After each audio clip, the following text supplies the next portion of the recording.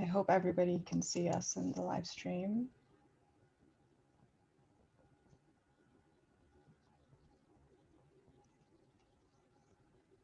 Okay.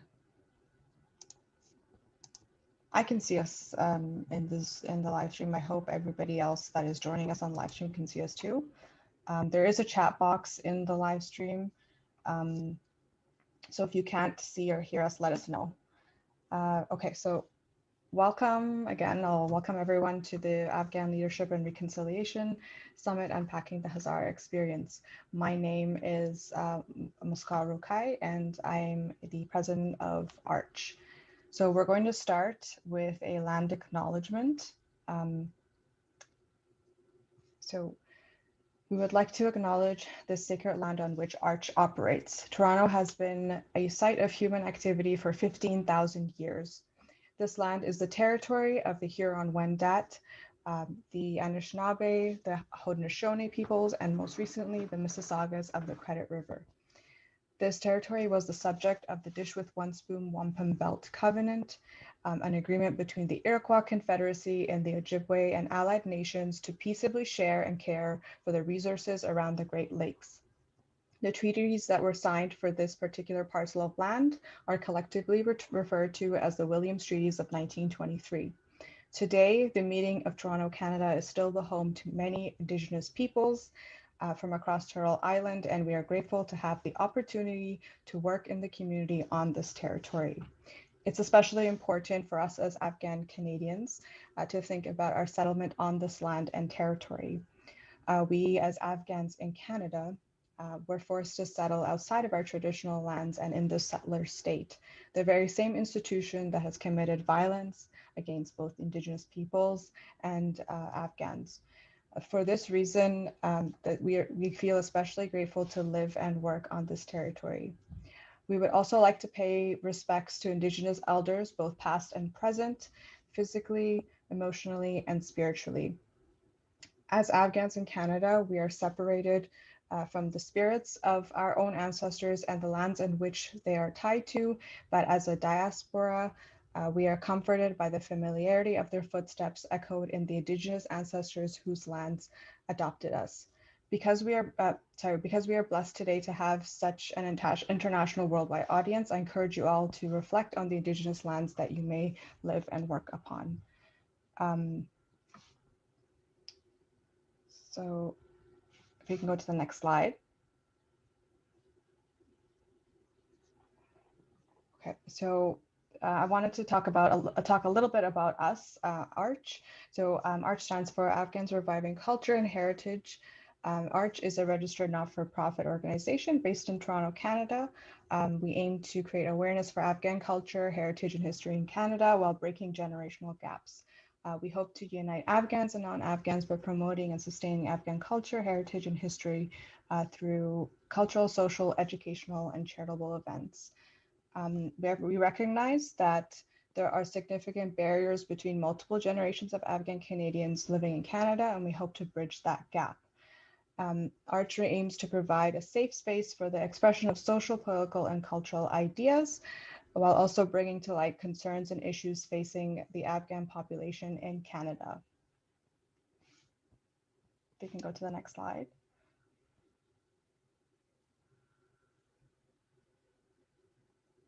Okay, so first we have the organization's board of directors. So Masood Parwani, co-founder and chairman of the board. Masood, if you can do a little wave or something like that so people can, yeah, that's Masood. Next is Saida Bari. She doesn't have her video on, but she is also here today. And Pawasha Azerhun, who another board member. Pawasha could not join us today. Okay, so I am getting some messages that I can't be heard. I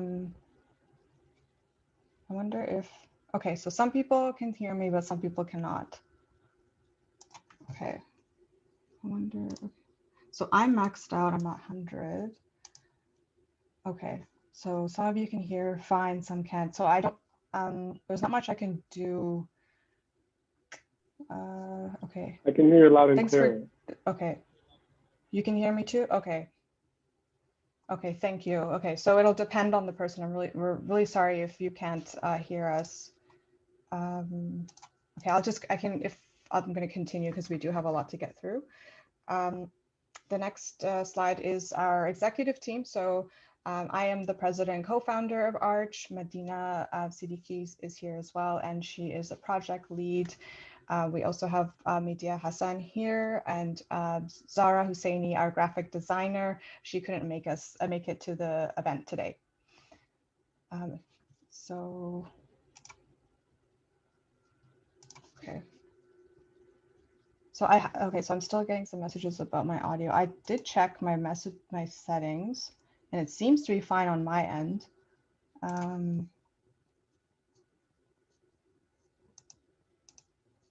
Okay. Okay, if anybody has any suggestions on what I can do, because it seems fine here.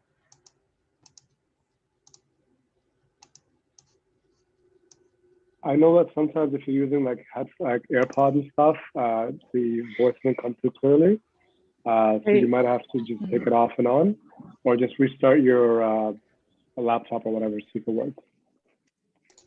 Hey, for anyone who's experiencing trouble, if you click on the little arrow beside the mic on the bottom left of your screen, just make sure that you've joined audio via your computer.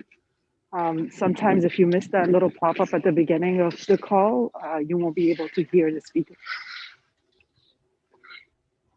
Thank you, Saida. I'm going to keep going then.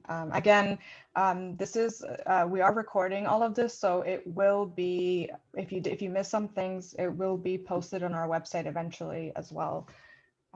Okay, so this summit would not have been possible without the Afghan Community Impact Incubator, a grant initiative created through a partnership between IED, the Afghan Youth Engagement and Development Initiative, and Taking It Global's Rising Youth Program. The IED and Rising Youth Partnership allowed us to fund the summit and begin the first of many dialogues on the injustices faced by the Hazara community. We thank IED, Taking It Global, Rising Youth, the Government of Canada, and the Canada Service Corps for their generous support. And so we also want to thank our advisory team for their hard work. Oh, could you go to the next slide, please, Masood?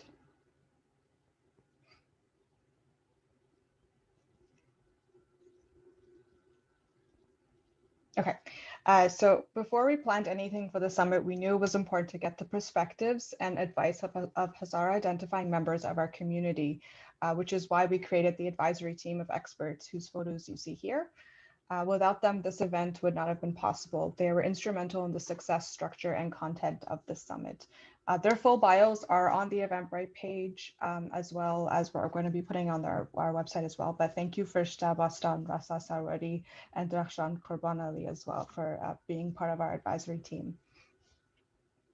I won't go through their bios just because we are short on time right now. So if we go to the, okay, so onto the event itself, I want to take a moment to quickly describe why we created the event, and then we'll take a look at the agenda. So we determined that in order to be true, effective, and well-informed leaders within Afghan diaspora communities, we need to build strong understandings regarding the various social issues and inequities that are experienced by Afghan communities. Afghan identities are multidimensional, diverse, and continuously shifting. If you want to be a leader in the Afghan community, it's necessary to learn how to be an active ally and advocate for the most vulnerable and marginalized within the Afghan community.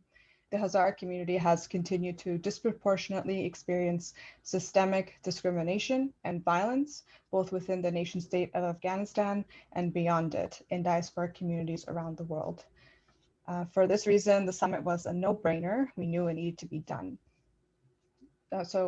On another note, you should have all received a summit package by email last night. I encourage you all to open that up if you have it. It has great information about the speakers, the sessions, very important resources like academic articles, books, videos, organizations you can support, and news articles. If anybody wanted to take a look at those to further educate yourself. Our contact info is also on that package as well.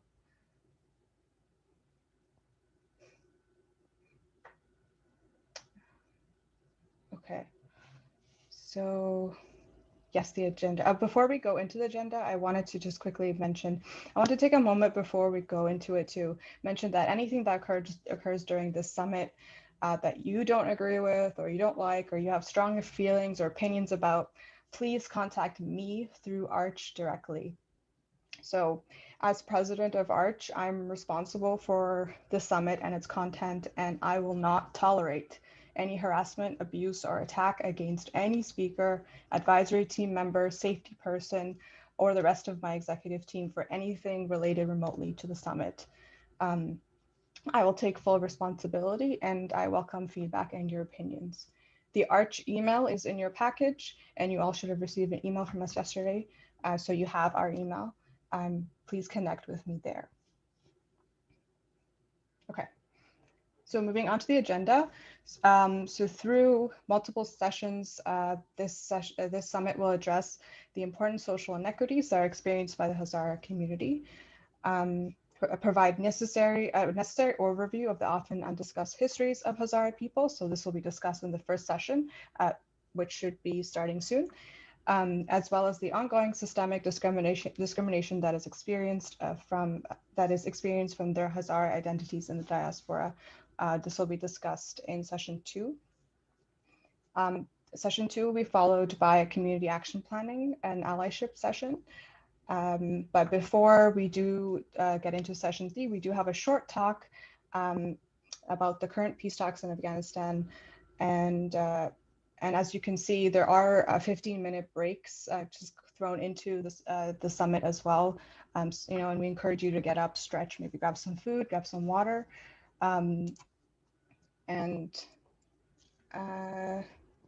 After the closing remarks at 5:15, the executive team and safety people will stay back, and we can have an open space where we encourage you all to maybe stay back if you want. We encourage it'll be a space where you can ask any lingering questions, if you wanted to give us your thoughts, and if you have any emotions that came up during the event, we can process that in that space as well. Of course, the open space at the end will not be recorded. It won't be live streamed. Okay, so we can go. Yeah, so this is just the rest of the agenda. Okay, so now I'll hand it over to Madina and Media to run through our safety protocols.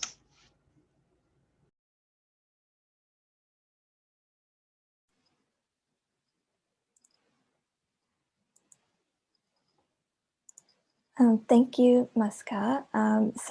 In order to ensure that the summit is a safe space for all, especially our Hazara speakers and summit participants, we have outlined the protocols of the virtual summit below. By entering the summit's virtual platform via Zoom and its tertiary platform Livestream, you agree to abide by the protocols listed below. The Zoom platform will have safety people to ensure the protocols are upheld. So our first one is to be respectful.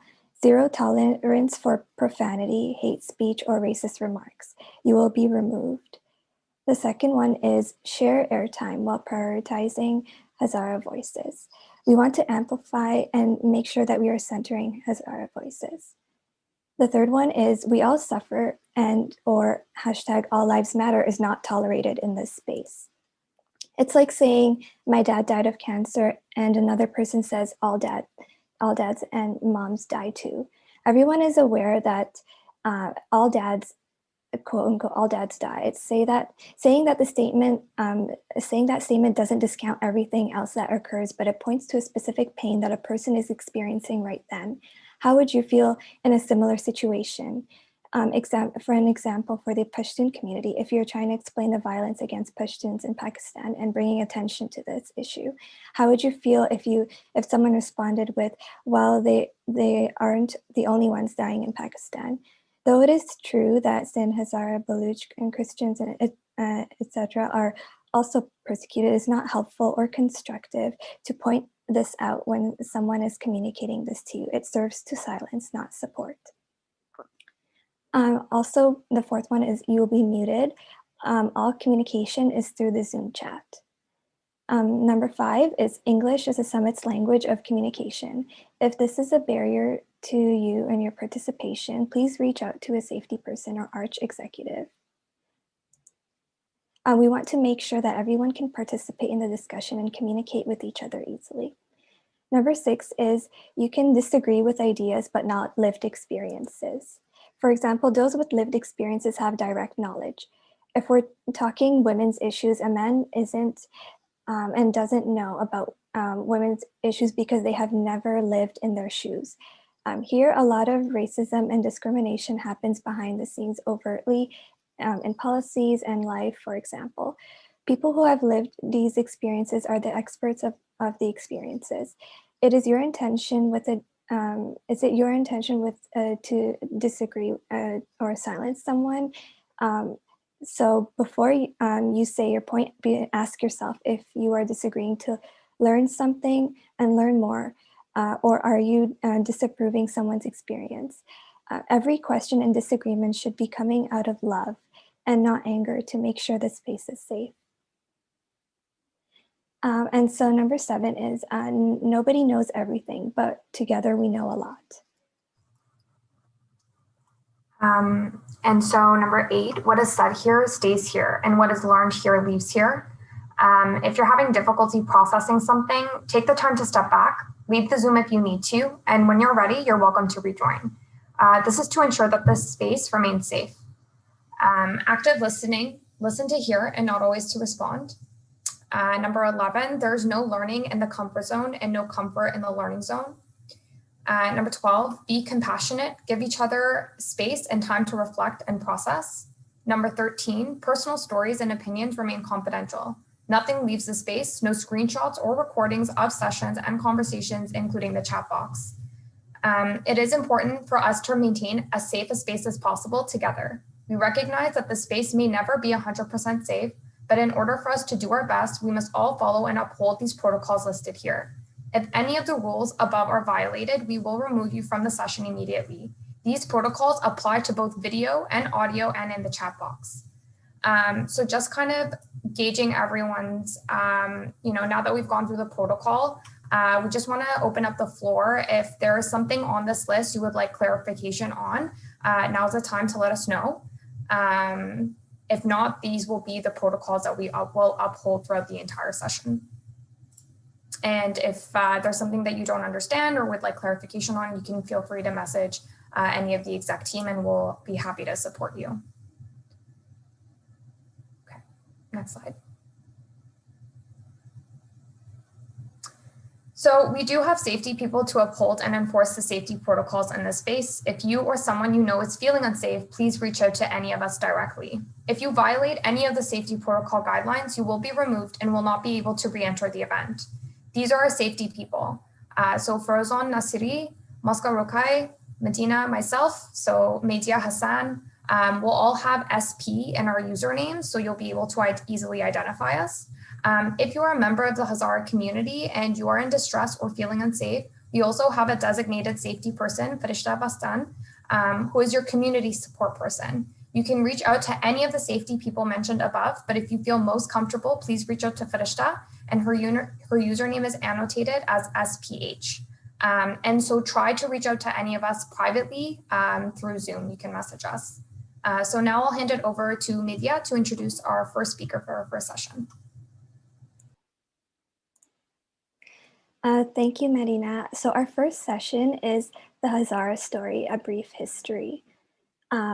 Next slide. So our speaker is Akram Ghazabi, and our facilitator is Will Patrick. So our speaker is Mr. Akram Ghazabi, has a long history of advocating for the human and civil rights of the Hazara people, and which led to him being elected as the new chairman of the World Hazara Council in 2017. This dates back to when he fought against the Russians who invaded Afghanistan. He remained a strong supporter of the Hazara leader Abdul Ali Mazari and held talks about the Hazara people with the late King Zaire Shah in Rome, Italy.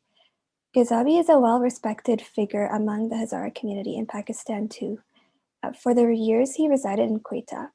He later moved to the US and worked as a radio journalist for the Voice of America in Washington, D.C. for 20 years, concentrating on human rights, women's rights, and the rights of minorities in Afghanistan. Our facilitator, Will Patrick, is a doctoral student in the Critical Geographies Research Lab at the University of Victoria.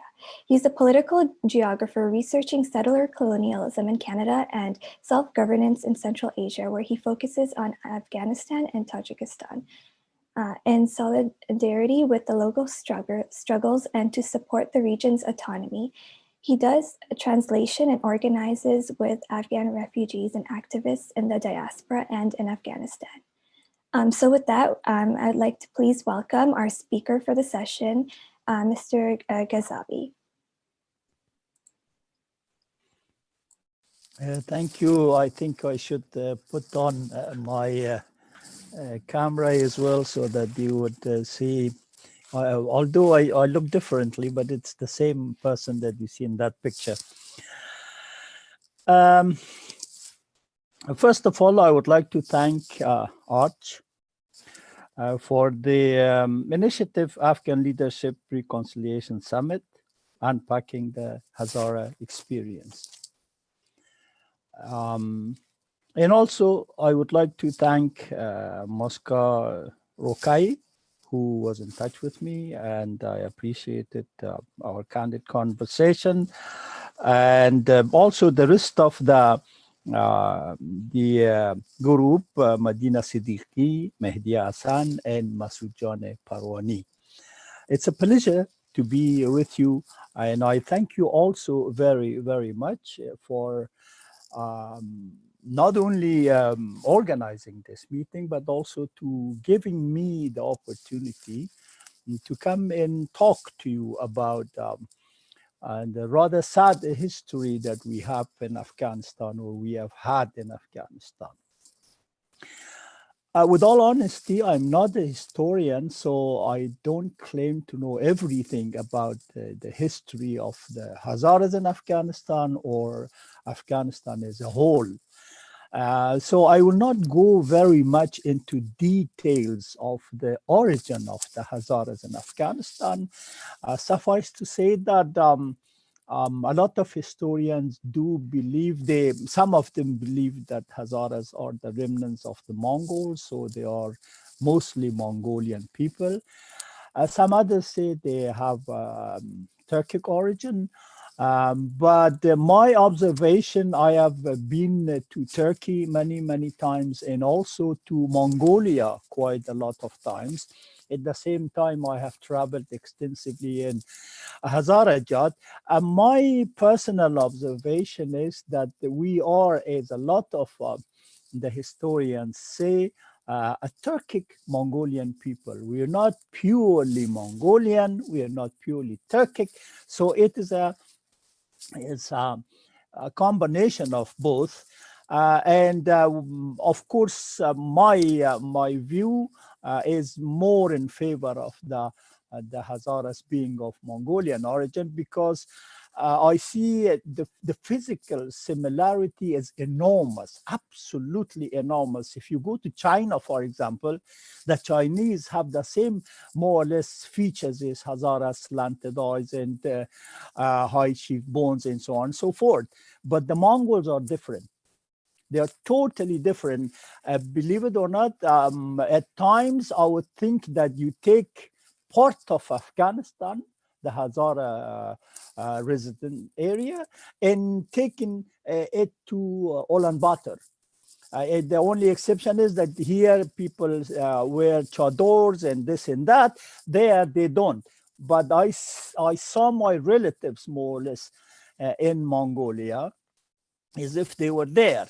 The other thing is the character of the people are similar to the Hazaras in Afghanistan, and also lots and lots of words that are common among the Mongols and the Hazaras. So one wonders how come all this vocabulary traveled from Ulaanbaatar or from Mongolia to Afghanistan, to only the central part of Afghanistan, had they not been part of a whole group of people going there and residing there. So that is my personal, and also the some of, or the majority of the historians' point of view, that the Hazaras are Turkic, Mongolian people residing in central Afghanistan. Whatever the origin, we are a reality in Afghanistan.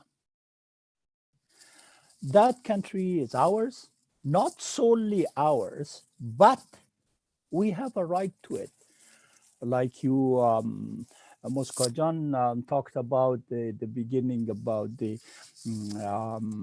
native people in Canada. Not one of those native people claim that they are the owners of Canada, but they own part of that land. They're part of that land.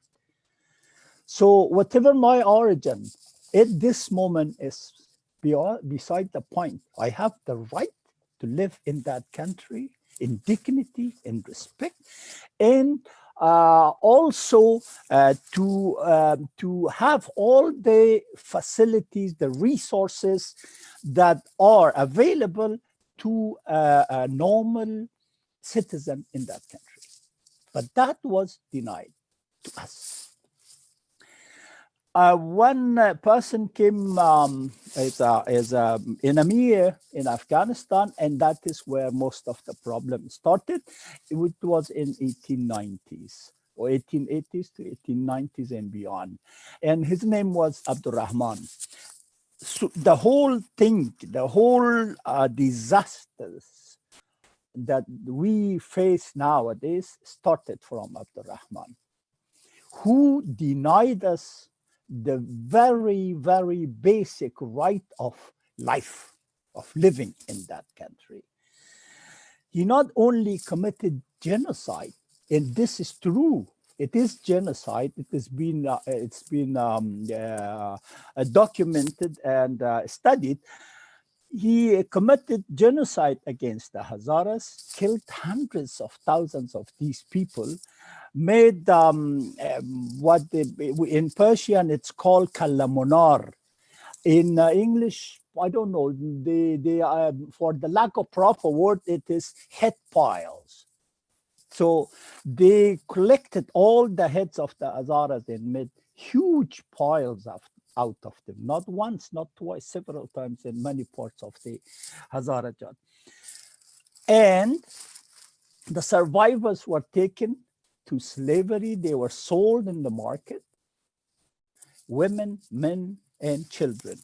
And they were also given as gifts to commanders and soldiers of his army. So from then on, we lost our land, we lost all our rights in that country, and only a few that survived, they went to Central Asia. So nowadays you have people, the Hazaras you have in Tajikistan and some other areas of Central Asia. You have large Hazara population in Iran, you have in Pakistan, and quite much beyond that, even to India in some parts. So from then on, it is not only that Abdurrahman tried to annihilate the Hazaras and committed genocide, it is the legacy that he left behind in the country. It's the inhuman legacy that he left behind, and nowadays we suffer a result of that. And that legacy is that he made Hazaras as the worst people, let's say. Hazaras are dirty, Hazaras are low, Hazaras, it's lower than lower caste in India. Hazaras are non-Muslims, and living with them, eating with them, or associating with them is disgusting. So the Hazaras afterwards, when they had the right, so to speak, to live in that country, always lived as the lowest caste in that country, although there is no caste in Afghanistan. We were given menial jobs, dirty jobs, low jobs, and that is what the legacy that Abdurrahman has left behind. And even now, what is sad is very, very sad, really. I have a lot of people who are my contemporaries. I don't name them. They are big shots in Afghanistan and outside Afghanistan. They have not worked for reconciliation. They have not worked for remedy to correct the situation. So what we suffer today is a result of historical crime carried out against these people, and that has damaged their psyche. My problem, I formed a party in Afghanistan, and I wanted to train cadres, Hazara cadres in Afghanistan, telling them that you are a normal person. You're just a normal person, like a Tajik boy or a Pashtun boy or Uzbek or Turkmen or something. Any other, you are a human being like any other human being. But since we carry this heavy, heavy psychological burden on our shoulder from the past, people have lost confidence. Believe it or not, I was watching a film, a documentary in the United States, where two children were shown the same pictures, shown different pictures. One was black, one was white. The white was asked of the different pictures, especially black and white, which one is better? Which one do you like? The white child would choose the white picture. Then ask the black child, which one is better? Which one do you like? She also liked the white picture, because this is instilled, this is in the psyche, this is in the mind of these children or these people, that the white are better than they are. So if you find three people, I used to say in Afghanistan, if you have three graduates from university, one is a Hazara, one is a Pashtun, and one is a Tajik, and you send them to find jobs with their certificates, with their bachelor degree. They would go to an office. The Pashtun will enter the office, go in front of the desk and stand, and would show his certificate that I'm a graduate of the university, Kabul University Faculty of Engineering. I want the job. The Tajik will go enter the room, but stand in front of the door and would say, well, you see, I have come here to present my document, and I graduate the university. I want to take a job. The Hazara will not enter the room. It is because, although he has the same credentials as the other two, he doesn't have the confidence. He lacks the confidence. And that is one reason, as I said, the legacy that even now, actually, you have hordes of Pashtun Kuchis going to central Afghanistan each and every year. And on their way, they trample all the fields till they reach their pastures. And on the way back, if the locals resist, if they stop them, there is a fighting. Even right now, actually, as we speak, that some of the coaches are in Beirut and there is a fighting going on. So first, why do these people go there? The land is mine. The pasture is somebody else's. On whose right? Who has given these people the right? Why have they given these people the right? We were driven out of our land. I don't want to bore you with all these stories. Like in one case, for example, Abdurrahman says, this is his order. He says, the Hazara people of Daya,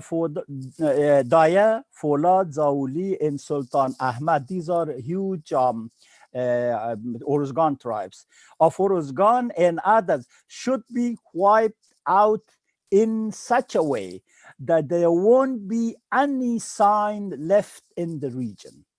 Their property and belongings should be divided among the Durrani and Ghilzai tribes. The military and civilian forces should gather around the revolting people of Hazarajat, that not a single soul should be spared. Their boys and girls should be in the hands of the conquering forces. These are decrees of the Amir. And then further on, it says that I wanted to create a land for the Duranis, which is very interesting. 1 second. That the Duranis will have an impregnable natural position. And that's how they give our provinces. The province of Uruzgan was entirely Hazara. The province of Zabul was the majority Hazaras. The province of Helmand. We were up to the outskirts of Kandahar. We were driven out of all these lands to the highlands of central Afghanistan. And even then, the pastures are grazed by the Kuchis. So in a way, we are deprived of everything that we could live on.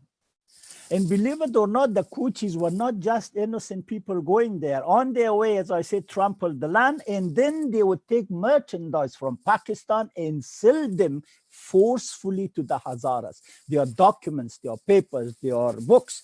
The late Klaus Ferdinand of Denmark has written a book, Kuchi in Expansion in Central Afghanistan or something, where one cheap sandal, one pair of cheap sandal would be put on a trough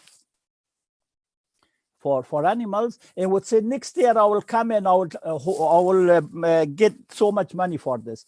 Next year, of course, the Hazara didn't have the money to buy. Next year they would come and they couldn't pay, and it would be doubled, and so on and so forth. In that book, he says, one pair of cheap sandals eventually was equivalent to 560 kilograms of wheat grown by these people. So the Kuchis, up to now, tried to emasculate these people. And when the Taliban came, unfortunately, they entered Hazarajat with the force, with the help from the Taliban. So at times you could not see or make a difference who is who. Is he a Kuchi or he is a Talib? I'm not trying to accuse anybody of anything, but I've written somewhere, and this is documented. I know personally Ashraf Ghani Ahmadzai. He is an Ahmadzai. That is his tribe. He discarded, he disassociated himself with Ahmadzai because this is the name of one of the tribes of Kuchis that go to central Afghanistan. Ashraf Ghani's brother is the head of the Kuchi Council. And why the Kuchis problem is not being solved in central Afghanistan? Because Ahmadzai himself, Ashraf Ahmadzai, I always call him Ashraf Ahmadzai, not Ashraf Ghani, because he is himself a Kuchi. So as you see, we are driven to the wall. We have emigrated to the cities. Some of the cities are full of Hazaras. Over 1 million or so now are living in Kabul. They like it to live there, but they don't love it. Who would leave his land to go and live in a city? Especially when he was born in an open area with all the greenery, with all the good life, he would go and confine himself to some menial job in the city. They go there because they have to, they're forced to. We were deprived of, I don't know if this is part of history, but this is part of life history. I've lived through all these. I have lived through a situation where people could not go to school. If they knew you were a Hazara, they would not register you. I have helped people to get registered. Then we have tried to hide their identity. So, as I said elsewhere one time, I knew all the people at one time in the university in Kabul, and it's not because I have a good memory, it's because there were so few of us that I could know all of them. Now that the Hazaras got the opportunity, you see, they go in droves. The university in Kabul is almost half Hazaras, and we have private universities. Out of the 250, I'm sorry, I hope this is a fact. Out of 250 years of Pashtun rule, not one university was built in Kandahar. The Hazaras, the first chance they got, I was part of it. The first chance they got, they built a university in Bamiyan. The Taliban, when they came, the first chance that they got was to destroy that university. So now that we want to study, you have heard of this glass ceiling, which exists in certain areas, even in America. We have this thick, ours is not just an ordinary glass ceiling, it's a thick glass ceiling over our head. We don't get a job. Mr. Ghani Ahmadzai has really cleansed almost the entire system of Hazaras. We have 2% of the employees in the government, in the system. Most of the NGOs, most of the foreign organizations, the UN and so on and so forth, were all occupied by others. So this is a situation. This is you cannot live in a country in such a situation with such a treatment that you get. In your land, you are driven out of it. Beirut was, I don't know how much you know that there is a fighting going on now. Beirut was the most peaceful region in central Afghanistan. They sent an army there that opened fire on civilians, killed at least 12 people, injured more than 30 others, and mistreated the injured and the captives in such a way that it is sickening, I'm sorry to say. Because what I have heard during my adult life in Afghanistan, Hazara this, Hazara that, with all these degrading categories that we were part of, they sent to Beirut and they captured some of those people. They were all unarmed. The Ministry of Interior has said that they were unarmed. They sent a delegation, a commission, they studied, they said they were not armed. They did not attack us, they were not armed. Yet 12 people got killed, 30 injured, and more than 100 in that Siberian climate were kept on the snow and humiliated. So in our land, we cannot live peacefully. If this Alipur, for example, I'm not defending him, I don't know him. Alipur was the product of what is it called? When you're not able, inability of Bicharagi, it is called in Farsi. Because we repeatedly wanted the government to interfere, because there is an 8-kilometer road that is the corridor of death for the Hazaras when they go to central Afghanistan. It's called a place called Jilrees. And the government did not stop. People, the cars would be stopped, passengers taken out. Some of them would be beheaded or shot on the spot or taken away. So there were repeated calls to the government that, please, we want to go home and we want to go out. They ignored that.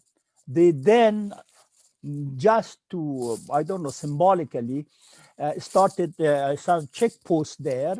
And when the checkposts were attacked, they were left on their own devices, and they were mostly slaughtered.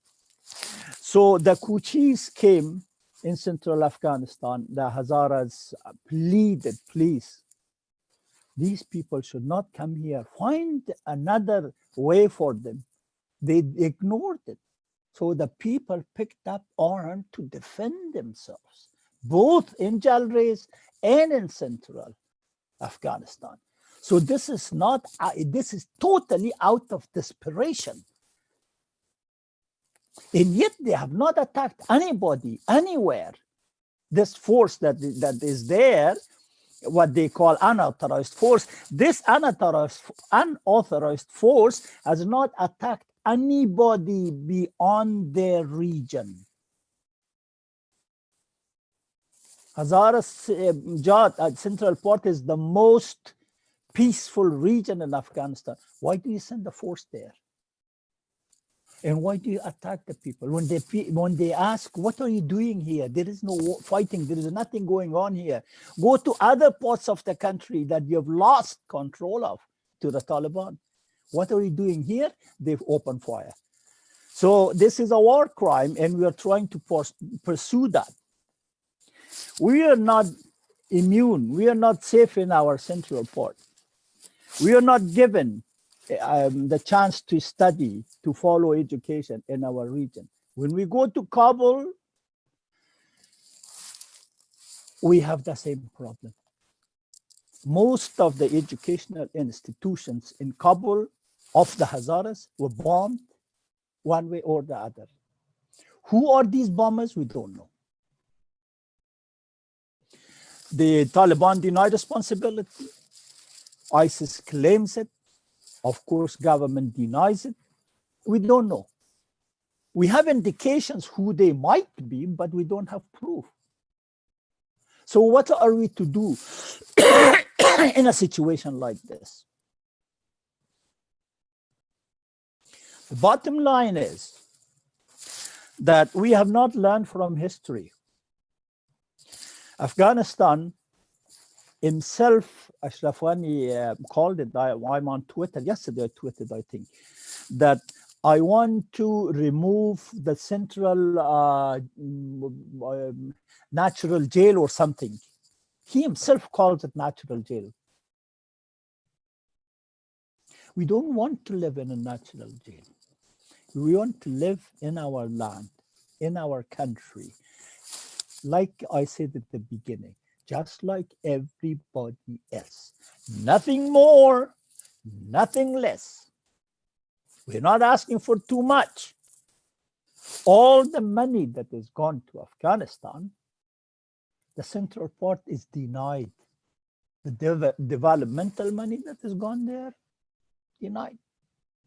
I've traveled. I say it because I know. For a distance of 300 kilometers, it takes 3 days, 3 full days with 4-wheel drive to go to Daikundi, for example. I've gone there twice the length. So I know what I'm talking about. This is not exaggeration.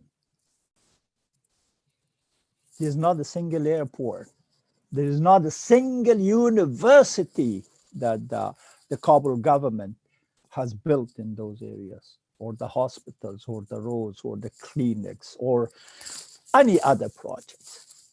So even now, as we speak, in Kabul, we are denied our rights. We can't enter in the system, the government. The qualifications we do have. We have master degrees, we have PhDs, plenty of them.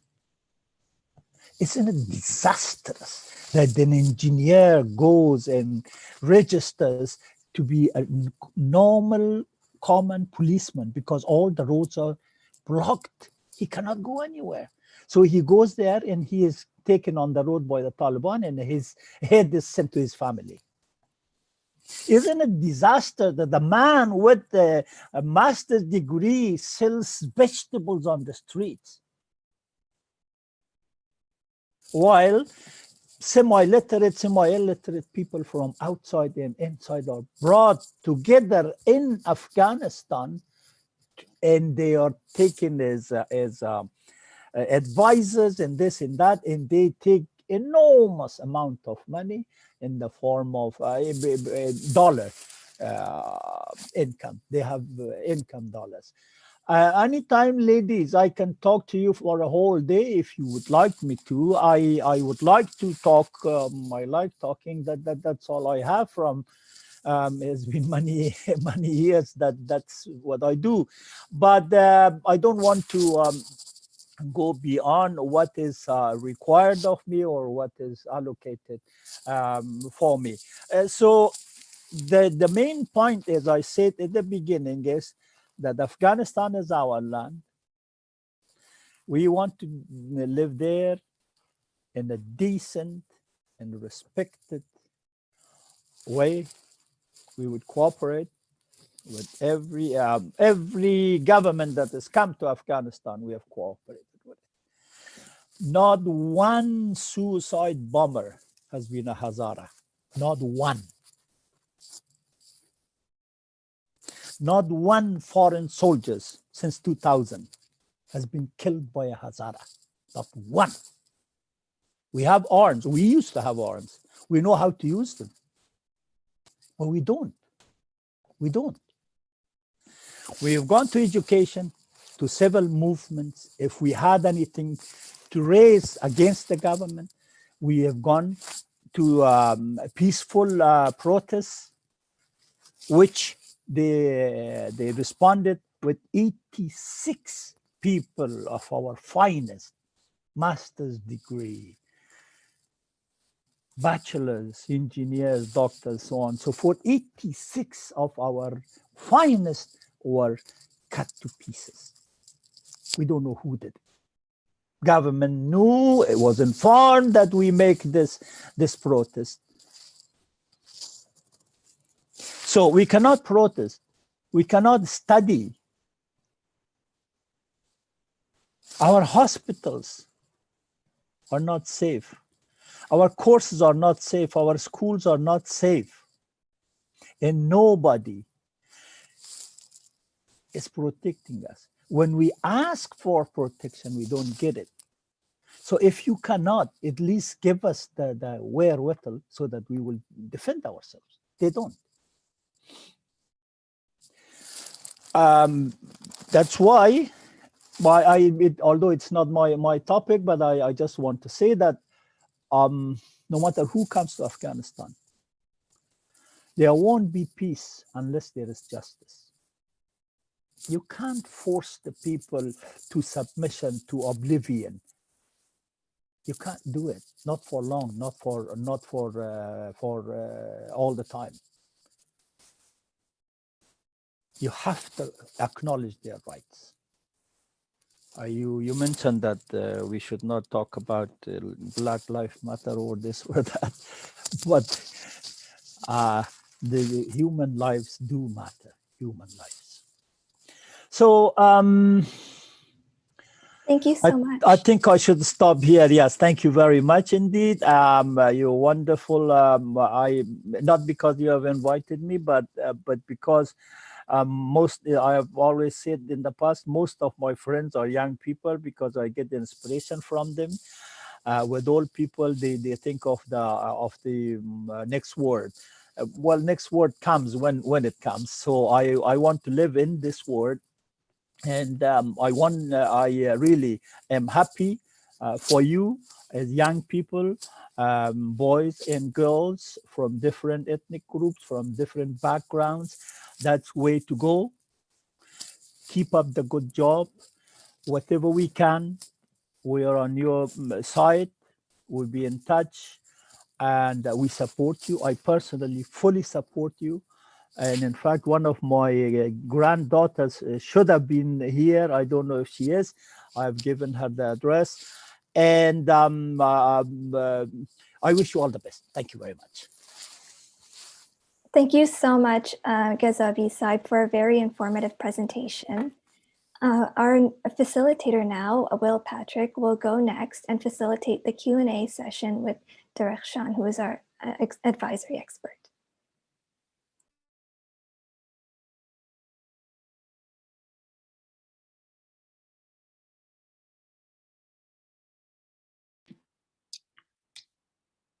Hello, can you hear me?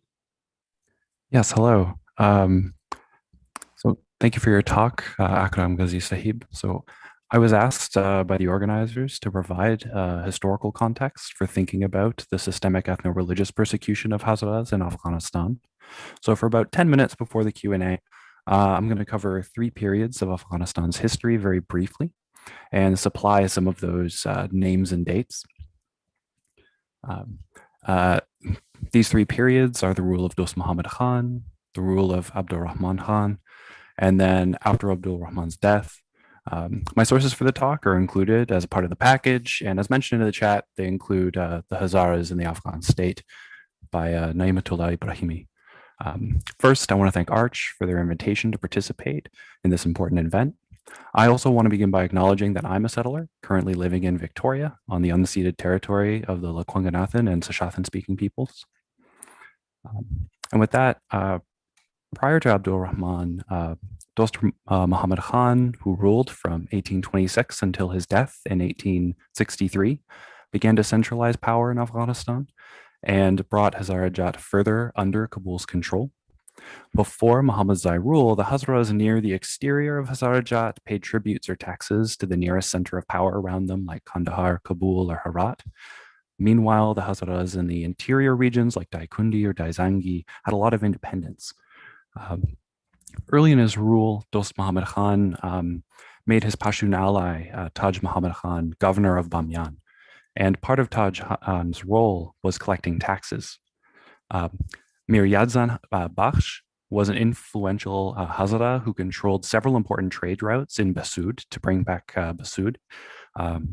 Under the Sarozai, Basud was taxed at around 17,000 rupees.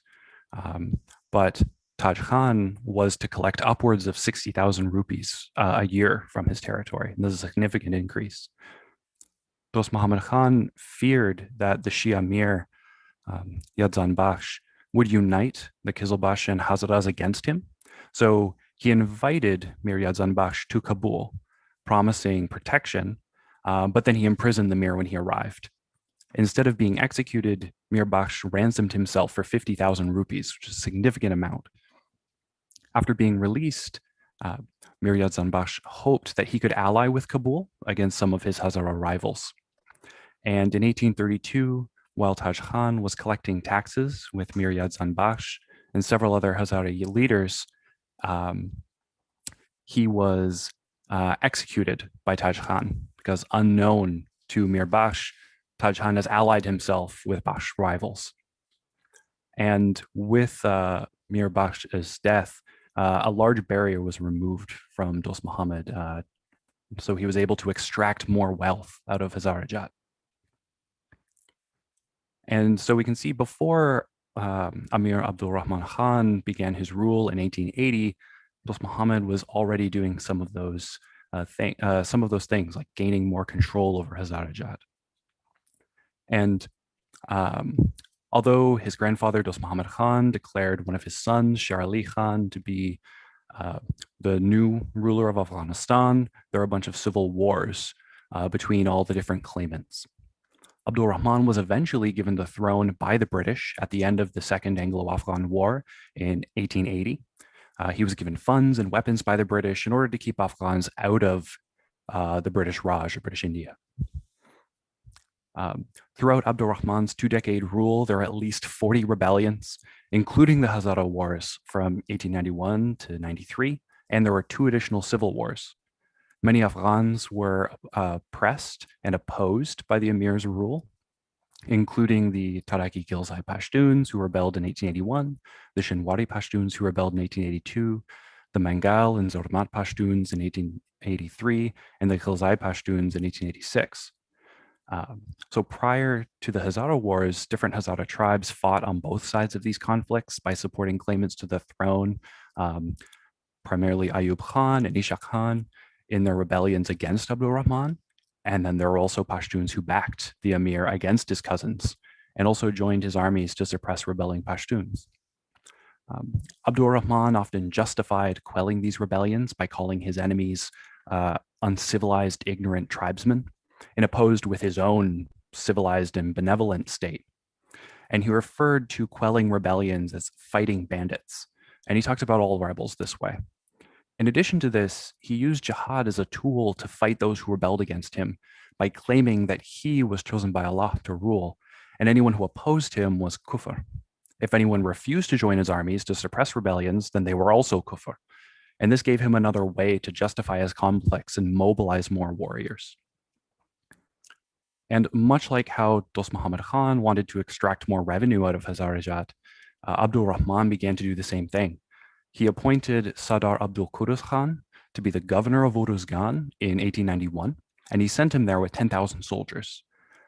The Hazaras gave him no resistance and actually pledged their loyalty to Kabul as the Sardar came through. The Emir then ordered the Hazaras of Uruzgan to be disarmed. This disarmament included extortion, looting, arson, and enslavement from the soldiers.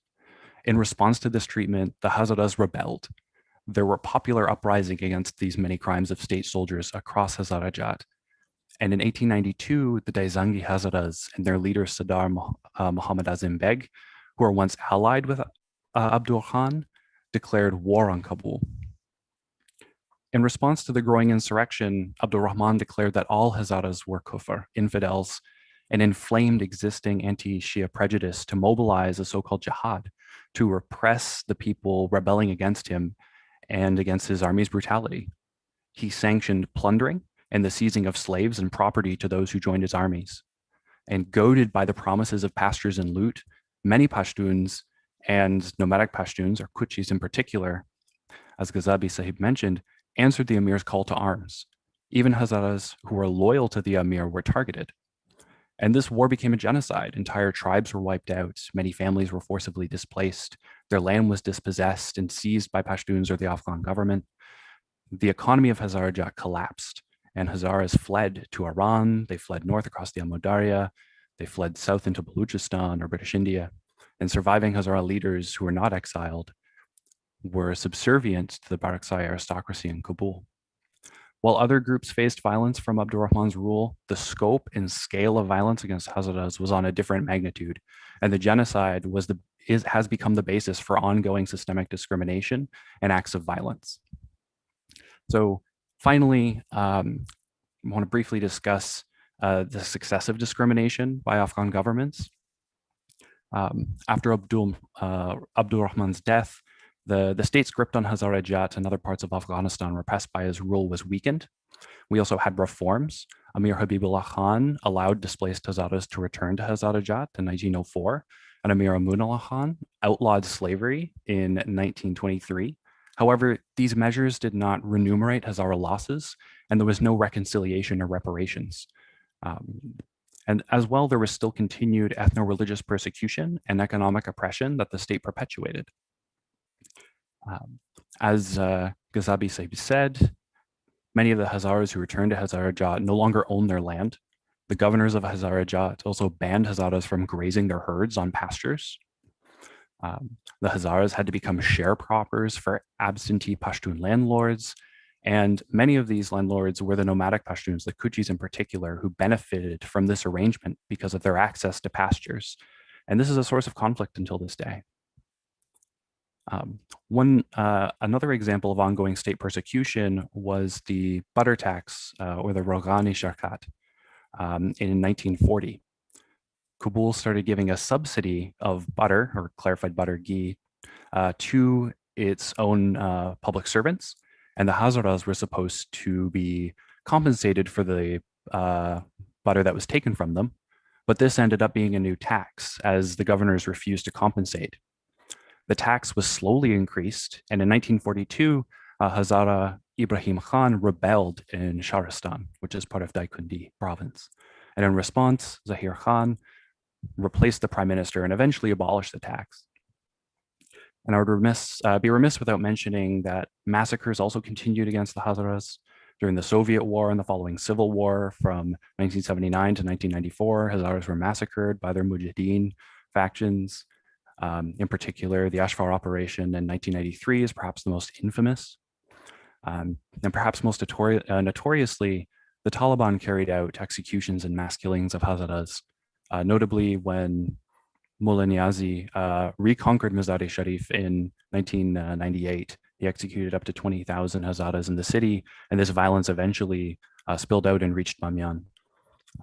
So I hope I provided some context for the situation of Hazaras today and illuminated where the contemporary sort of ethno-religious persecution emerged, and provided some of those dates and names and historical information to bookmark Ghazabi Sahib's talk. No, thank you so much, and we'll move on to the Q&A. Before we do, just one small remark. I appreciated what you mentioned about the other massacres that I did not. You pretty well updated that. And just for your information, that portion of those Muhammad Khan's sending Taj Muhammad Khan to Bamyan, I've taken that from a tree book written by Charles Mason. I've taken the Hazara portion of it out and translated, about 30 some odd years ago, under the name of Miryazdan Bakhsh. Just the title, Miryazdan Bakhsh, and I've said that this is excerpt from the Charles Mason book. And I advise all Hazaras to read that, because Miryazdan Bakhsh, for all its shortcomings, he was one of the greatest Hazara leaders who tried to unite the Hazaras. Thank you.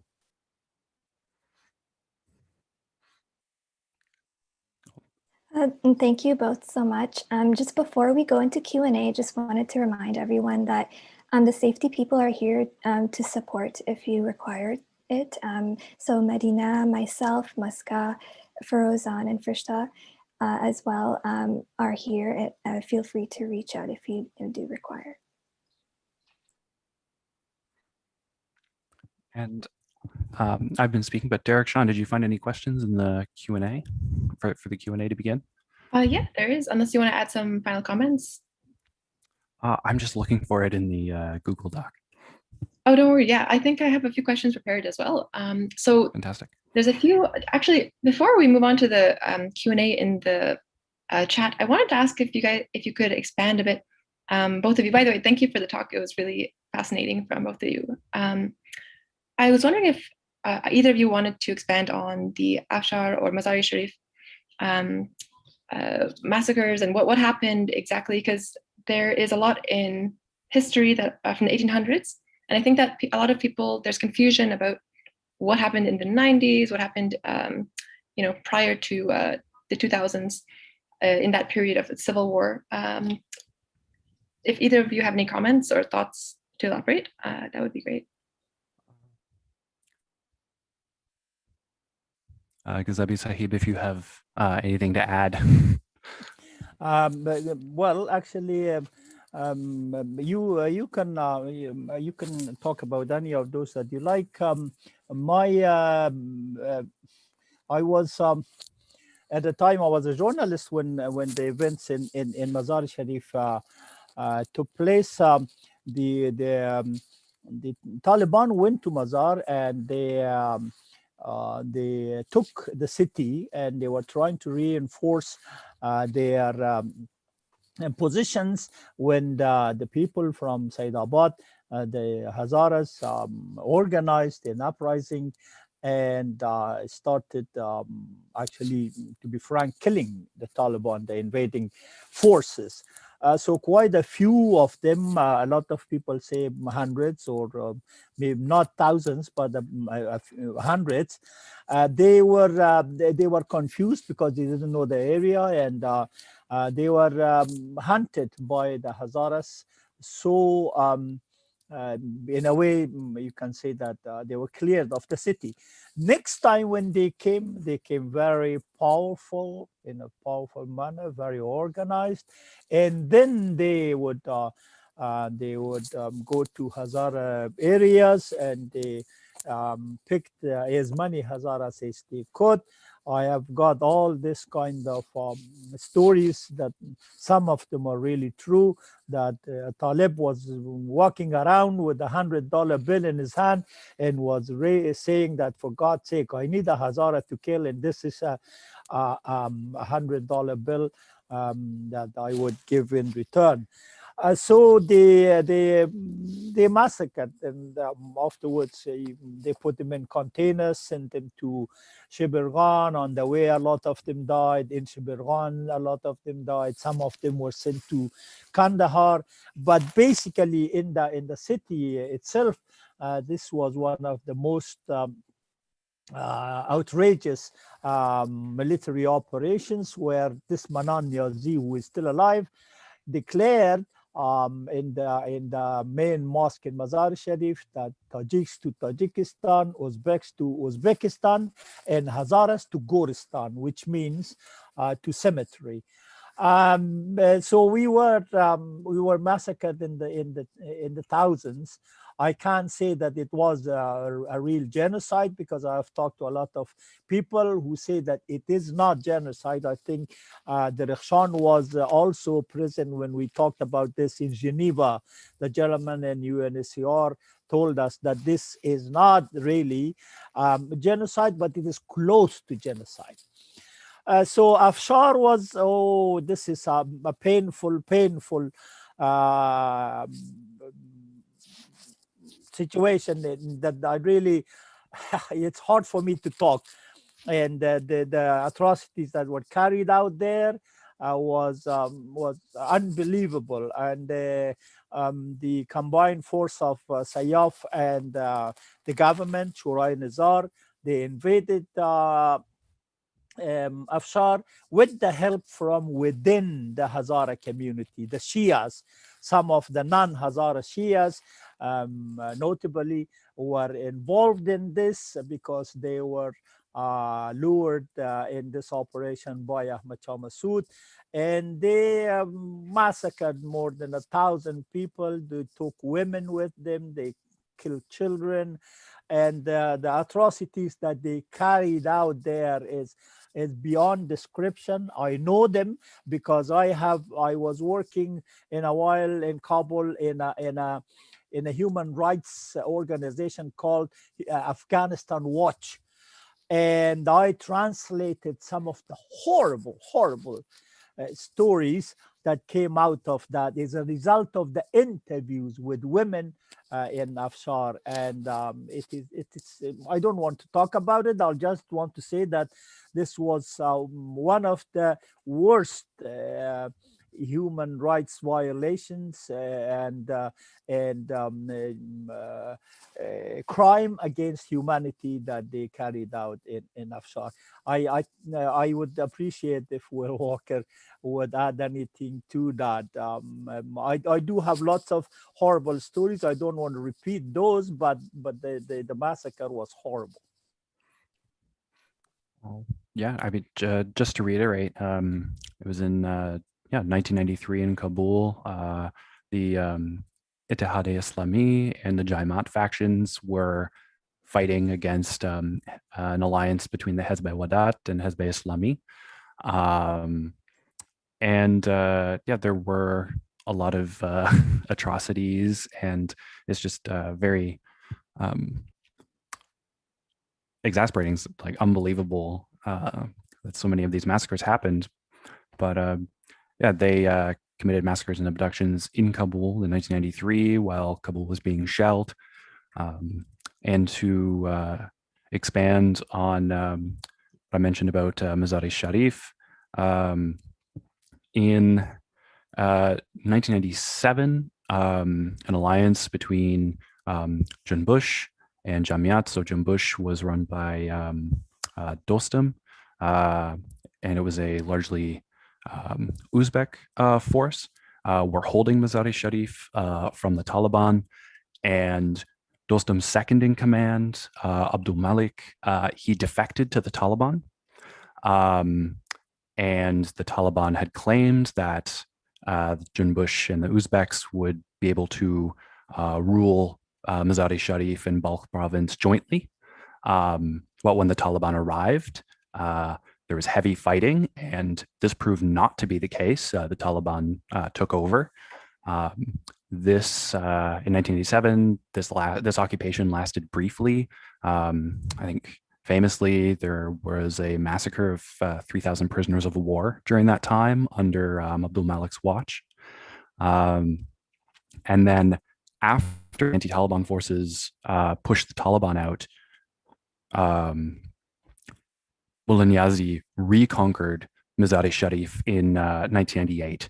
And this is when a systemic sort of organized massacre took place, where over 20,000 Hazaras and others were killed. And it is worth noting that while the Taliban are probably the most responsible for most of these massacres, the various factions of the civil war were also, conducting ethno-religious massacres against each other. They weren't always fighting on the same side. Their alliances were often opportunistic. So we had atrocities committed by Junbush and Jaimat against Hazaras as well. It is a very sad and traumatic and tragic time in Afghan history.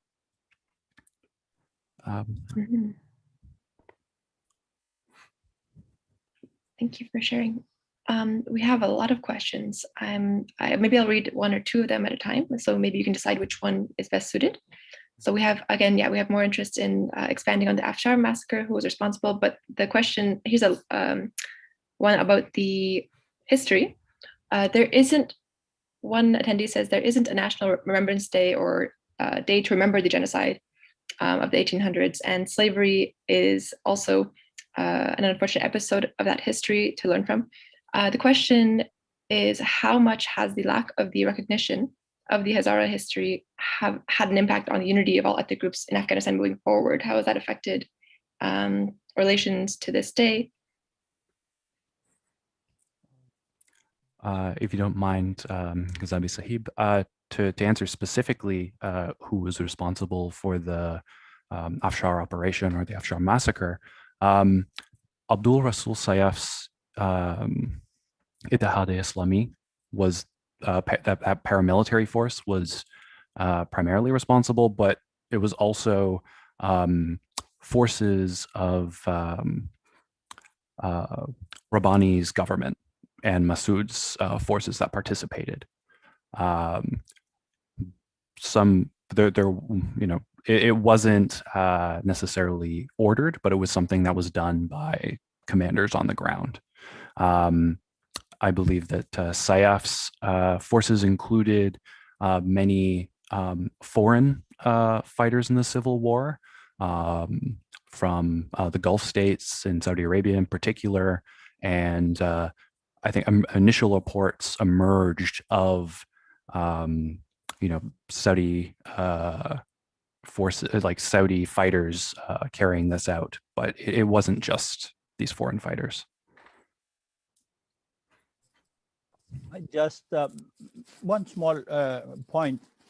This is documented. I don't have the document myself, but it is documented, and people write about it. That two persons. First of all, Sayyaf and the others are from the Shura Nazar who were involved in Afshar. They are still around and important. Some of them are in the government. These I don't mention the names, but I mentioned the name of two other person. One is Doctor. There was the guy who was from Nuristan. What was his name? Doctor. Till the end, he was there, and he was killed by the Shura Nazar in a plane in Kabul, and his body was thrown out. Was he the governor of Herat at one time? No. Oh, I'm thinking of someone else. I would find, maybe I will remember him. Dr. Abdurrahman. Yes, thank you very much, Dr. Abdurrahman. Okay. He had said it in a very, very bad ways. That the night that we decided to invade Afshar, I felt like I was violating my mother. This is the way he had mentioned it. I mentioned this because it's reported somewhere. And Qasim Fahim, who was the vice president of Marshal Fahim, he used to say that whenever I go to Western Kabul, I ask the driver not to pass the Afshar, go from a different route, because I feel ashamed of what we did. We decided ourselves to ruin this place over the people, over the residents. And I feel ashamed. I feel disgusted. That is, at least he had the courage to say that. Fahim. The others, they hide behind all these other things. So that's it. I can read off a few more questions if you like, or you can respond to the second one of the first prompt. Could you repeat the second question of the first prompt? Sure. So there's a couple actually related. Some are asking in the chat, is Hazara history being taught at all in schools? Why didn't we learn about this? Another question asks, how does the lack of learning about it throughout history affect unity today? And there's a few questions also about clarification about Behsoud and Hazaras in the armed forces. I think we only have time for maybe two more questions, probably, or one each. So I'll let you guys pick whichever ones stand out to you. But yeah, there's education about the history and genocide. There is Behsoud, as well as our Hazaras serving in the National Army, and broadly, just how does this history of land dispossession and the Kochi issue, how does that play out today, and what's going on with that?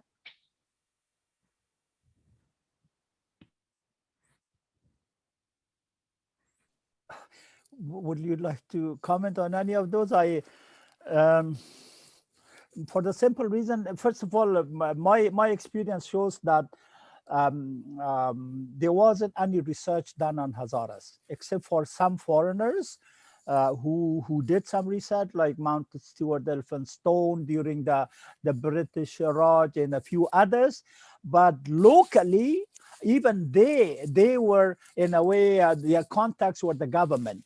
So what the government would give them as a feedback will be the truth. Like nowadays, when someone goes to make a study in North Korea, they are accompanied by the Korean agents. So whatever they say, they would write.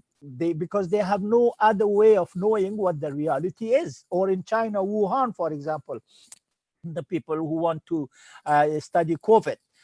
Now, in Afghanistan as well, it was not taught in schools. The Hazara history was not taught in schools, and we did not have any books on Hazara schools. And the 2-3 things that I mentioned that I translated, it was in outstanding achievement on my part to find something about the Hazaras that were written by contemporary or not so contemporary writers, and I would translate it and make it available to the people, because there was none. So even now there is a silence about this. Not all, maybe more than 90% of the research that have been done recently by the Hazaras themselves, who try to shed some light on the dark history of this region, and especially of the Hazaras. Had it not been for that historian of ours, Khatib, we would have lost everything that was going on during Abdurrahman and later on. He was the one who documented, and he tried to walk a tightrope so that he will not offend the authorities, and at the same time he would try to tell the story as much close to the facts as possible without offending the authorities. Had it not been for his courage, we would have not had anything about our history. It was all in darkness. So you want to comment on the other issue? Well, if you are, go ahead. We have had questions about the killings in Basud. I can say from the historical perspective and from the cases that I've looked at, this has been a cyclical problem. It has been occurring since the Hazara Wars, and in many cases now you have two competing legal frameworks as well. You have the Kuchis, who claim to have been given the pastures by the Afghan government and Abdurrahman, and then you have the Hazaras, who are looking at more recent legal claims that give them back their land. And the Afghan government has done very little to actually engage in reconciliation between these groups to find justice, and also to provide reparations for Hazaras who were dispossessed and displaced, who often, when they returned, weren't able to live on their land. If you'd like, Ghazabi Sahib, you can speak on the Hazara role in the national military and their role in this. The Hazara role in the national military is unfortunately negligible. We haven't gone to the highest at all, although we have some of the best generals, but they are given lower jobs. And one time we had vice minister who was not really a military man, but he was sent there by one of these Hazara big shots, and he was of nobody. In the military, we don't have any of the commanders of the 7 corps of army in Afghanistan. We don't have anybody responsible in high positions, but we do have a lot of soldiers who are fighting in the army, and unfortunately they are sent to dangerous zones and places, and among other people, mostly, I must say, this is my belief, non-Pashtuns, the Tajiks, the Hazaras, and Uzbeks are the ones that mostly bear the brunt of the casualties nowadays in Afghanistan. So as I mentioned earlier, our percentage in the whole system is about 2%. So wherever we are, That is part of this 2%. So wherever we are negligible. Absolutely. Mm-hmm. We have one governor, we have one ambassador.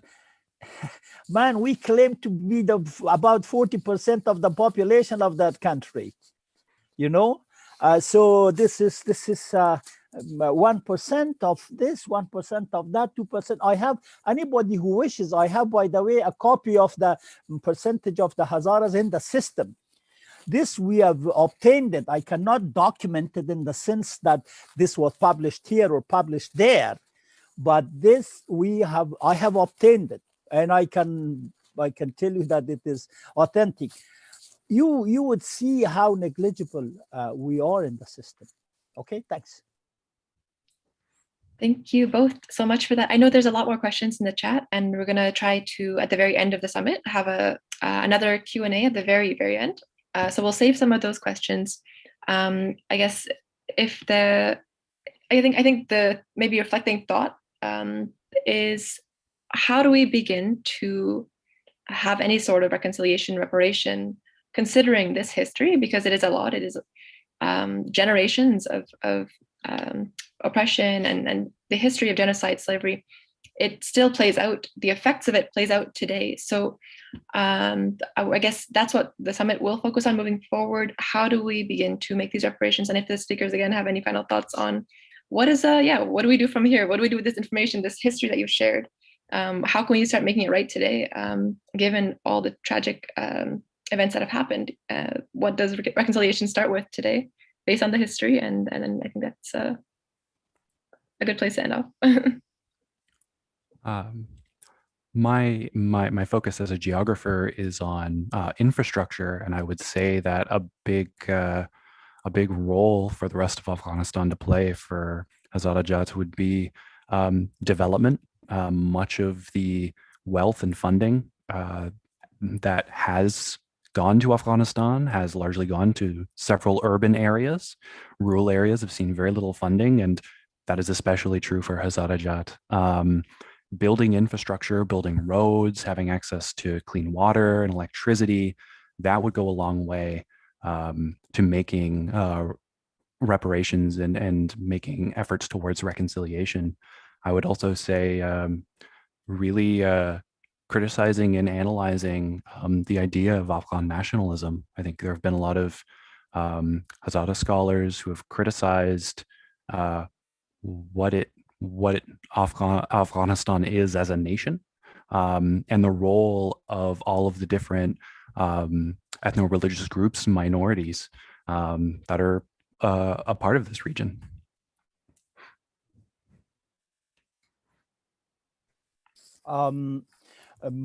Short note on reconciliation. I don't think reconciliation in Afghanistan is possible under the present situation, because we have to have a recognition of what has happened in the country. I think it is very hard to heal the wounds that were caused during the long history in the country, unless or until we have a peace and reconciliation system such as the one in South Africa. They had a lot of atrocities carried out against the blacks, but the whites came and said that they have done it and they are sorry for it, and in a way that helped. How can I sit with the Taliban when they have killed my people? When they have killed supposedly the one that people call the father of the nation, for example, Abdul Ali Mazari. They butchered him. How can I sit with this guy? You know, reconciliation happens only when a Talib comes and he says that, okay, we made a mistake. I'm sorry. It was a war. We made a mistake, and that's it. Let's go forward. And they would guarantee that this will not happen again. So if this is what reconciliation is, you cannot just force reconciliation on people, because if you do it forcefully, it will not work. And only, again, if justice is involved, my friend mentioned that the project, there is no justice in applying the projects to Afghanistan. So there has to be a mechanism where they would make an honest assessment of the situation, and they would allocate the resources that are there equitably. If they don't do that, you won't have reconciliation. You get all the resources, all the help and assistance coming to you, and you say, my brother, you're my brother. No, I'm not your brother. There was this guy who went to a conference with the representative of Afghanistan. I don't know exactly who he was, and the other guy was a European representative, and he was talking about a brotherly help and assistance to Afghanistan. And he says, when I looked at his several thousand Rolex golden watch and my $20 these cheap watch, I don't remember the name, I said, how about, I was about to tell him, sir, how about this brotherly help we do? We exchange our watches for each other. So we cannot reconcile when that guy wears a $20 golden wristwatch and I have one of those lousy cheap Pakistani watches, and we say, brother. No, we're not brother. We're brother if we're treated equally on a just basis. And that is why I keep on saying this, that no peace will come to Afghanistan without justice. No reconciliation will come to Afghanistan without justice. Peace of the Taliban is peace of the graveyard. I always say this, and it has been. You force people, you shut them up. This is not peace. Okay, enough for that. So we go forward. Thank you so much. And I you know what? Honestly, I think that this conference and summit itself is it's a kind of reconciliation. It's a beginning of sharing these histories and sharing these I guess these facts and these conversations that haven't happened for so long. So I want to sincerely thank both of you for being part of this very powerful moment. Looking in the Zoom chat, we see Hazara, Pashtun, Tajik, everyone from different countries, Afghanistan, Canada. It's a very powerful moment. I think this is what reconciliation might start to look like, and I'm very grateful to have listened to both of you. I'm going to hand it off back to Arch. Thank you so much to Will Darshan for facilitating an interesting Q&A session, and to our speaker, Gizabi Saib, for sharing his important insights and knowledge with us. So this concludes session 1, the Hazara story, a brief history.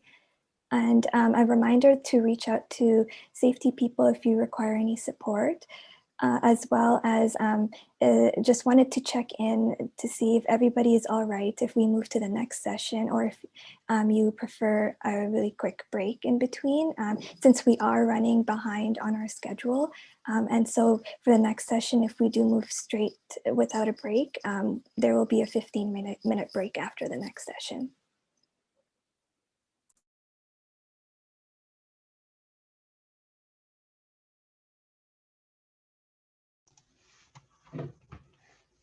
Are you waiting for answer, my dear? I'm ready. Okay, if everybody's ready, then yes, we can move on. The next session is on the ground current issues, session 2, with Jawad Zolstani and Rabia Latif Khan. So I want to start by introducing our first speaker, Jawad Zolstani. Jawad Zolstani currently works as Managing Director of Afghanistan Human Rights and Democracy Organization. This year, most of AHRDO's efforts focused on mobilizing, networking, and capacity building of civilian victims of war to make sure victims' voices are heard and included in the Afghan peace process with a victim-centered peace-building approach. Jawad has completed a master's degree in conflict resolution and coexistence at the Heller School for Social Policy and Management, Brandeis University through the Fulbright Scholarship Program. Before leaving AHRDO for his studies in the US in July 2017, he worked as the organization's program manager and led several projects focusing on empowering victims of war, promoting human rights, and addressing ethnic conflict in Afghanistan. Prior to that, he worked as an analyst and researcher with leading Afghan media focusing on topics of conflict, peace, and security in Afghanistan. So Jawad John is joining us from Kabul, where I don't know exactly what time it is, but it is ridiculously late over there. So thank you for joining us. His talk is called "The Hostile Terrain for Hazaras as Equal Citizens in Post-2001 Afghanistan." So Jawad John, if you can unmute yourself and we can get started. A very good afternoon from Kabul. It is 12:28 a.m., so past midnight. But I'm very glad to be part of this wonderful summit. This is one of the wonderful things that I am seeing happening in the recent years. So thank you so much to all people involved in ERCH, and a special and big thank you to Moscow for talking to me, helping me to be part of this wonderful summit. And I think this is very important, and it happens at a very critical time in Afghanistan today, because, as you know, there are issues. There are many issues that must be addressed, and there are many issues that must be raised. Without those issues addressed and without those issues raised, we cannot reach to a reconciliation that the country and the Afghan people and every citizen deserves. So it's a very timely event, and I hope to see more of such events by the new generation of Afghanistan. And it also highlights the critical and important role the Afghan diaspora can play in helping reconciliation in Afghanistan, especially on issues that are deemed sensitive inside Afghanistan and people cannot raise. We can start the conversation from outside Afghanistan even, and the Afghan diaspora from different countries, from different parts of the globe can help and initiate this conversation, which is, I think, very necessary. It was very clear from the talks delivered by Mr. Ghazabi and Will that unfortunately we have many old wounds, and unfortunately even now more than 1 century has passed from the opening of these wounds, but those wounds have still remained open, and that's why one reason, and I think one of the biggest reasons that the conflict in Afghanistan continues until today, and perpetuate the conflict and will perpetuate the conflict into future if still those issues remain unaddressed and undiscussed.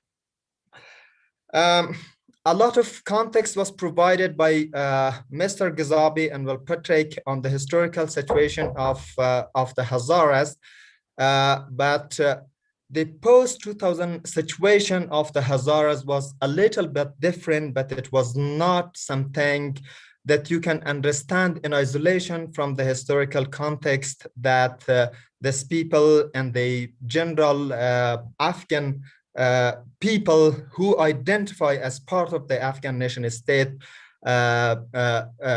has gone through. So I think this is very important to also understand that the historical context that helped shape the situation from before 2001 and post 2001.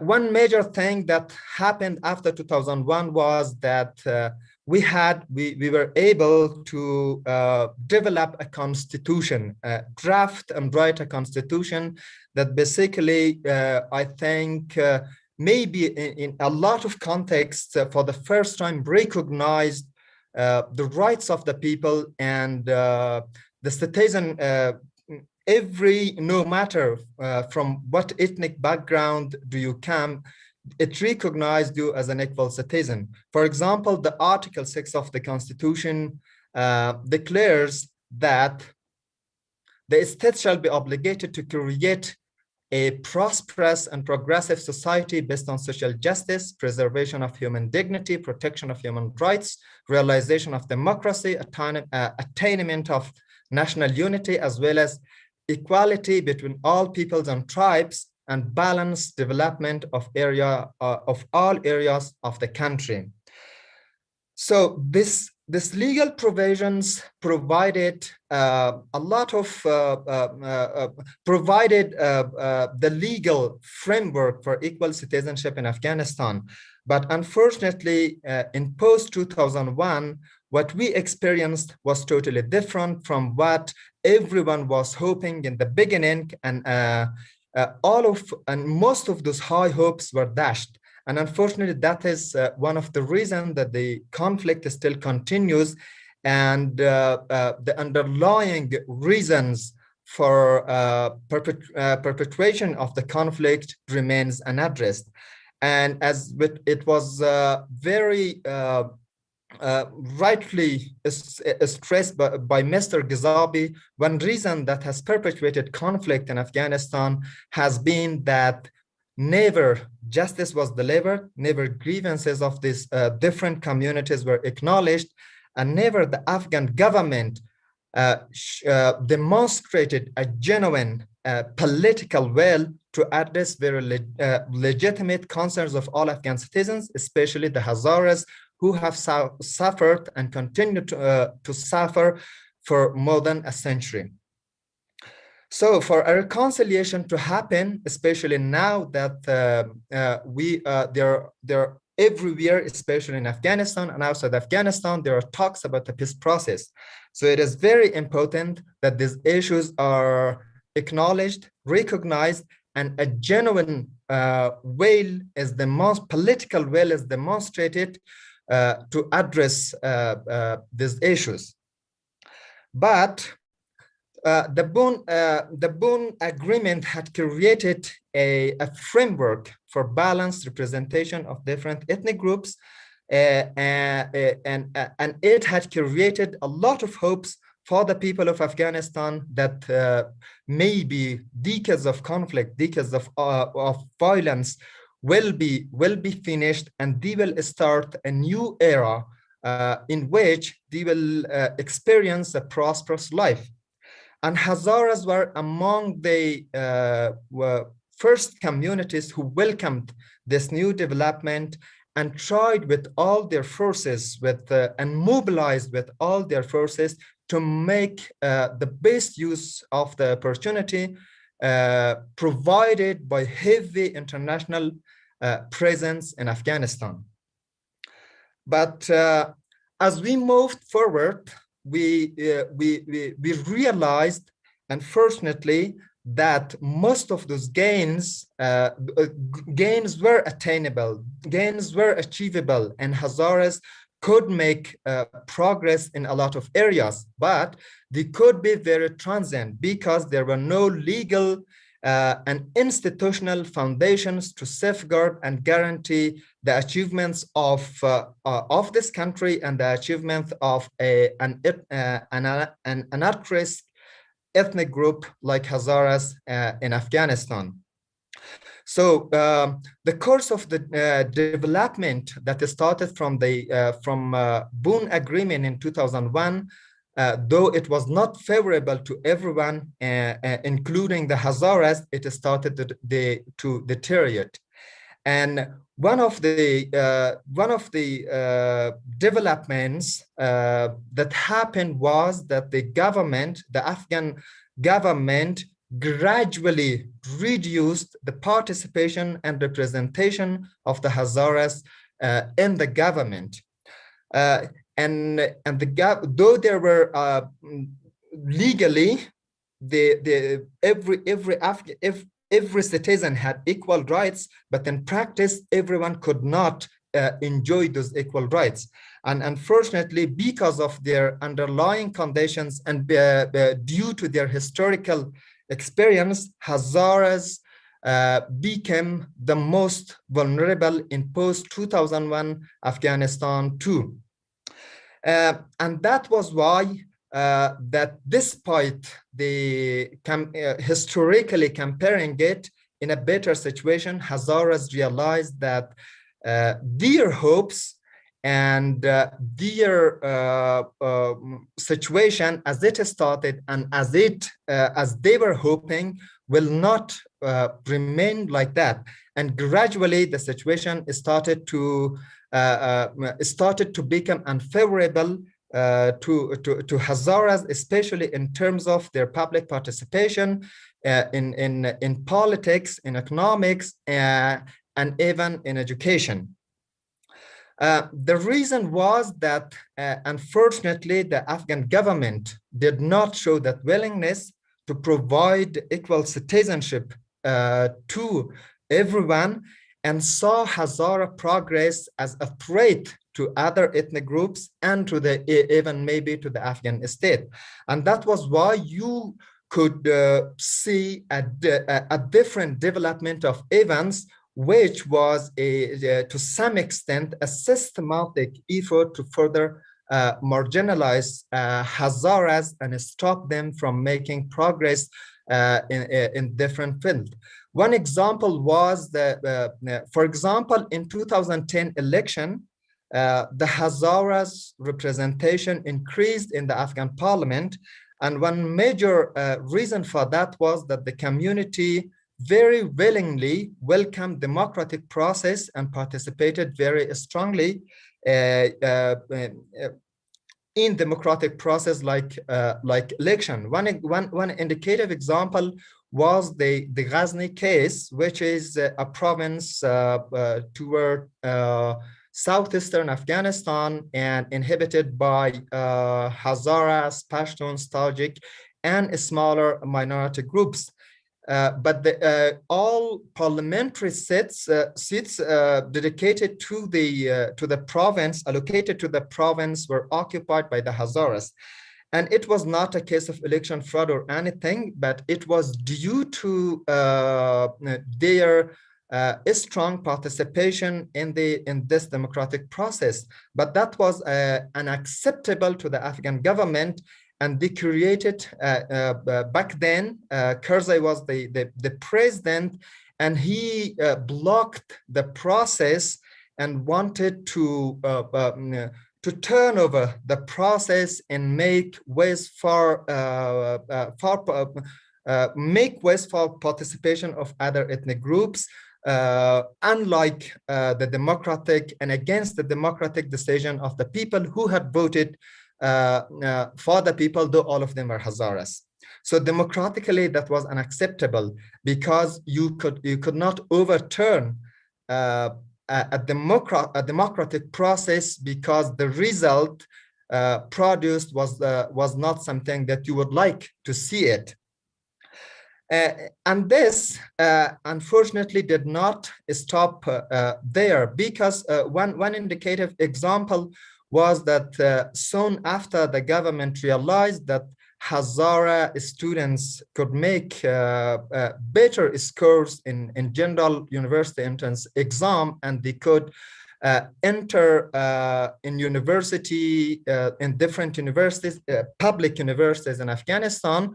Then the government decided to change the law, to change the procedures, and the main target was to block the entrance of the students from mainly this community to public universities. And the idea was that they thought the participation, the number of Hazaras who are getting enrolled in public universities like Kabul University, Herat University, and Balkh University are greater or higher than the number of the ethnic groups population. But the fact is that we have never had a general census in Afghanistan, and thus we don't know the number of any ethnic group in Afghanistan. And this, for example, that was in the political arena, and this kind of developments happened in the education arena.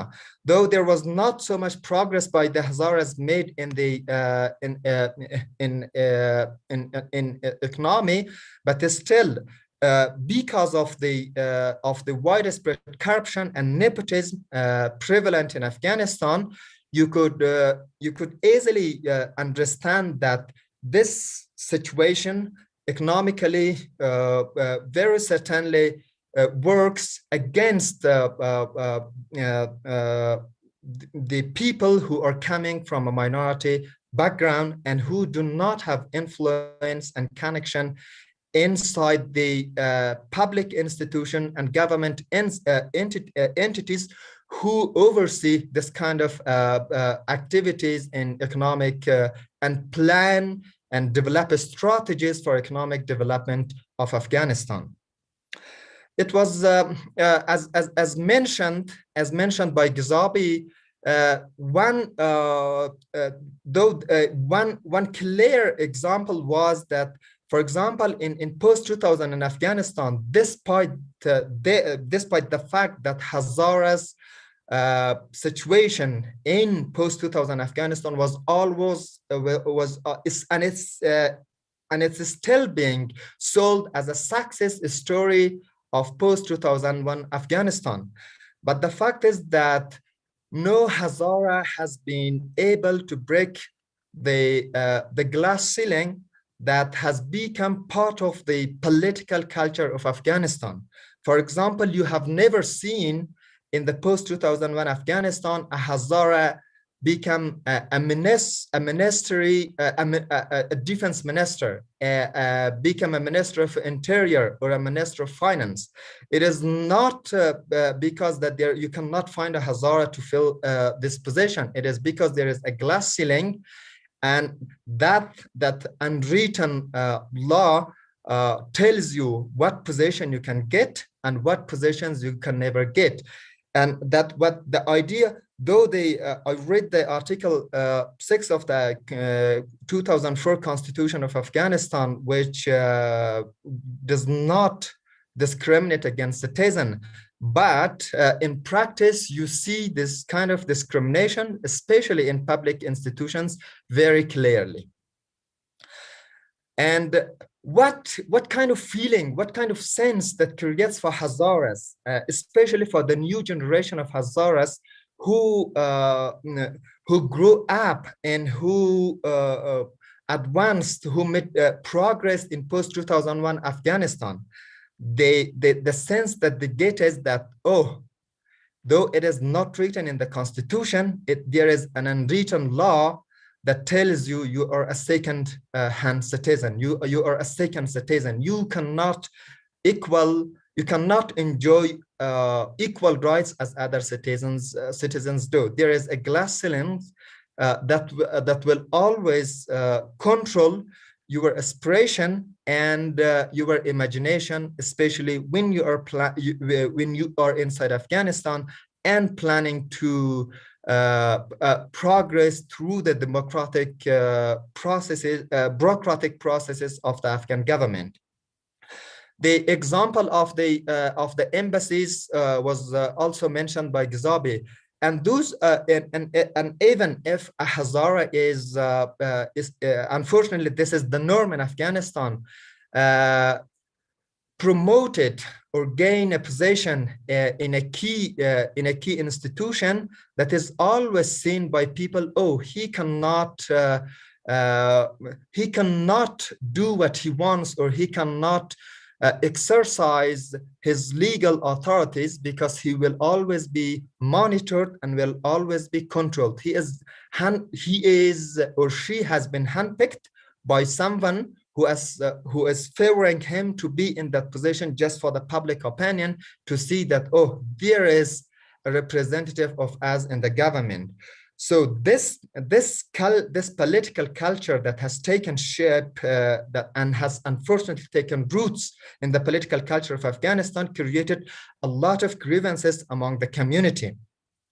And this grievances manifested itself in many different different social movements inside Afghanistan.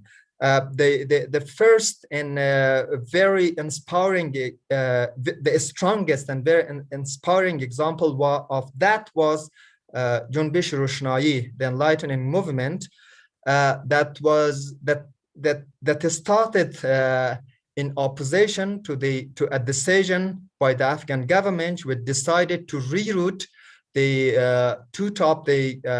electricity, the power transmission line from Central Asia to Afghanistan. That decision was the company that had studied, that had conducted the feasibility study of project, had recommended that the transmission should be made from central Afghanistan, passing through Bamiyan province. But the Afghan government saw that impossible, not only because of any other problems or impediments, but because it passed through the geographical areas where Hazaras are the dominant ethnic group. And that basically what implied that to the new generation of this community was that, oh, though we are citizens, though we are being said that you have equal rights, but in practice that never happens and we are being discriminated. If you have followed, or if you followed the movement back then, one of the main slogans that the movement promoted was that "Dardimo farkas na barq," which means that we are being discriminated. The issue is not only the power transmission line. The issue is that we are being discriminated, and the government is not planning to contribute to any project or to plan any project that passes through their areas and helps their long-term development in central Afghanistan. So you know what happened. That was one of the saddest memories I personally had. And I think that was one of the biggest shocks that the community went through in post-2001 Afghanistan, that totally disappointed, especially the young generation of the Hazaras from the Afghan government. And this all happened while the Afghan government was posting Hazara girls cycling in Bamiyan in International Donors Conference, their protest, their women's participation in election in Donors Conference, and as achievement. You could understand the hypocrisy of the government. You could sell their picture when it served your interest, but you yourself never showed a strong commitment toward the community, toward the development of the community, because you thought if they progress, they might be a threat to the nation, a threat to the existence of Afghanistan. While the sentiment in the community was that we live together, we can make the country together, and we can make peace with other ethnic groups, and they have made that very strongly. They have shown that through very strong initiatives that they are advocating for ethnic coexistence in Afghanistan. But the Afghan government never believed them. So the sense that created, especially among the young generation, was that, oh, no, we are still being discriminated, and even we are showing our genuine interest, we are showing our genuine commitment, we are not being trusted by the system, which still view us as a second citizen. And unfortunately, that is very disastrous for the Afghanistan government and for the existence of Afghanistan and for the current situation. Because the current situation, the Afghan government is trying to promote and sell a narrative that we are a republic, and this republic must be protected against the invasions of the dark forces like Taliban. But having seen the experience of the Enlightenment movement, the new generation cannot believe them, because they say in response that if you believed in republicanism, if they believed in civic participation of all citizens, why did you not respond to the demands of the Enlightenment movement, which were all legitimate demands and could not only benefit this community, but also could benefit the long-term development of Afghanistan, which means that it could reach everyone, no matter which ethnic group you belong to, or from which part of the community you came. I'm saying that this practice by the Afghan government has not only made the community more vulnerable at this situation, but it has made vulnerable the Afghan Republic, as it is being said nowadays too, because the Hazaras showed a very strong commitment to civic action, to civic activism, and to transforming Afghanistan through such means. But as you know, it did not happen, and they themselves were disappointed in every move they made. Their education centers were attacked. They growing religious radicalism, which is characterized by hate against the Hazaras and against the Shia population, and by the government's willingness, a strong policy of not supporting and implementing development projects in Hazara areas.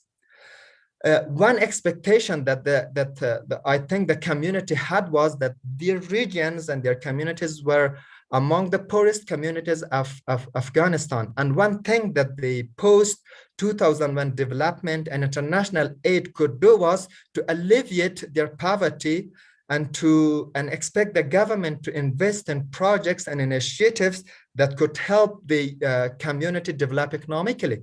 But that never happened. So now they are totally disappointed from the government and the current setup, which they see as a system of nepotism and a system of tribal allegiances that is being made to person in exchange for government position and in exchange for corruption, which Hazaras do not support, and Hazaras cannot enjoy from it. And the people who can be part of it is very limited, and that are from the few political elites who see their benefit in that. But the new generation cannot see themselves there. And that's why they are critical of this situation and think that this must be changed. And if we are talking about peace in Afghanistan, it should start from there. It should start from the system that is governing the country, that is running the affairs of the country, and that decides who gets what in Afghanistan. Thank you so much. I think I should leave some time for Rabia too. And if there are questions, I would love to respond to the questions. Yes, John, thank you so much. We will have a Q&A at the end after Rabia John speaks. But thank you for your very informative and wonderful talk. So again, please leave your questions for afterwards. But on that note, let me introduce you all to Rabia Latif Khan. Her topic title for today is Resilience and Overcoming Among the Transnational Hazara Community. So Rabia John recently completed a PhD in South Asian Studies at the School of Oriental and African Studies in London at SOAS. Her research explored Hazara consciousness and Hazara historiography. She also holds an LLM in human rights from SOAS. Rabia, thank you for joining us. I think you have a PowerPoint if I... Yeah. Yes, so Masood, could you stop sharing your screen so that Rabia can share hers?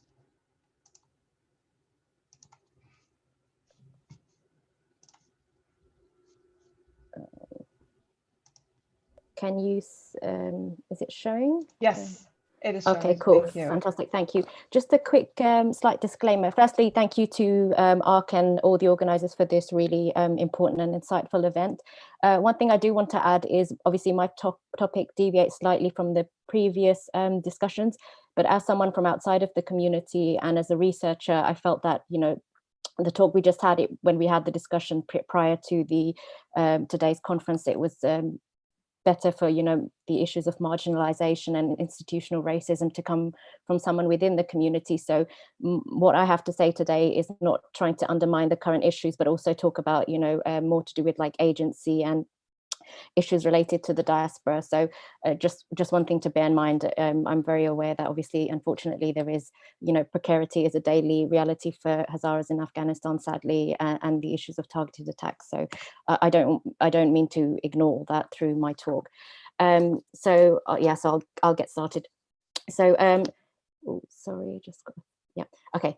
Civic gains and accomplishments among Hazaras since 2001 are now ample and are widely documented and disseminated through the internet and social media.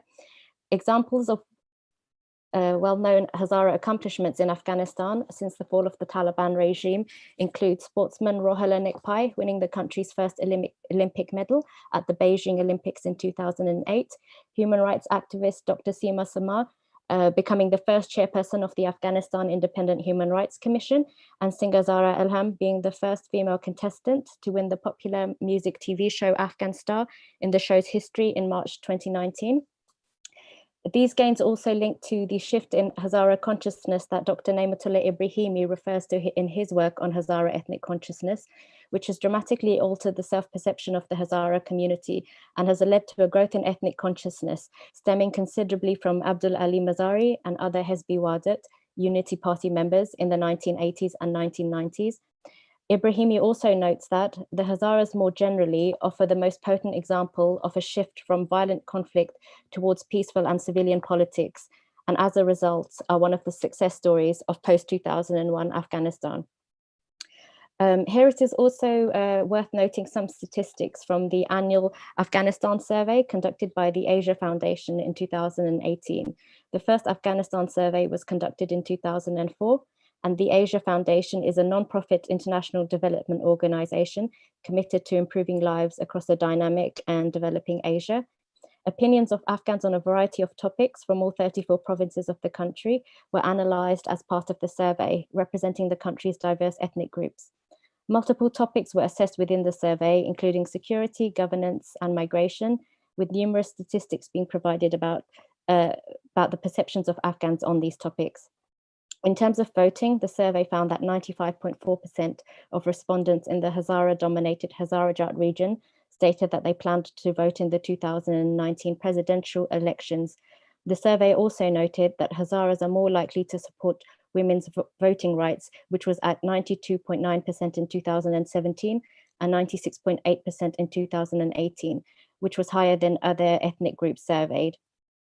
While in terms of employment, it was mentioned that Hazaras are significantly more likely than Tajiks, Pashtuns, or Uzbeks to strongly agree with women working at an NGO, and Hazaras are also more likely to strongly or somewhat agree with women working in the army/police. These are just a handful of statistics chosen from the survey to illustrate how the shift in community circumstances among Hazaras in the last 2 decades relate to how the community perceives issues such as voting, women's rights, and education.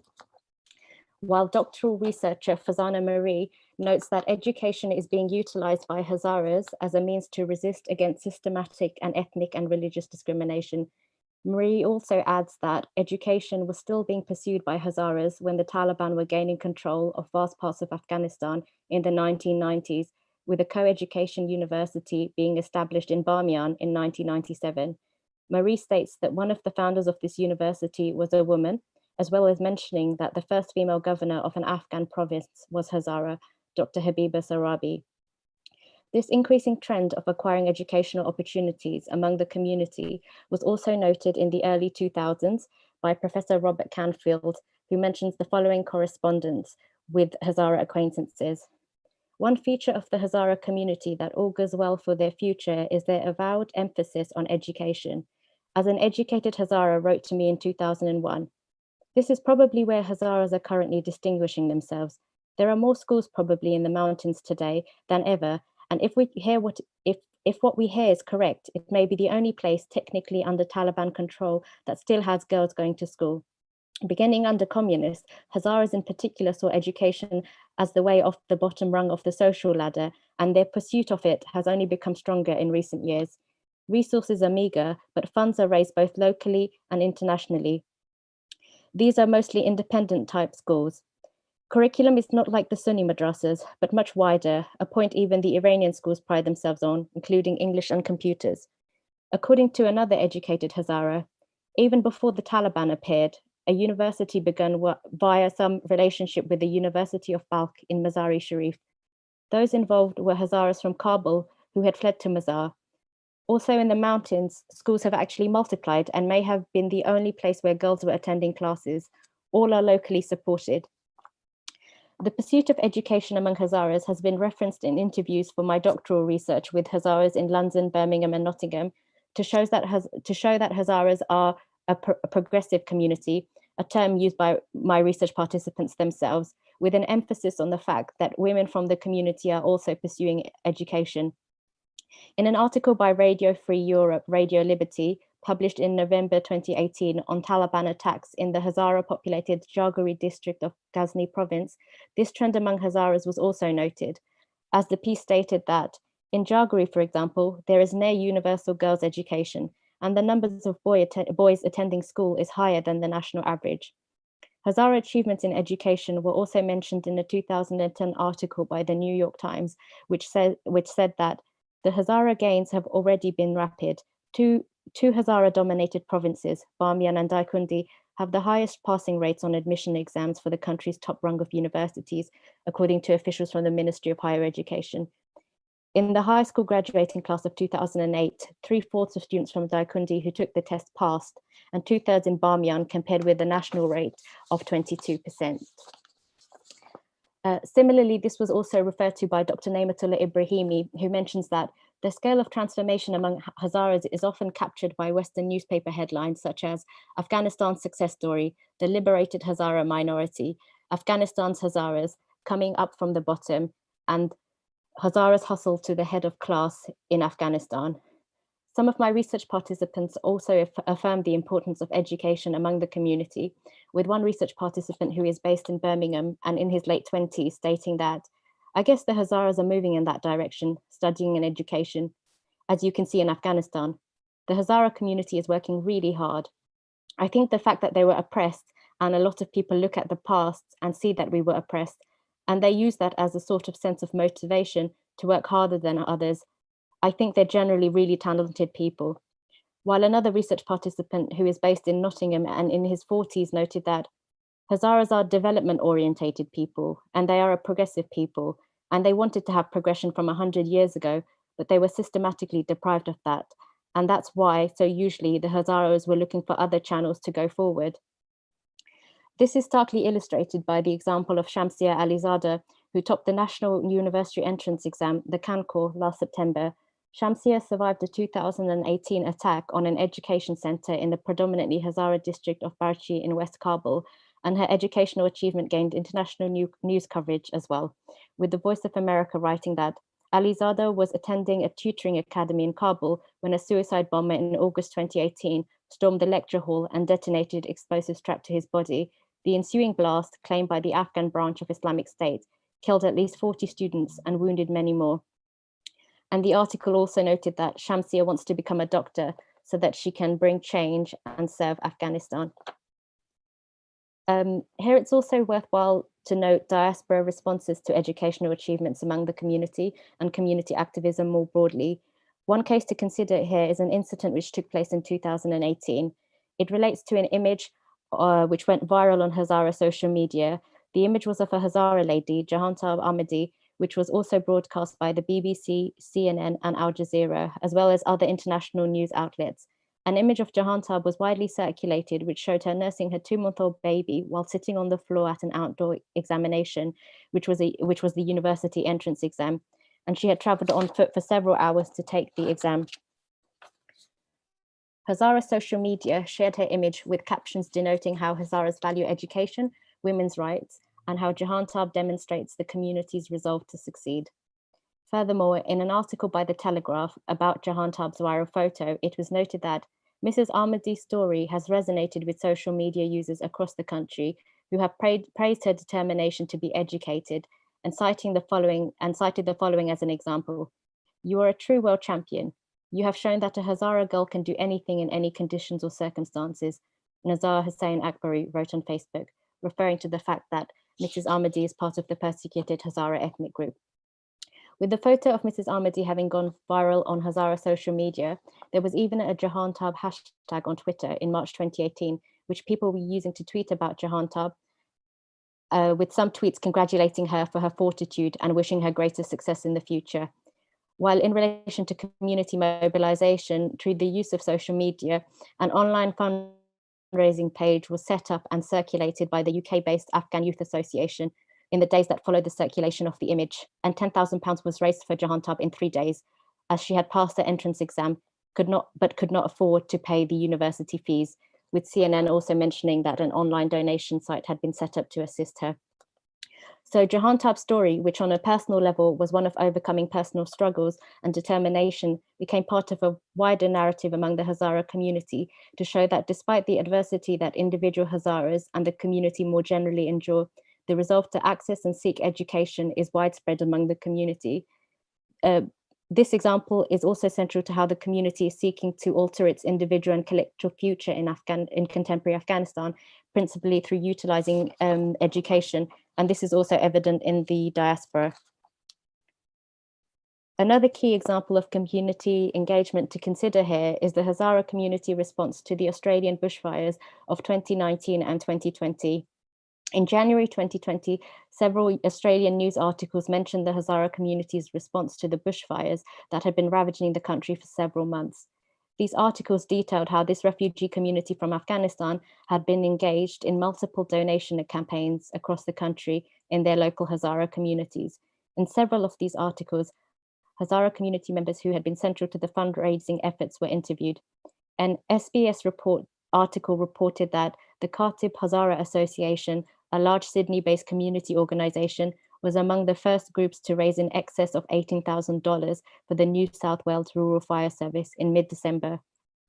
While in an article published by the ABC, particular focus was given to a young Hazara community member, Murtaza Hussain, who at the time of the report was years old and had donated just over $200 to the bushfire appeal, which amounted to all the pocket money he had accumulated since moving to Australia at the age of 4 as a refugee. In this article, it was noted that Murtaza had lost his mother and older brother at a younger age in a terrorist attack, and in turn, his personal trauma helped instill a strong sense of compassion within Murtaza.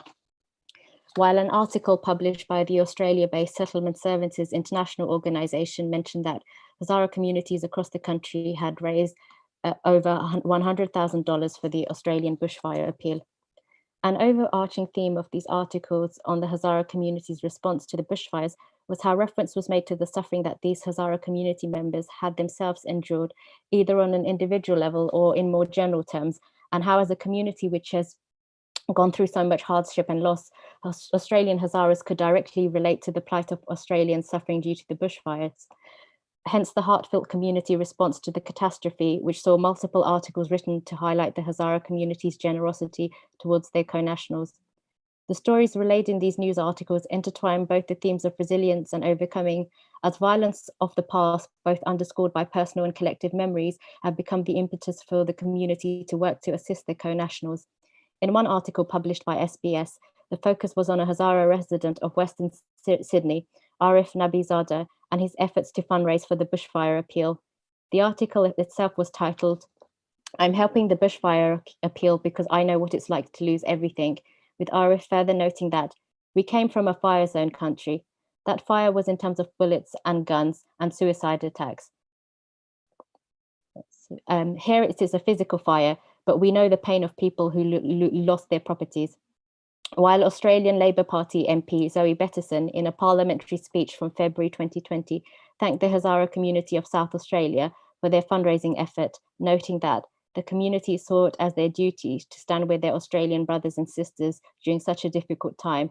In turn, the charitable acts undertaken by the community show that in spite of their past difficulties, the Hazara community in Australia has been able to rebuild itself since seeking refuge in the country, and as a result, is now seen as an exemplary community among the wider Australian community. I will take a slight departure here from discussing Hazara community gains to examine the positive affirmation of Hazara identity since 2001, which itself is predicated on civic gains and community achievements, which I think is also an interesting issue to consider as well.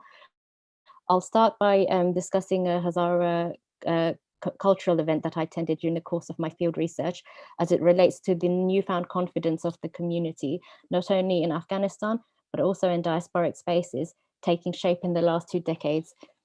This specific event was a Nowruz celebration, which was held in the town of Burton upon Trent, which is located approximately 30 miles outside of Birmingham. The Burton Nowruz organized by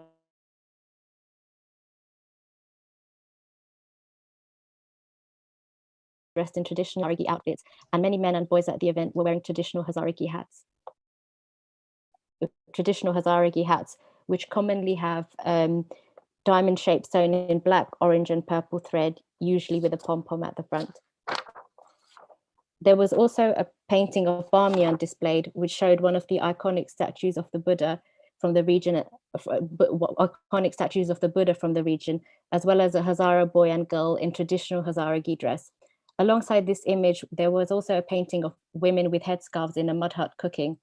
A Hazara attendee at the Nowruz event explained to me that the painting depicted old, traditional Hazara houses.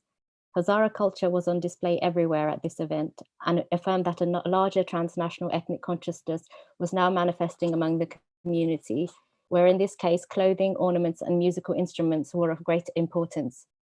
It was also mentioned to me on multiple occasions at the gathering how there is now growing pride in asserting Hazara identity and promoting Hazara culture, which is also extremely visible online on Hazara social media pages.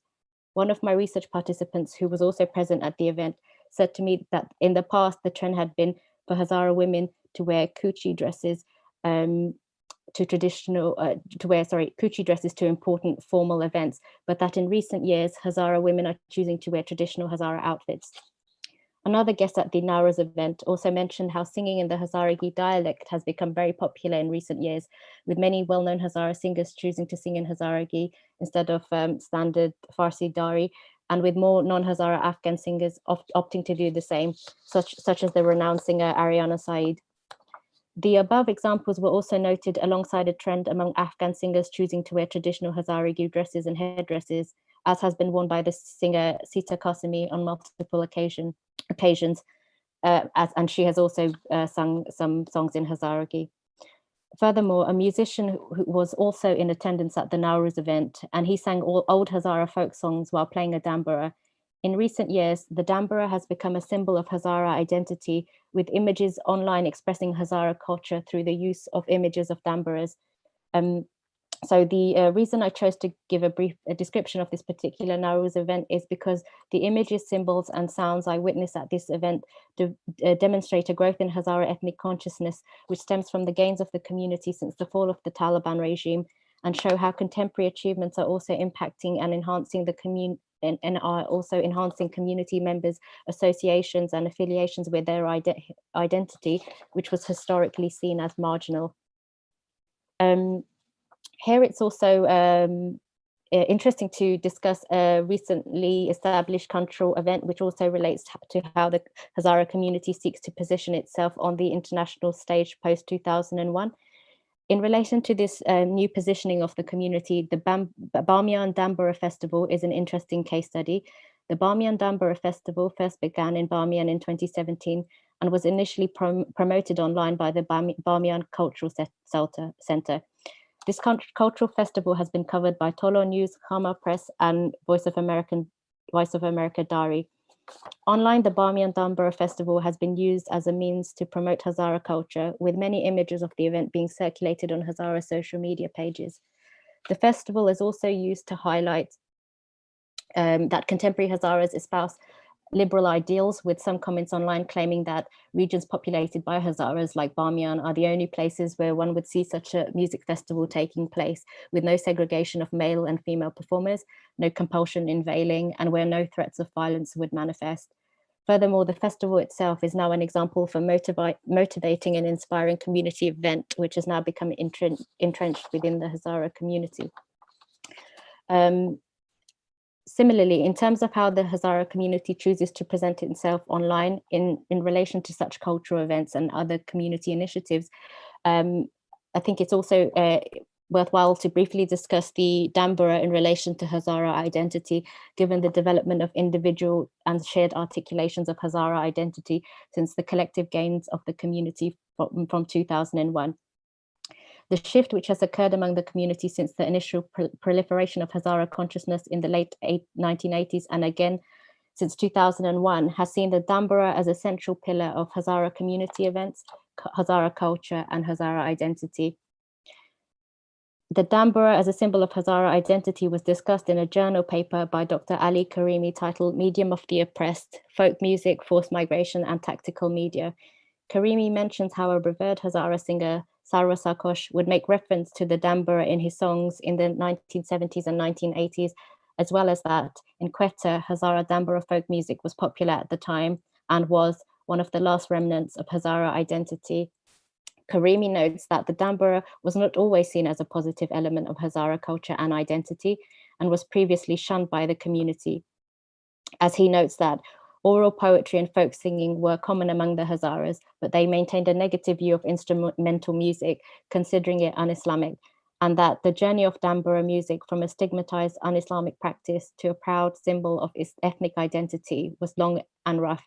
A fascinating parallel can be seen here between the Dambura and Hazara identity, given that the Dambura and Hazara ethnic consciousness, in that the instrument, which is now seen as a symbol of Hazara identity, was previously viewed negatively by the community, much in the same way that a culture of self-loathing permeated within the community in relation to an ethnic Hazara identity, which was also seen negatively given the Hazara community's historic subjugation and prior low socioeconomic status, both of which have reversed with time and are now seen positively within the community and are promoted. And this is also highlighted by Karimi, who states that today, Dambura music is not only socially acceptable among the Hazaras, but has also become a popular symbol of Hazara identity. The journey of Dambura music from a stigmatized un-Islamic practice to a proud symbol of ethnic identity was long and rough. It was in a certain way similar to the journey of the Hazaras themselves, from a voiceless, invisible, excluded community to one that, despite continuous persecution by state and non-state groups, has been increasingly visible in Afghan politics and culture.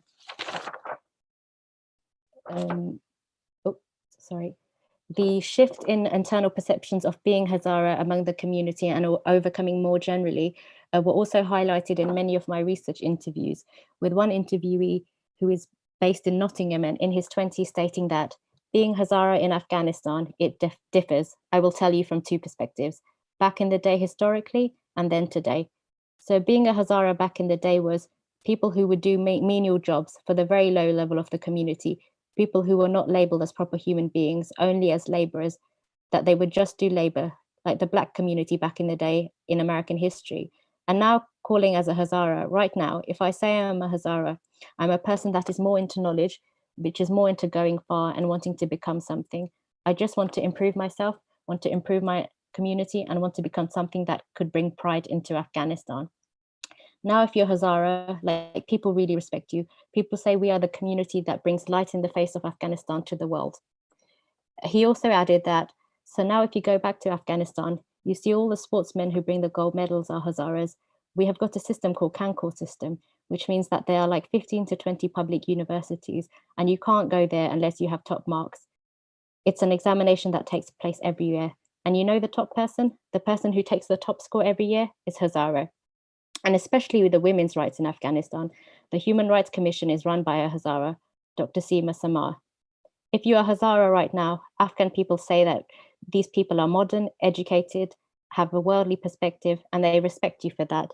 And this is how we overcame our past.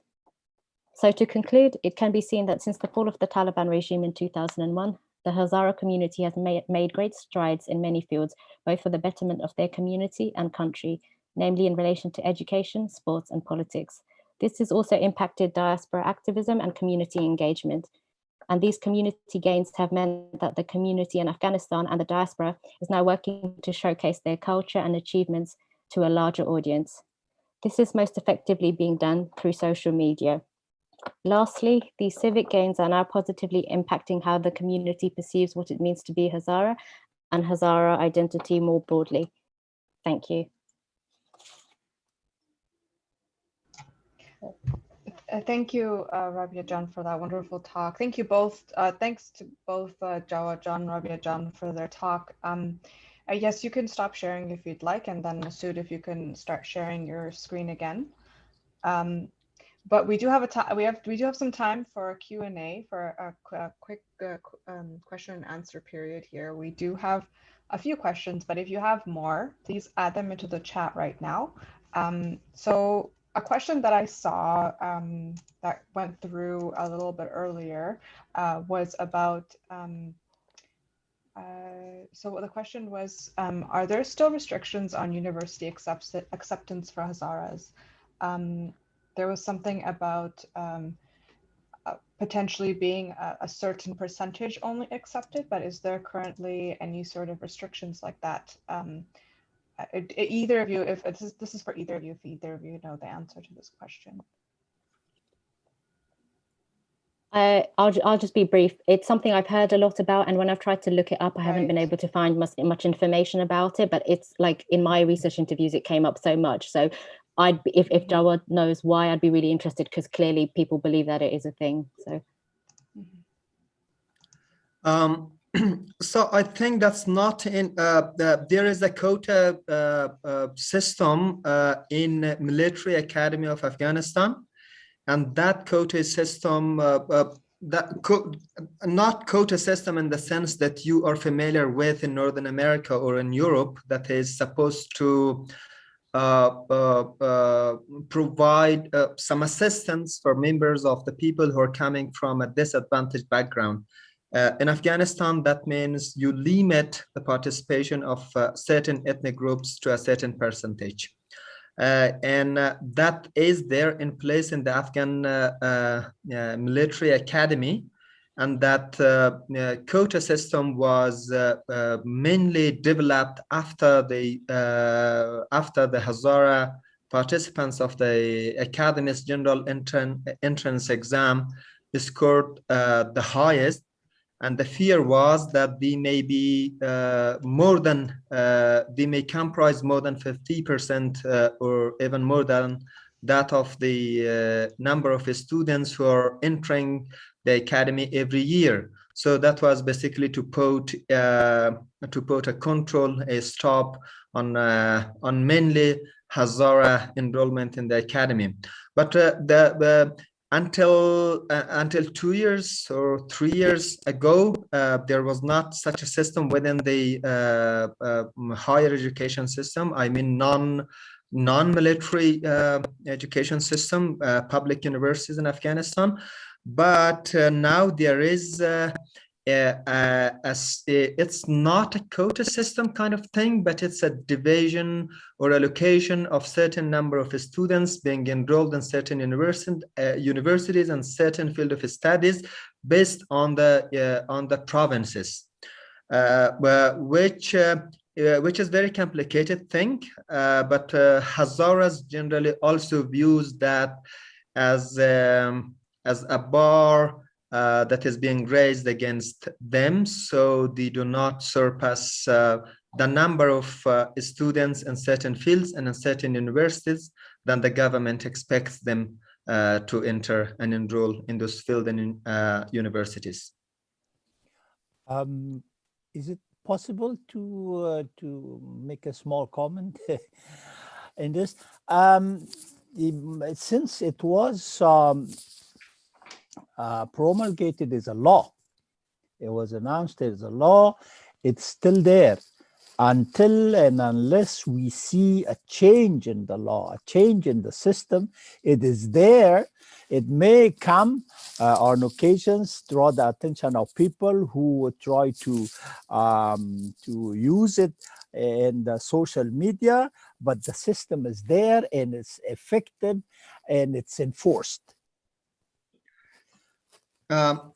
Thank you so much, Mr. Ghazabi. But one thing that especially discourages Hazara students, especially who are coming from rural backgrounds, is that once, for example, they score high in the Concours examination in general university entrance exam, but when they are in, for example, Kabul University, what happens to them is that a lot of them are being left behind forcefully. That means even if they score, let's say 90, the professor or the lecturer who scores that certain subject scores her or scores him below the percentage that is being seen as passed, as the average passed. So that if that happens for 3 or 4 subjects, then he or she is basically dropped from continuing her education. That's one thing. And one thing that happened even during my education, my study in Kabul University in from 2011 and, until 2014 was that there were a lot of people who were mocked for their accent, for their Hazaragi accent, especially when they had presentation.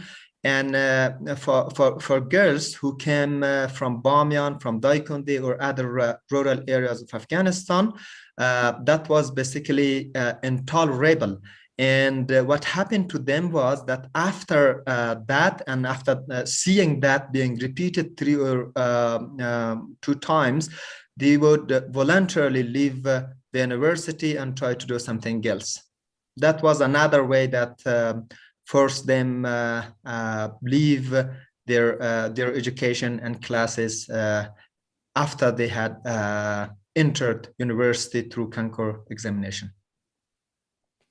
But again, a small interference. I'm sorry, since before this quota system, there was this other system where intentionally the grades were not properly issued for certain bright students in order to prevent them from becoming professors or associate professors. And when they issued when they raised this issue, they were told by the professor actually that this is what I thought is proper for you. That's it. I mean, so we have a lot of, we had some demonstrations, some strikes concerning this, but this one again was, there was a system where they wanted to prevent the promotion of students to cadre, to grade or to the level where they would become assistants and professors. So this was before the quota system. Now the quota system, thanks to it, we have a lot of other problems. Thanks. If anybody wants to add to that, please go ahead. Otherwise, I have another question. Are we good? Okay. The next question is for you, Jawajan. The question is, how has the formation of movements such as the Tabassum movement, so Shukriya Tabassum, and the Enlightenment movement had an impact on how the Hazaras are treated in Afghanistan in regards to human rights, discrimination, and security? Are Hazaras being treated better? Oh, sorry, I think I cut off. Are Hazaras being treated better as a result of people being able to raise their voices through those two movements in particular?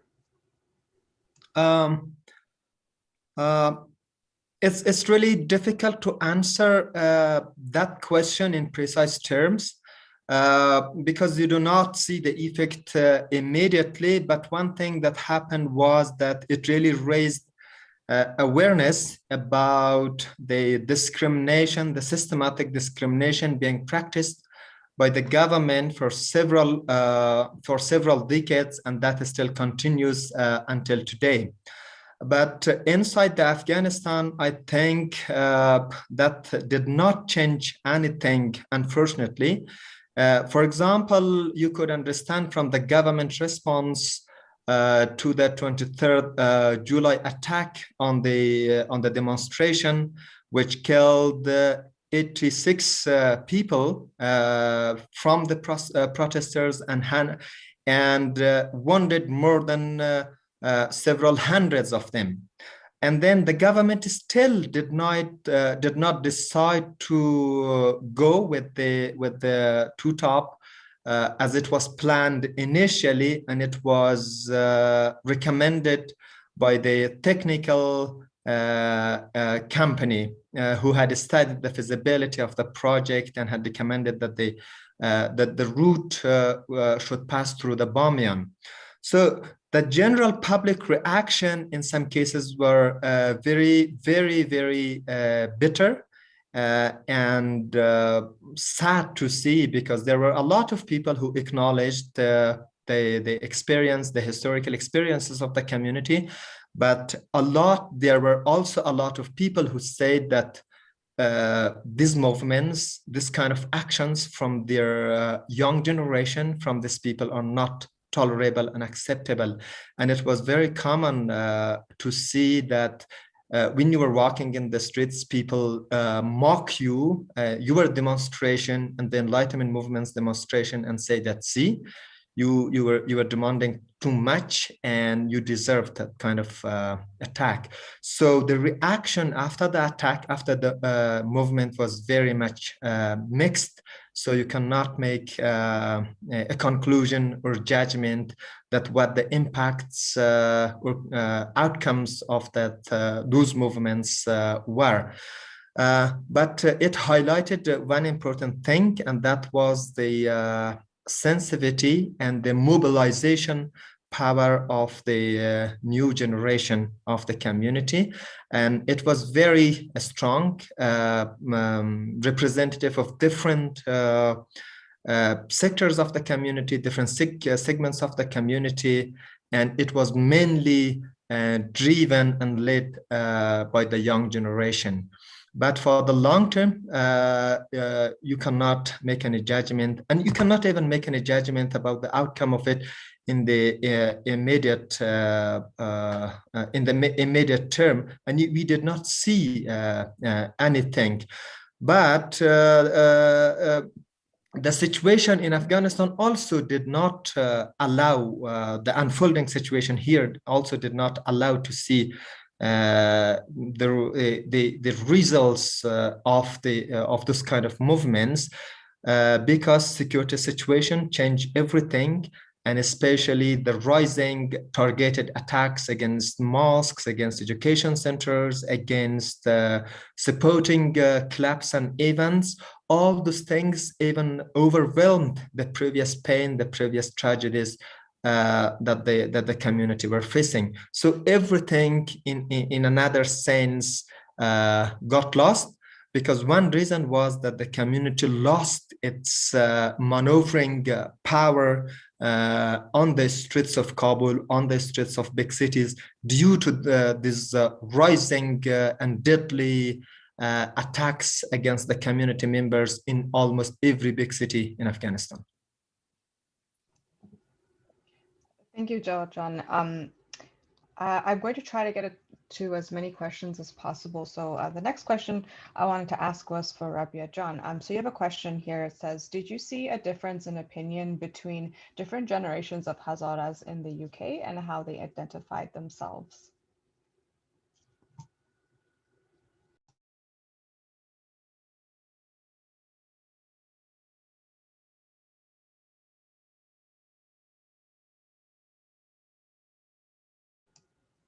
Oh, am I muted? Sorry, was that all muted? Yes, I think it was all muted. Oh, sorry. Okay, I've just got. Okay, sorry. So I interviewed 50 Hazaras. All of them were born overseas. Just over 70% were either born or grew up in Afghanistan. The rest were from Iran or Quetta. So in that 70% category who had a connection to Afghanistan, there was a real sharp divide. So those who came to the UK in their mid-teens and had lived experiences in Kabul, they always they said they don't identify with the category of Afghan, and every single one who said that would tell me about being called racial slurs.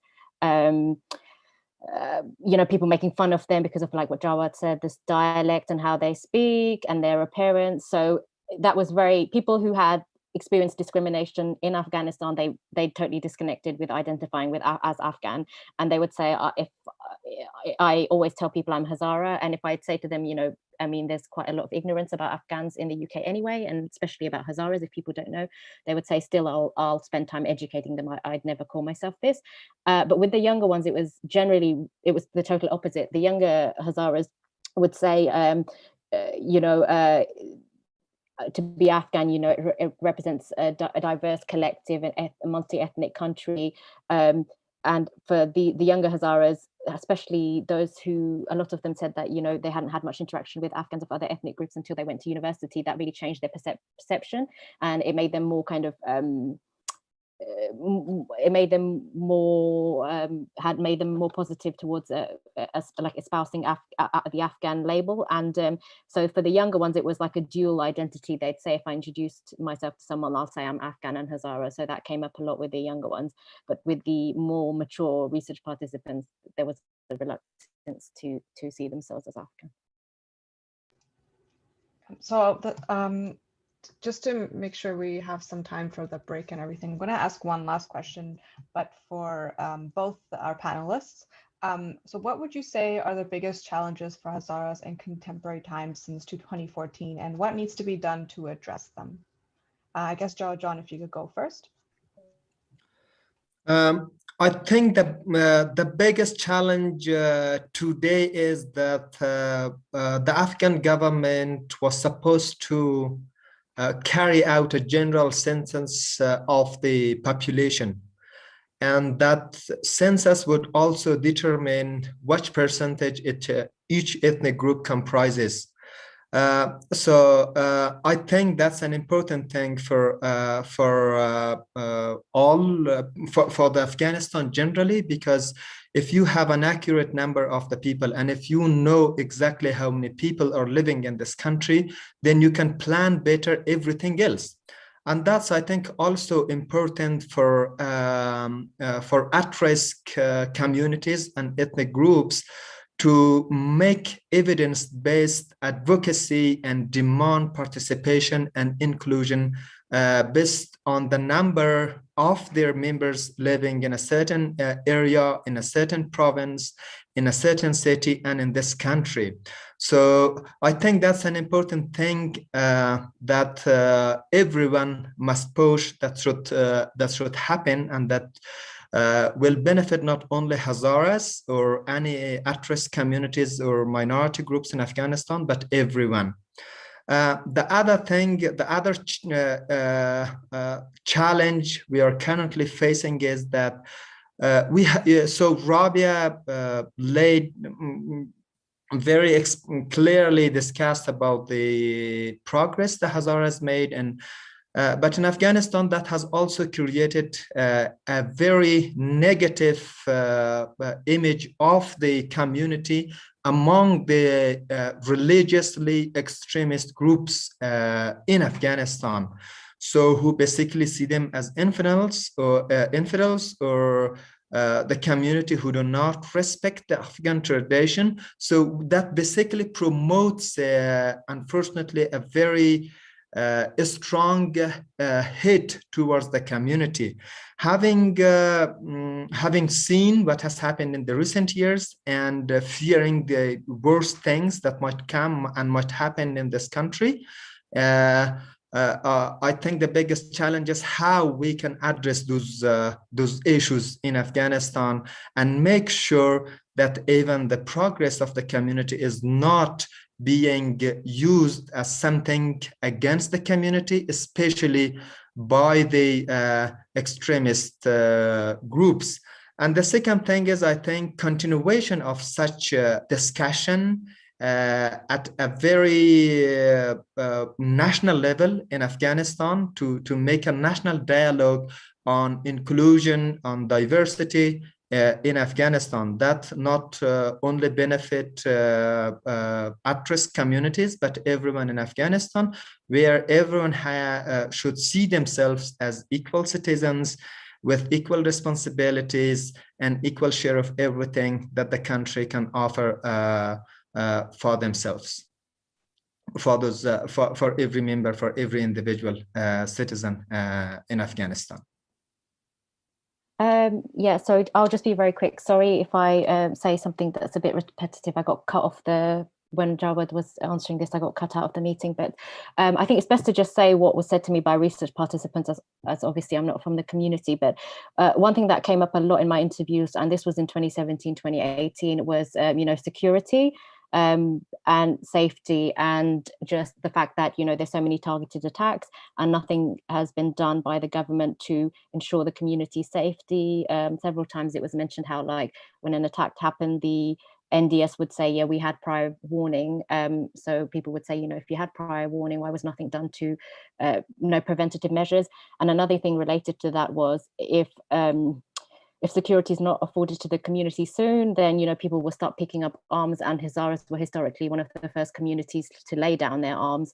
So again, now we're seeing that, right, with Alipur and what's happening in the central region. So what was said to me two and a half years ago is now actually happening. So that was the real fear, that people said they don't want the community to have to pick up arms, but if there isn't more security measures in place against the targeted attacks, then that's what people will have to do. So the biggest concern for my research participants was security. Thank you both for answering that question. My apologies, I seem to have missed a question, and thank you for pointing that out in the chat. I do want this will be the last question, because we are very much behind on schedule. So and again, we will have after the summit, at the end of the summit, we will have some time to answer some more questions. But the last question that I want to ask to you both is, so this question is for both of you. How do you analyze the role of the US and its Western allies in upholding and maintaining systematic racism against Hazaras in Afghanistan post-2001? So again, if we can start with Jawad John.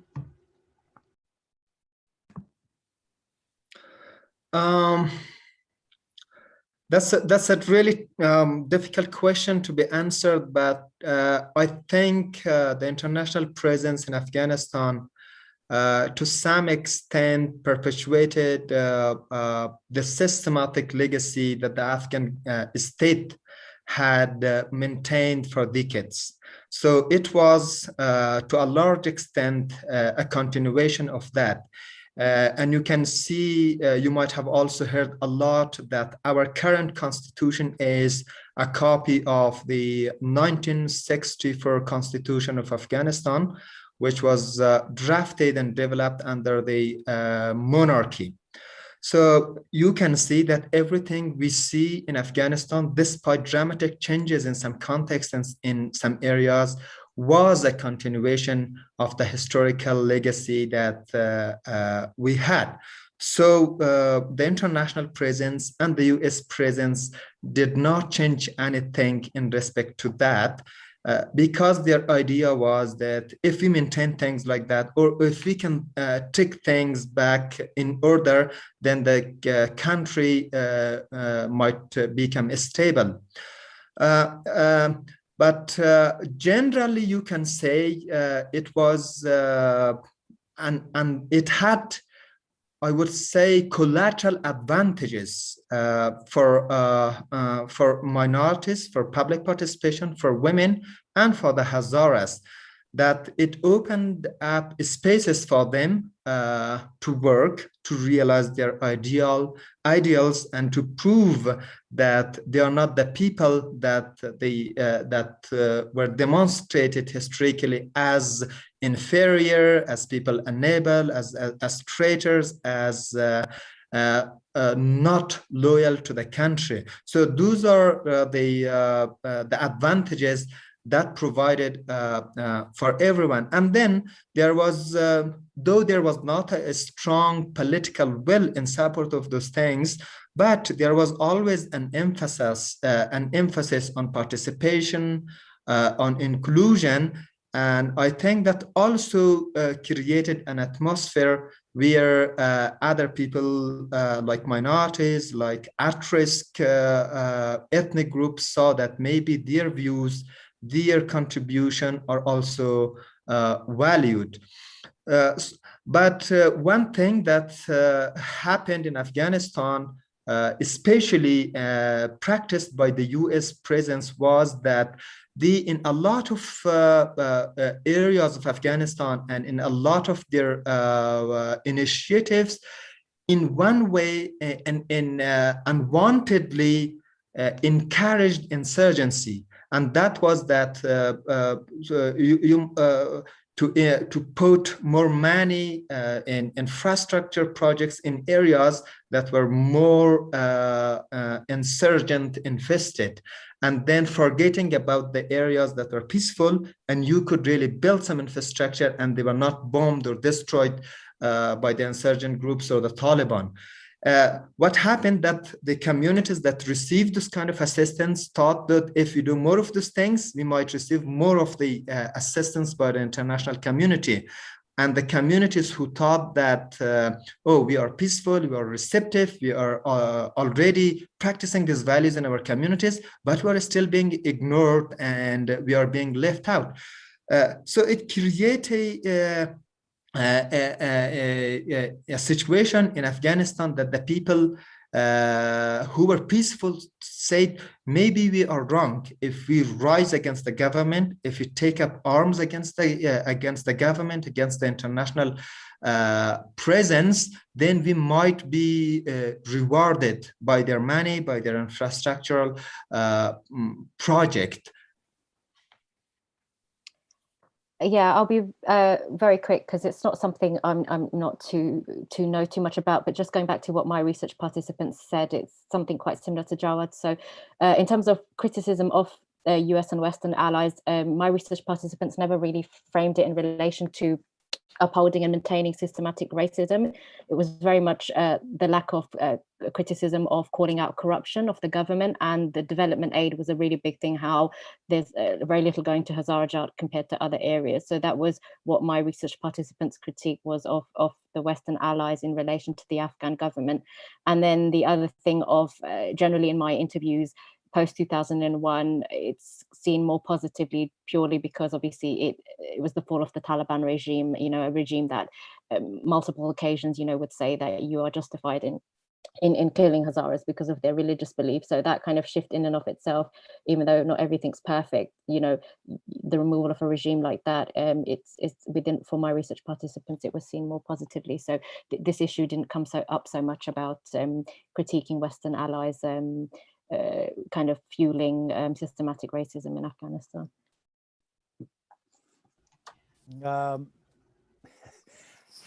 Again, can I talk a little Please go bit? ahead, Ghazavi Sahib. I'm sorry because some of the things I was directly involved in a way. That's why in short, we are the Hazaras very, very, very disappointed from the Western involvement in Afghanistan. The US made a mess out of the whole thing and got out of it and leaving us and the rest of the population to the wolves. They went there in the name of fighting terrorism. They did not fight the terrorism. The Taliban are much stronger than they were 20 years ago. And the biggest mistake, as far as I'm concerned, and a lot of scholars in America agree, is that whatever they call it, it is capitulation. It is giving legitimacy to a terrorist group. When they came to Afghanistan, I was one of those who almost danced on the streets because we were the underdog and we wanted support. We wanted the Taliban to be removed so that we will have a space to breathe. And what Jawajan said was a wonderful expression, a collateral advantage. They didn't give us intentional advantage. We got the collateral advantage of it. They didn't build anything in Hazarajat and Hazaristan. In fact, if this is true, one time I knew a member of the parliament, Dutch member of parliament, who was a personal friend of mine, and they were thinking of PRTs. Establishing PRT in Afghanistan. And I said, you know what? She said that we are going to establish PRT in Afghanistan. And I said, I've got a very good place for you. And she said, where? I said, the newly formed Daikundi province. You go there, you establish yourself, help the people, and not a single shot will be fired against you. So this was raised in the Dutch parliament, and she supported, she was from the Green Party to the full. Finally, the Americans, the Dutch parliament actually gave in to the American demand. No, you send your PRT to Uruzgan. They did not. So she came back to me and she said, you know, I've got bad news for you. I said, what? She said that the PRT went to Uruzgan. And I said, why? She said, because the Americans wanted. So the Americans did not do anything in central Afghanistan. And if anything, we are going to pay for our liberalism, so to speak, that people think came as a result of the American involvement, as stooges of America. We will pay for it when the Taliban comes. So they left us to the wolves, and they no economic help to central Afghanistan. We were not supported. The killers of us were not prosecuted or persecuted, and our position was not supported in the whole system. So the Hazaras remained as they were. We were very liberal, very loyal, very progressive, very supportive of the West involvement in Afghanistan, and we were greatly, greatly disappointed. Thank you.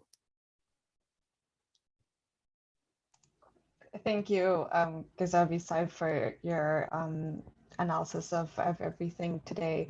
I just this is going to be the conclusion of the second session. We were thinking of we are behind on schedule, so we do want to give everyone a short break, if everybody needs it.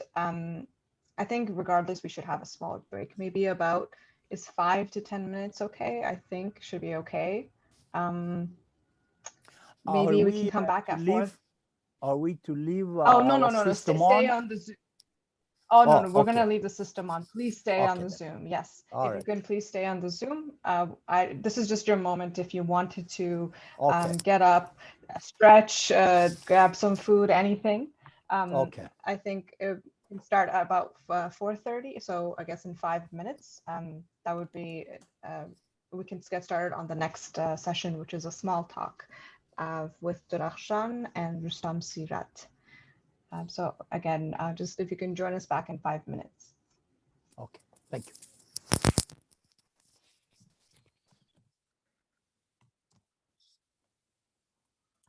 Yes, also a reminder that we do have safety people if you do need to talk to them as well.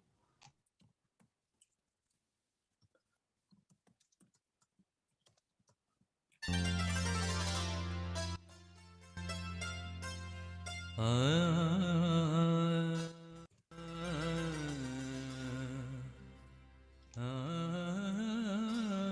enjoy the musical stylings of Daoud Sarkhosh as we wait. Shirizubo, Jarajo, Moitabo, Jarajo, Shoizamo, Jarajo, Borkemio, Jarajo, Boyakemio, Jarajo, Shirizubo, Jarajo, Moitabo, Jarajo, Shoizamo, Jarajo, Borkemio, Jarajo, Jarajo, Tuamadi, Taibo, Mamadum, Pushtibo, Mamadum, Pushtibo, Vardoimo, Kadim از آوردیم و کدیم از آق شیریزو با جرجو مایی تابو جرجو شاییزم و جرجو بارک میو جرجو شیریزو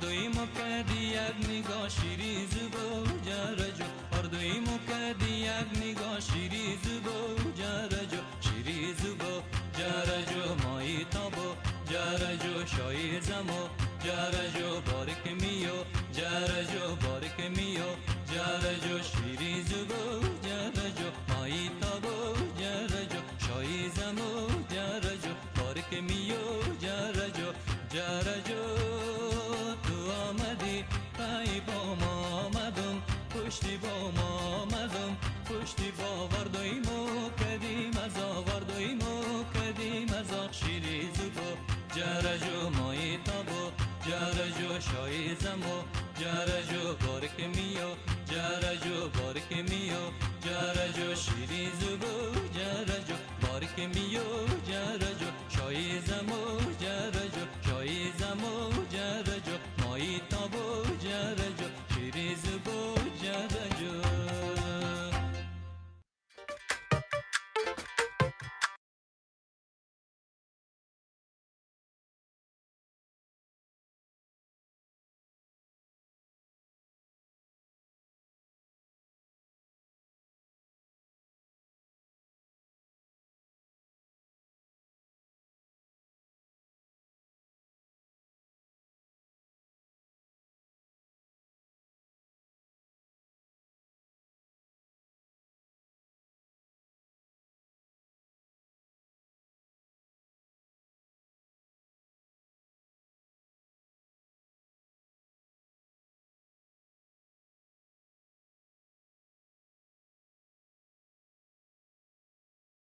We're just going to continue having maybe 3 more minutes to our break. Yeah, in about 3 minutes, we can get started.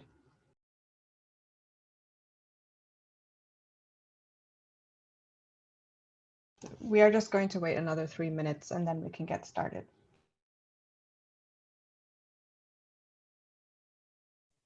Okay.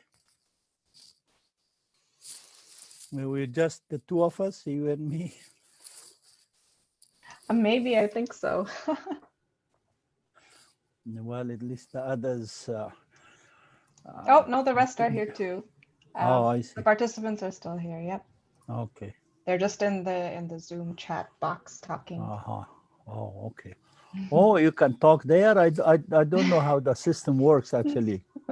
Yeah, no, there is about, at most, oh, Masood, can you turn the music off for a bit? There's, there was, at most, I think about 70 or Yeah. 70 to 75 people, I think, in the chat, in the Zoom for a while, yeah. Yeah, I saw that, but you said in the chat. Yes, people are talking. Oh. Yes. Okay. Right now they're going over where they're calling in from. So we have Atlanta, USA, Boston, USA, LA, Sacramento. Oh, I'm going to butcher this, but Wolverhampton in the UK, Berlin, Germany. Oh, I see.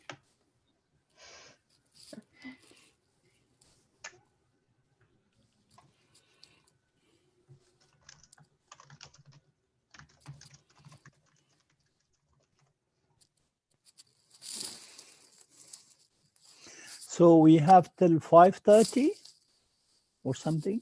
We are a little bit behind, so it might go to 5:45 at this point, but yes. I see. Okay.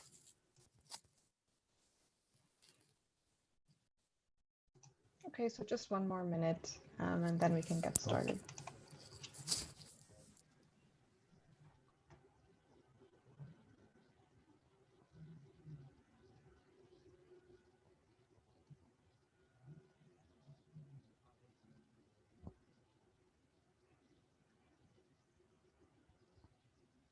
I do enter on occasions without being asked.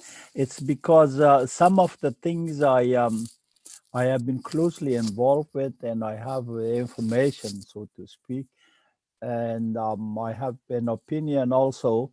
And some people may not say what they really think or what they really want, but I have no reservation of any sort. So that is why, although I'm an American living in America, but I speak freely my mind, because that's how I feel. So I hope that does not really, how shall I put it, ruin your program. No, please. Okay. We value your input. Yeah, thank you. Of course, thank you. You're very kind. Thank you.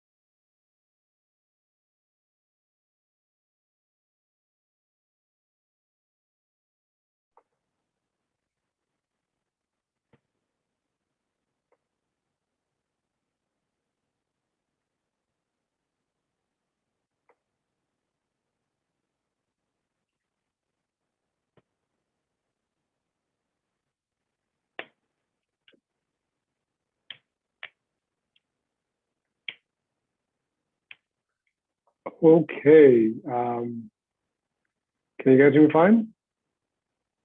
Yes, we can hear you. So welcome back from our break for the final session of our summit. We'll start off with talking about just a small talk regarding the peace talks with Durakshan Kurban Ali, as we've all met, and Rustam Sirat. Durakshan Kurban Ali is a Hazara Canadian human rights activist, independent researcher, and co-director of Welcome Home TO, an organization connecting resources, people, and organizations to support refugees in Toronto. She has nearly a decade of experience working with refugees, and from volunteering at the front lines of the refugee crisis in Hungary, Germany, and Greece, to providing legal information to detained migrants in Canada. Durakshan has published research on topics such as refugee migration and integration in the EU, Canadian foreign policy in Afghanistan, international law, and human rights, and has shared her insights at multilateral forums such as the UN Human Rights Council. Formerly, she was also a compliance director with the G20 Research Group, chair of Amnesty International, UFT, and a Studio Y fellow at Canada's largest innovation hub. Durakshan is a recent JD/BCL graduate of McGill University's Faculty of Law and graduated with high distinction from the Honors Bachelor of Arts program at the University of Toronto, receiving her joint specialist degree in international relations and peace and conflict and justice. She will also be one of the lead speakers in our session 3, which is the allyship and action planning. In addition to that, we have Rustam John. Rustam Ali Sirat is a doctoral candidate at the Department of International Relations, South Asian University, New Delhi. His doctoral thesis is on external intervention on ethnic politics in the post-2001 Afghanistan. He is interested in identity politics and ethnic political representation. Rustam has contributed opinion pieces to the Diplomat magazine, Foreign Policy, The Wire, Al Jazeera, London School of Economics blog, South Asia Monitor, Geopolitics, Global Voices, and the Institute of Chinese Studies in New Delhi blog. And with that said, I pass on the stage to Durakshan John and Rustam John to discuss matters regarding the peace talks. Thank you so much. So we're gonna have we're gonna try to keep it short, but it is of course like a very huge topic. Peace in Afghanistan, if it was easy to talk about, it would be solved by now. And so we're going to stick to the recent discussions. We're gonna start with a brief intro to the updates on the talk so far, and then move into, I guess, discussion of the specific concerns of the Hazara community. But I will let Rustam, explain what's been going on so far and what peace means for our community. Quick question, is the PowerPoint on the screen yet? I'll get that for you in just a second. Sure. Okay, till then I will start without PowerPoint. You can hear me? Yes, we can. Okay, so so I will go a little chronically here. On 29th February 2020, the US Taliban peace deal was signed, which after that the Afghanistan and the government peace talks should have started by March, but it was not. It was delayed due to some obstacles. And on September 12th, the talk started, the first phase of the peace talk, so which ended, and after that, so the second phase was supposed to be started on 27 December, but that hasn't yet. So due to some problems in the process, because the Taliban has not yet on the table, they are not. So there is a new issue which has come up, and that's that, and the Taliban are asking for the release of something around 6,000 or 7,000 of their prisoners. So that's the update on the peace talk. So Now I'll move by starting a quote by Winston Churchill that jaw is better than war. You can hear me? Okay. So yeah, but this peace talk is very welcome development to hopefully to end this long war.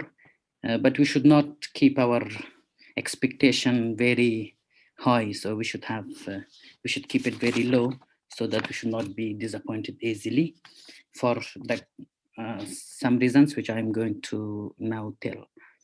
The first reason is that, the Taliban are as confident as never before. They were this much confident that, they will win this war. So they see this negotiation as a tactical measure to keep the US out and then continue their fight.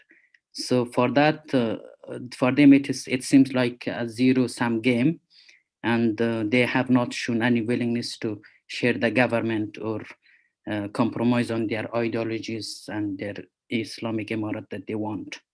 So that's that.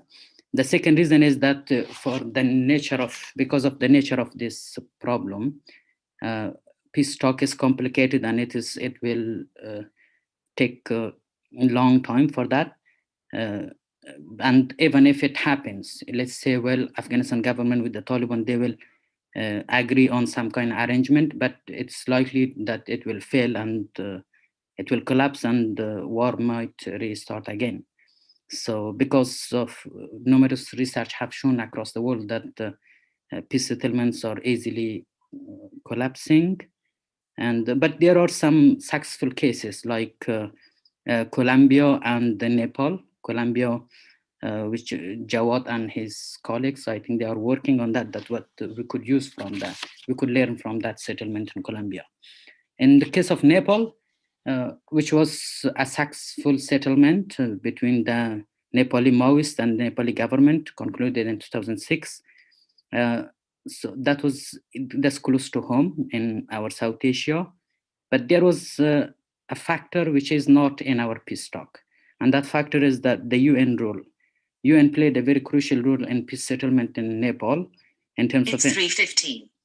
In terms of integrating the guerrilla fighters, the Maoist fighters, into the government army, and they were very small numbers, something around 12,000, which Taliban's fighters numbers they are claiming to be 100,000 fighters.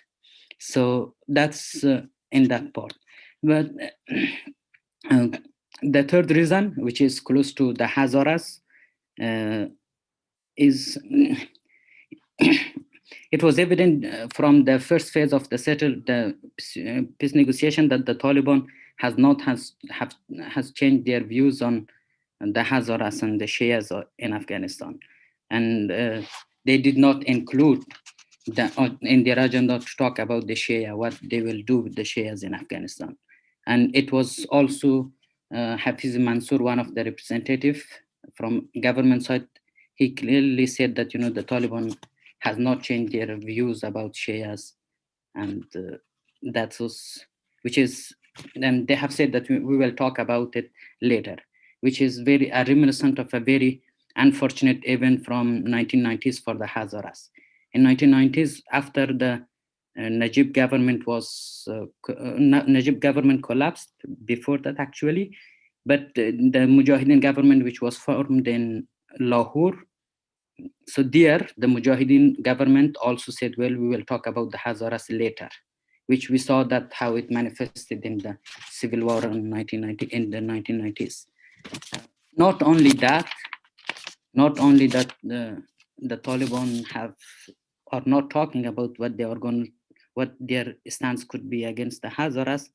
Mullah Mannon Niazi, the Taliban commander who ordered the massacre of Hazara in 1998 in Mazar Sharif, in an interview as recently as 4th April 2020, which is available on YouTube, he said, well, we have killed the Hazaras and we will kill them again if they continue their ties with Iran, which is a clear case of racism.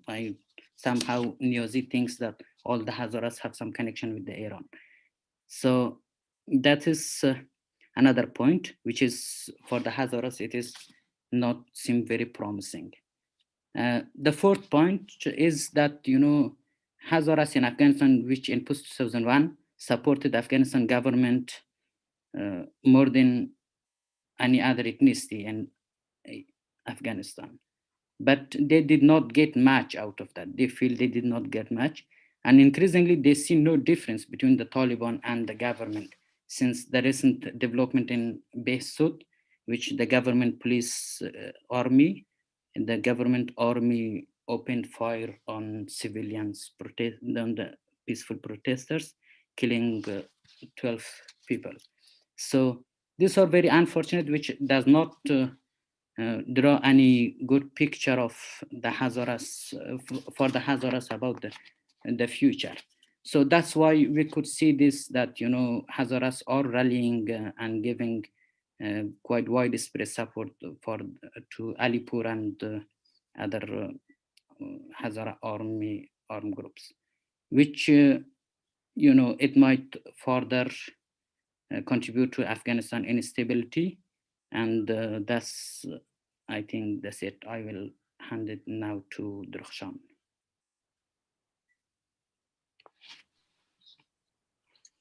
Thank you for starting that off. I guess the main concern for Hazaras in these peace talks has always been the fact that their security can't be guaranteed by either currently the government or by the Taliban or by different, basically, no matter which way it goes, the security of Hazaras is not guaranteed.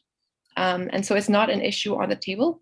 And it's not just, of course, the Taliban who are attacking Hazaras. They face threats from various groups. The emergence of ISIS in the country is a major concern. And there just isn't a plan to address the key concern of Hazaras, which is that the Taliban have historically persecuted Hazaras on the basis of their Shia faith and their ethnic identity. And if they are given power, there's no guarantee that the security of Hazaras will be secured. And so this is the very simple, very basic, and very reasonable concern that they wish to have addressed. The image you see in the background of this slide, it's, I guess, the destruction of the largest Buddhas in the world in the homeland of the Hazara people in Bamiyan.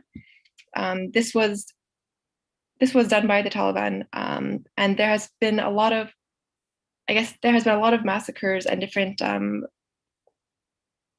campaigns of oppression, campaigns of displacement. A lot of communities right now are being displaced as we speak, and there isn't enough awareness about this. And so basically, this is a concern that has to be addressed in any peace negotiation. We can go next slide. So earlier this year, in September, the statement of the Hazara diaspora regarding the ongoing intra-Afghan peace talks in Doha, Qatar, it was essentially a statement where Hazara diaspora civil society organizations came together to put forward a list of concerns, but also proposed solutions and proposed, components of a lasting peace in the settlements. So I'm going to go over the key concerns and the key proposed solutions. The essence of the statement wants to communicate what Dr. Gizabi mentioned earlier, that Hazaras want peace, but their security and human rights must be guaranteed in this peace. I think there's a confusion sometimes between the absence of war and the presence of peace. If the Taliban stops fighting, that doesn't mean that there's peace in Afghanistan, right? There isn't, there is not a direct correlation between the cessation of that violence and then the presence of peace in Afghanistan. So the Taliban have committed atrocities against Hazara civilians, including massacres in Mazar-e Sharif in 1998, where they publicly declared their intent to kill Hazaras based on their identity. So other massacres took place over the years. And the key learning from this is that peace cannot come at the expense of human rights. And so this is the question we want to kind of deconstruct and maybe have some discussion about: how can we ensure any kind of peace when we're dealing with people or a group that has historically, systematically, and continues to persecute the Hazara ethnic group, and as well as large segments of society and women. But the ethnic persecution here is the key concern. So the next slide, we'll go over a few more points. Any political settlement needs to consider both the history and the diverse needs, interests, and the concerns of all citizens in Afghanistan. So there is particular necessity to consider the needs of historically persecuted and marginalized ethnic groups, because these groups continue to suffer the targeted violence. The government, as Rustam has mentioned, has not adequately responded to the pleas of its citizens for increased security and justice. And so this is the situation right now, where there is no good solution. If neither the government or any other group is able to secure security, we're going to basically risk civil war. We're risking ethnic divisions and conflicts if we don't address this basic need for security of persecuted groups right now. And so yes, there are misapprehensions and mistrust about the entire process, and it most likely won't go anywhere. But from this lesson, we have to learn going forward, how do we create an inclusive peace that takes into account the needs and interests of the Hazara people, but also of all 14 ethnic groups in the country. There's a diverse, the country is very diverse, and I think that the visibility of all these groups and their different and diverse interests are not fully taken into account. So the key point here is that the security and constitutionally protected rights of Hazaras must be non-negotiable in any peace settlement if it's going to be lasting. Next slide. Okay, so what does peace mean and look like for Hazaras? That's the key question that we're coming to today, because if not this agreement, if not, this situation, what does peace look like in a way that can secure the human rights of Hazara people? We'll move on. I think that people are often jumping straight to peace before discussing what that actually means in practice. So to deconstruct this a bit, in order to have peace, we need unity. So everyone says, Afghans need unity. We have to be united. And so we have to stop, talking about these issues and sweep it under the rug. That's the common argument. But to have unity, the missing piece there is that you need to have reconciliation and conversation and justice and truth. All these things are components of unity, because without these components, it's not unity. It's continued oppression and subjugation and silencing. So to have real unity, we need to have real conversations. We need to have reconciliation with the Hazara community, and we need to have justice, and we need to have truth and respect for human rights. If you don't have these things, and you're trying to silence the voices of Hazaras as they try to communicate to you that they need this anyone needs this, a basic human need they need to have their human rights secured. If you're trying to silence the voices of Hazaras, you're not contributing to unity. That's called oppression. So I want to clarify that, because I think we all agree that we need unity, but we have to be clear, what is the definition of unity? What does it require of us all?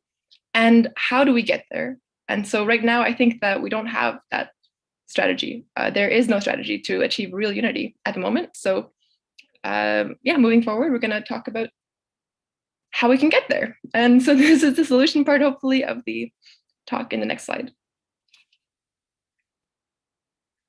So in this statement, where global civil society, Hazara civil society organizations came together from across the world, Australia, Canada, and Europe, they came together and they put forward these 6 key demands. And they're here in front of you: recognition, inclusion, security, democracy, equality, and accountability. We're going to move into recognition and discuss what that means. So in order to have a lasting and sustainable peace that is going to last longer than a news cycle, we need to really recognize on a national level the historical persecution of the Hazara people based on their faith and ethnicity by the Taliban in order to ensure that as a distinct cultural and ethnic group, the fundamental rights and security concerns of Hazaras are recognized and protected in the peace negotiations. I think that the major point of contention right before the peace talks were all stalled and discontinued was the question of, I guess, ideology. And as predominantly Shia Muslims, though not all are, the religious rights of Hazaras need to be recognized in the constitution. Well, they are recognized, but they need to be maintained that way. And so the Taliban were insistent that the Islamic jurisprudence be one that doesn't recognize Shia Islam, and so that is a big problem, because if you don't recognize those rights, you're taking away the rights of citizens.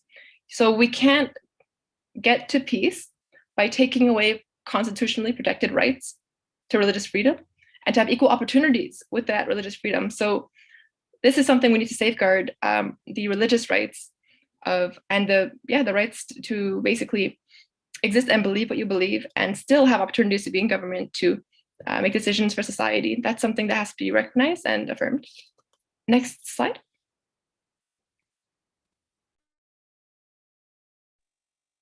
Okay, so inclusion is probably it's a buzzword, but what it really means is that Hazaras are fully able to contribute and participate in all elements of society, from the government to the foreign affairs, to the ground, to the every single layer of society. There should be equal access to participate and succeed and to reach leadership positions regardless of who you are and what you believe, as long as you are a citizen of the country. So a peace settlement has to ensure the full and equal participation. To get there, you have to at least have the views of every ethnic group present while you're making decisions that basically will determine the future of the country. So the peace settlement must ensure the full and equal participation of Hazaras in post-peace government structure and political systems. For this reason, the settlement, the statement requested that the settlement guarantee the full inclusion of Hazaras and other ethnic groups as well in the post-peace political system and government structure, and provide equal opportunities for them to take part in every sphere of public life. And so this also means determining what is the best way to conduct government, to the structure of government. These are questions that right now are actually being debated, and to get to a solution that works for everybody, you have to have everyone around at the table. The last slide, or sorry, next slide.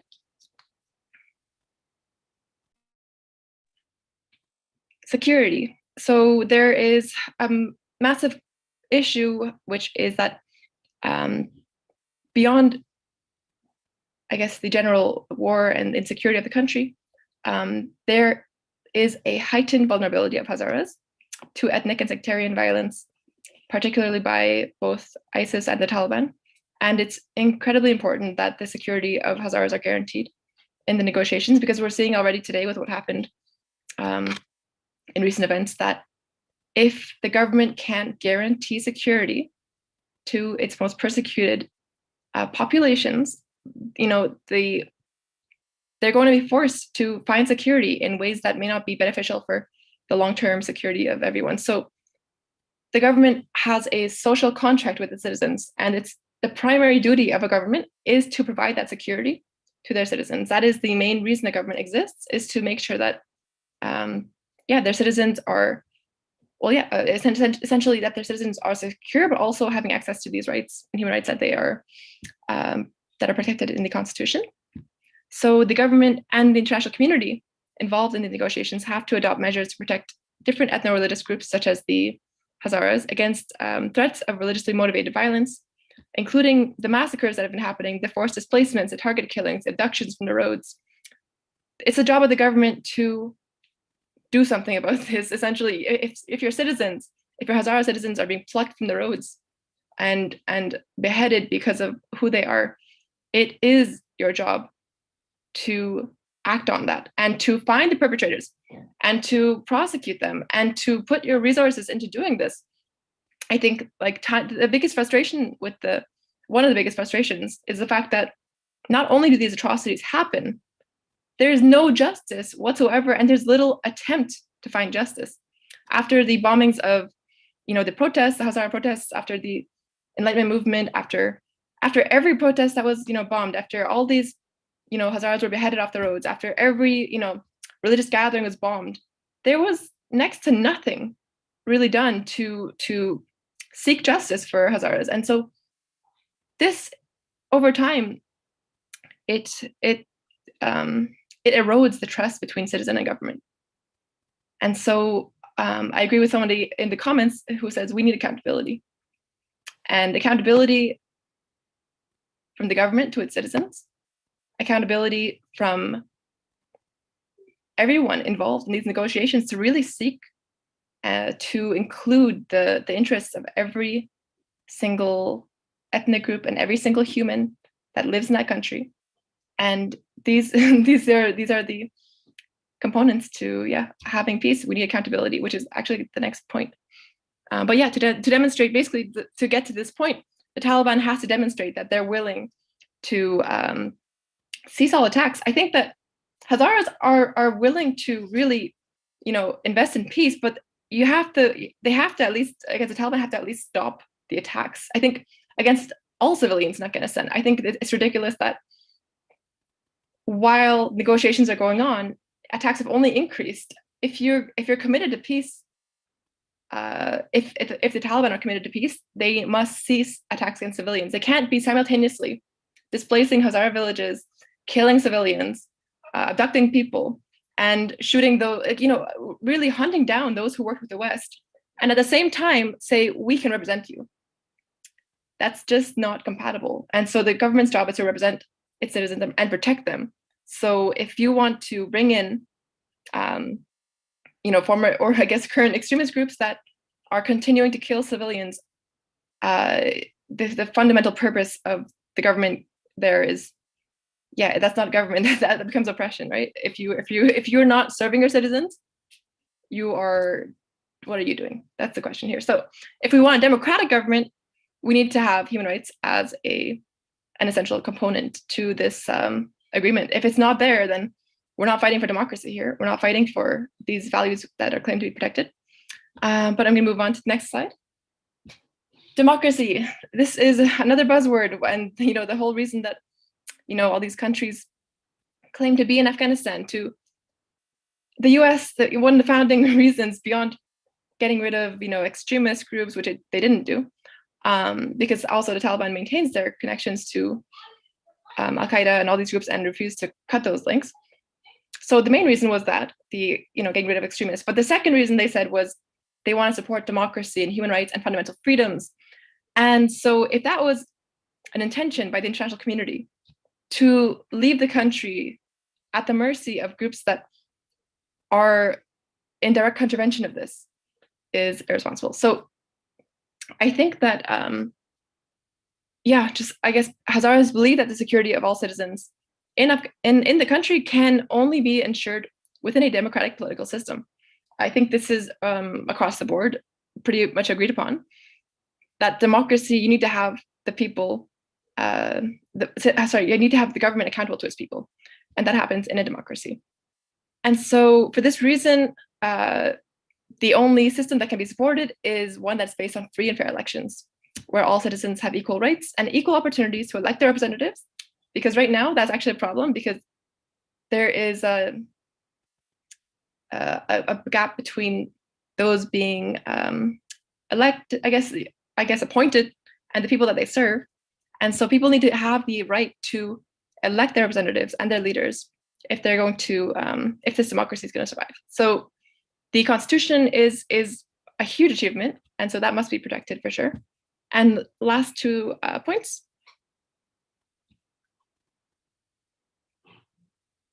Equality. I think that equality ties into security, because a big reason that the Hazara people are so heavily experiencing a disproportionate amount of violence and negative effects of everything going on is because they have layers of, like we discussed today, the legacy of genocide, slavery, land dispossession, oppression, barring, over history to basic rights and to basic education, that makes them particularly vulnerable to any other,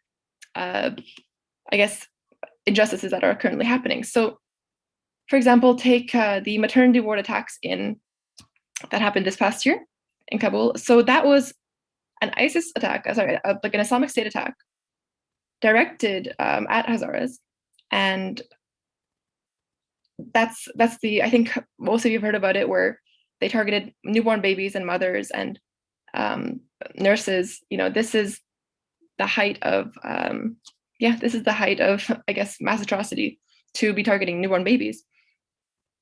Those mothers came to that hospital from provinces that didn't have hospitals. So the first problem is the poverty. The first problem is the lack of infrastructure, the lack of funding, the diversion of aid, international aid, from these poor regions for so many years, that these women had to travel all the way to Kabul to go and give birth. And then when they get there, they end up shot by a terrorist because they're Hazara and because they're Shia, and because this is it's the epitome of just all these issues coming together. So we need to address equality. We need to address opportunity. Justice and equality together are the foundations of a lasting peace. So security is definitely tied to equality, because if you're not going to die from a terrorist, you might die from hunger or lack of access to a medical clinic. And Hazaras are facing this disproportionately more than the general population, though the whole country, of course, is suffering.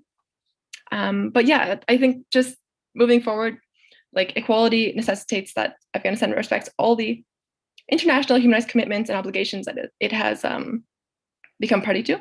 So all these agreements in international law, they have to be respected. And that is the gist at that point.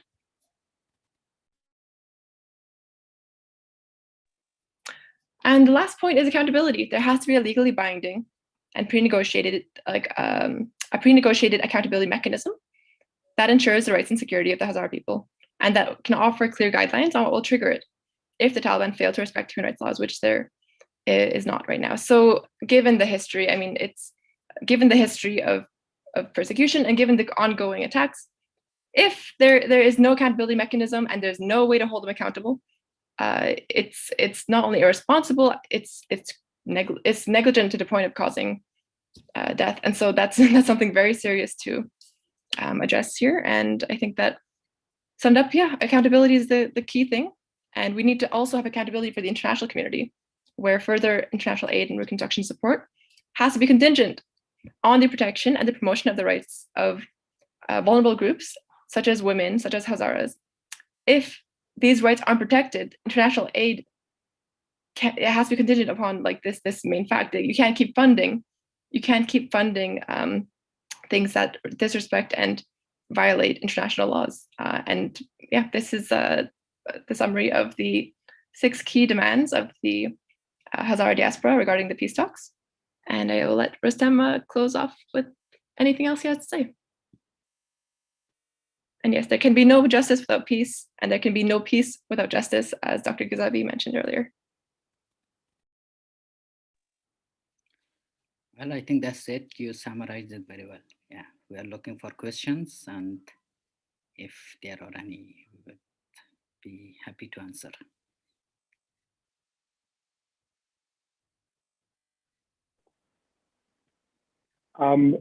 At this point, we will leave the Q&A a little towards the end of the summit, because as we mentioned before, we are kind of running a little behind schedule.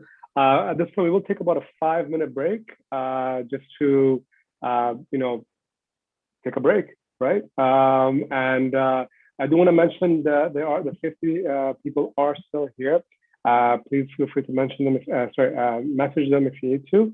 And it is 5:11 right now. It will come back at 5:16. And then from then, we'll have Madina Jo and Dr. carry on with the allyship session. Thank you. And I do see a question in there. We'll address it at the very end. The question was, is the Afghan government capable of holding the Taliban accountable? And that's a great question. I think, I think we have a lot of speakers who can speak to that. Of course, yeah. Thank you.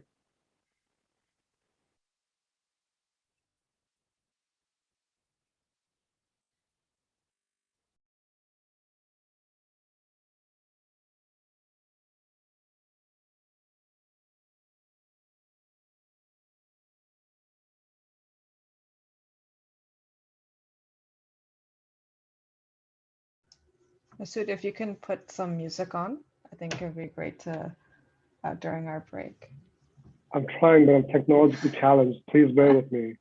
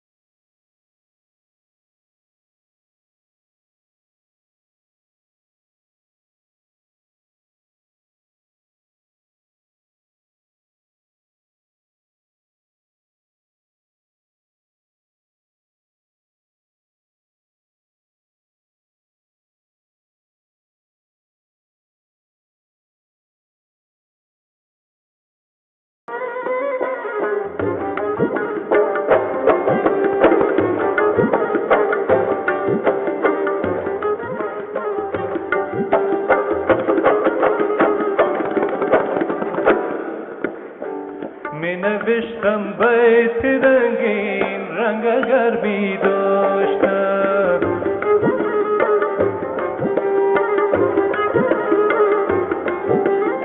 می نوشتم بیت رنگین رنگ اگر بی داشتم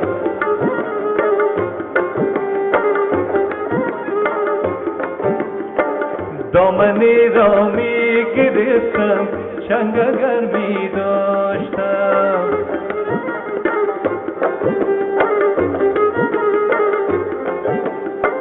دامنی را می گرفتم چنگ اگر می داشتم قدرتم نبود که از می خانه ساغر کشم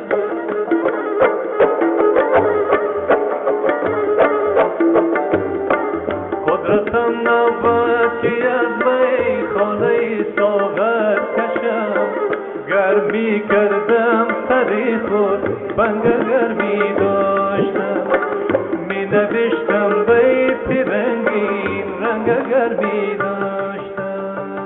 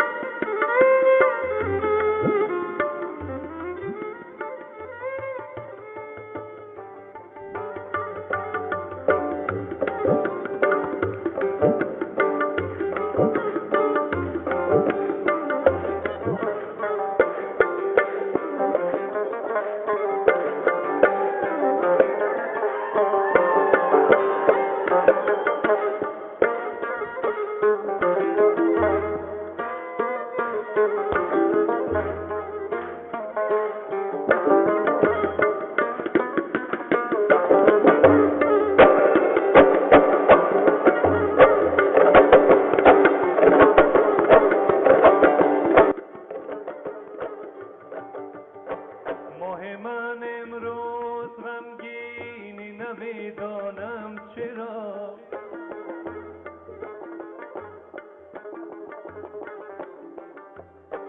ماه من امروز غمگینی نمیدانم چرا ساز میکردم بلد سارنگ اگر میداشتم ساز میکردم بلد سارنگ اگر میداشتم یا تو را یا خیش را میکشتم والا ای رقیب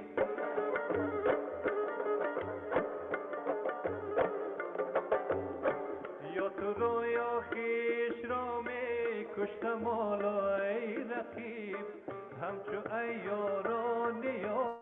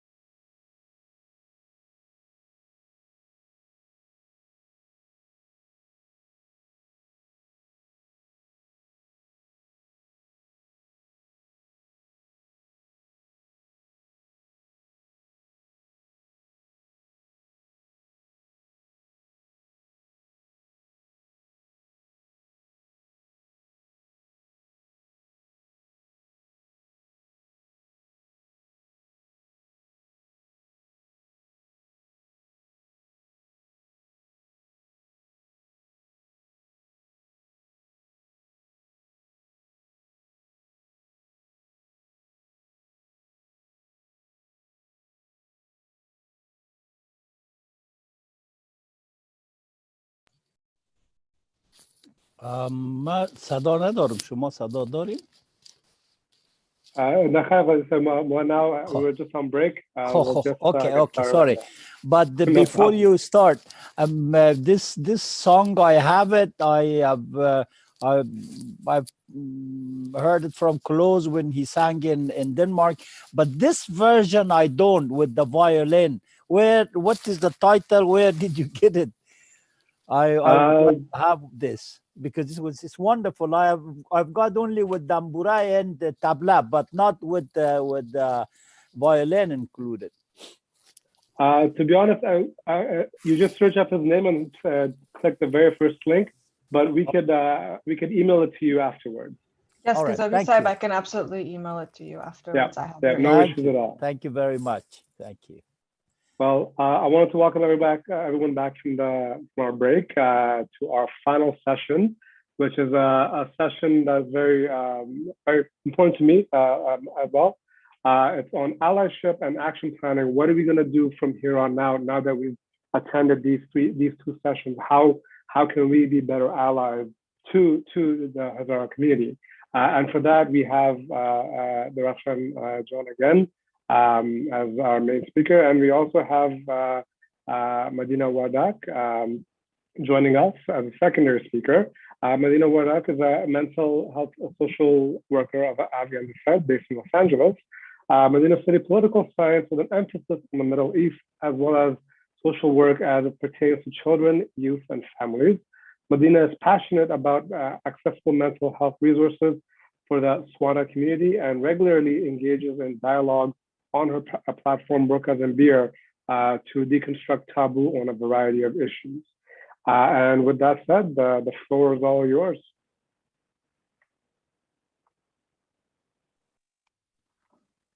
Hi, everyone.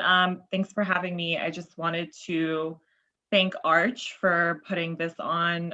It's so important and well overdue.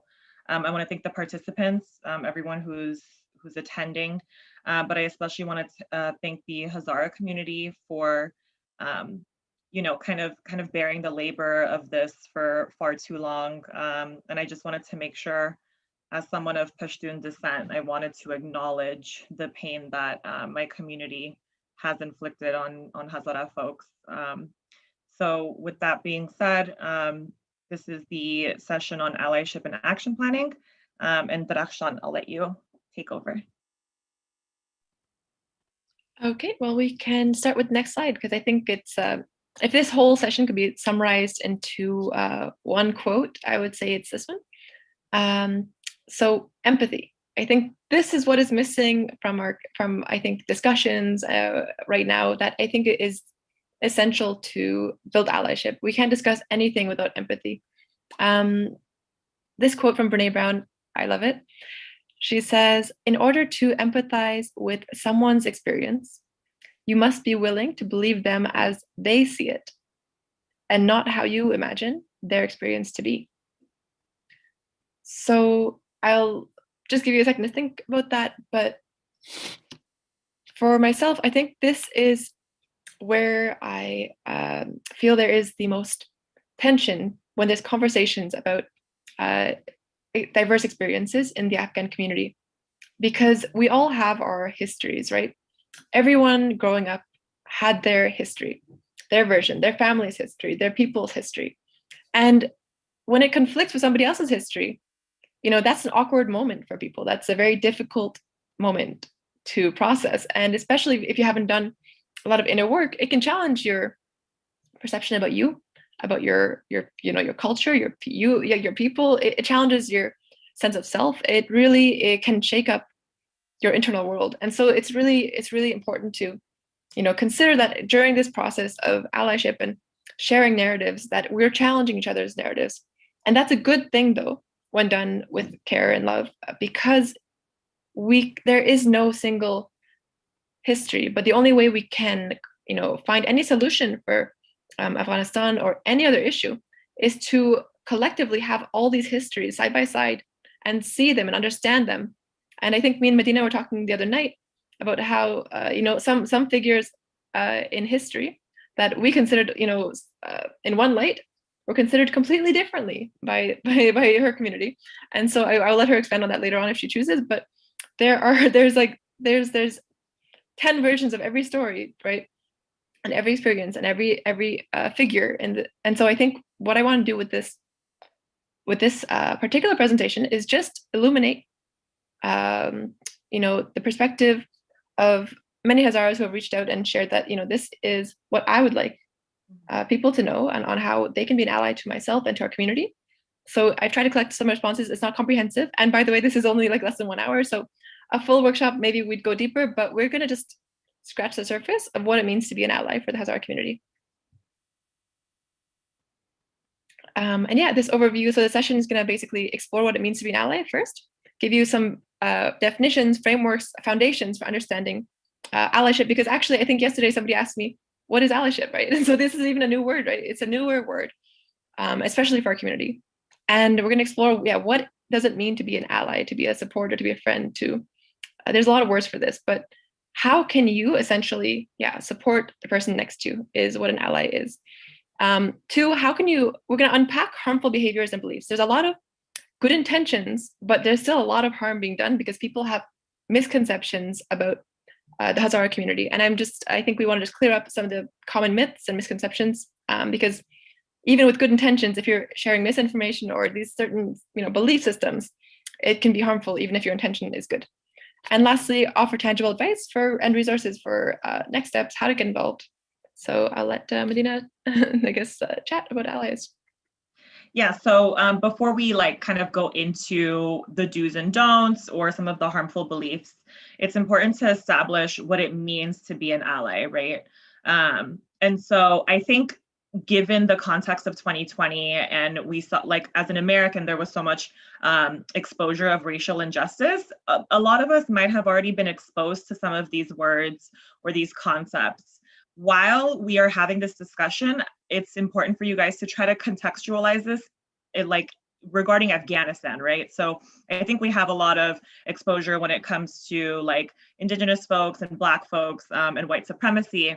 And so try to think about that in the Afghan context.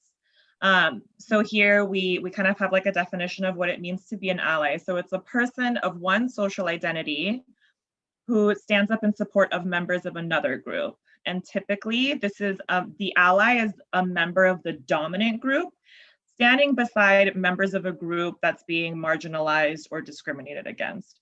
So really, to be an ally, you are acknowledging that your position is one of privilege and you don't want to use that anymore to cause further harm. What you're trying to do is you're trying to offer up your body, your mind, whatever it is, your knowledge to support the cause of folks who may be unable to occupy the spaces that you're in. And so to be an ally is to take the struggle on as your own. Darafshan earlier was talking about empathy, right? And I think this might even be a Brene Brown analogy. She was talking about if you can think of a well and someone falls into the well, sympathy is standing outside of the well and offering a hand down and saying I want to help you up. Empathy is going down into that well with that person and figuring out, how you both can get out. And so when we think about liberation for Afghanistan, whatever you think that means, Hazara folks and Shias really need to be at the forefront of that. So number 2, transfer the benefits of your privilege to those who lack it. Amplify voices of the oppressed before your own. Acknowledge that even though you feel pain, the conversation is not about you. And I think this is really important for Afghans. We've all been impacted by war in some way, but specifically this issue is about Hazara folks and how their experience is that and more, so it's nuanced. Stand up even when you feel scared. And so I know at least for me, when I was trying to be an ally in whatever context it was, something that I was thinking a lot about was what may I be doing unintentionally that could be causing harm? And we don't want to hurt people, right? And so that might make you want to withdraw. And we'll go a little bit more into that later, but standing up even when you feel scared is something that it's like a commitment. It's a lifelong commitment to do that. Own your mistakes and decenter yourself. And then number 7, understand that your education is up to you and no one else. I also wanted to add that me and Medina set up this presentation as a conversation. So we may be kind of adding on to each other's points, maybe interrupting a bit, but that's all just part of the, I guess, more casual vibe that we want. And so just to chip in on her last point, I want to just reiterate that there's a lot of trauma in our community. And so I think we have to acknowledge this, first of all, that from what I know and from people that we've discussed amongst ourselves, the Afghan community isn't we're not known for our great communication skills with one another and emotional kind of conversations where we don't even have words for a lot of these things about mental health, and we're still developing this vocabulary right now for our community, the vocabulary of understanding ourselves, understanding our mental health, and our how to express trauma and pain.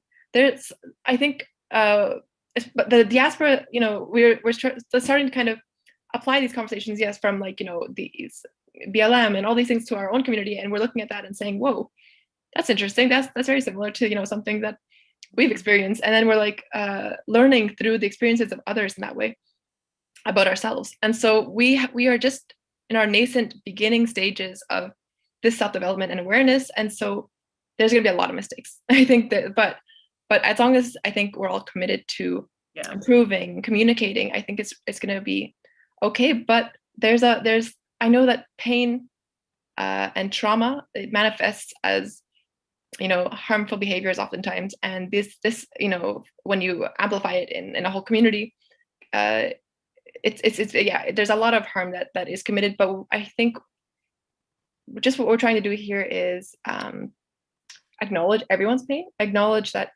the entire community has suffered so much, and we want to use this conversation about Hazaras to break the ground for deeper conversations about everyone's pain as well, and to build better bridges, because the only way this pain will stop is if we find peace and understanding with one another. And if we can't find that, we're going to be reinforcing this cycle of pain for the next 30, 40, 50, who knows how many years. And so, but it won't stop until we address the issues, right? If there's a leak on the ceiling, pointing at it and saying that, if you ignore it, that leak is still going to be there. And so what we're trying to do is just, point to the leak, and say, hey, there's a leak there. It's a problem. It's causing problems for this particular community that, is right underneath it. But can we address it? And then we can kind of move forward and build that house together after that. So what does it mean to be an ally? The next slide, it's the same, just as Medina said. The only thing I'm going to add to that is that it's more than sympathy. It's really about compassion. And I think compassion manifested, empathy manifested is action. I think words go only so far. They need to come with action. We need to, I still have friends that, that feel for the Hazara community, and they're Afghan, they feel for us, but they won't act because they're scared of how it might affect them. I think that we have to start putting our own personal discomfort, to decide for a second and consider the larger harmful implications. And ask ourselves, do I want to contribute to this system and history of oppression, or do I want to be part of the change? Like, what is it? Don't be an ally for me. Don't do it for someone else. Do it for yourself. Do you want to be a person who supports liberation and values of all these values we're talking about today?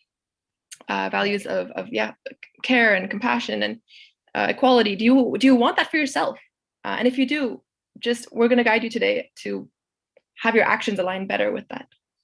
But essentially educate yourself, challenge your own discomfort and prejudices, learn and practice the skills of being an ally, and take action, like to create interpersonal, societal, and institutional change. Next slide. I want to just open the floor a little bit to the Arch exec, because I wanted to point out that I am very grateful for the team for organizing this event. They've been wonderful allies, and I think that I think I just want to hear more about why and how do you choose to become an ally, and we can open that discussion later on as well. But I think it's important for people to know the people behind the summit a bit, and I'm interested. Yes. So I can start. Thank you for the question. For me, a lot of my feelings and my drive for the summit, to organize and put the time to create this space is from, and I've talked to Darshan about this before. It's from a very deep-seated anger. Anger is often it often has a negative connotation and can be destructive, of course. But for me, this anger, for this systematic violence against my Hazara siblings is constructive. This is a new term, or this new concept that I learned from Darshan, that I have a constructive anger. And by that, I mean that, my push to make the summit the way it is now and how it has come to be is fueled strongly by this anger. So I would say a burning anger is certainly what made me stand by the Hazara community. And I put the question to the rest of the team that as well. I can go next. Thank you so much for that question.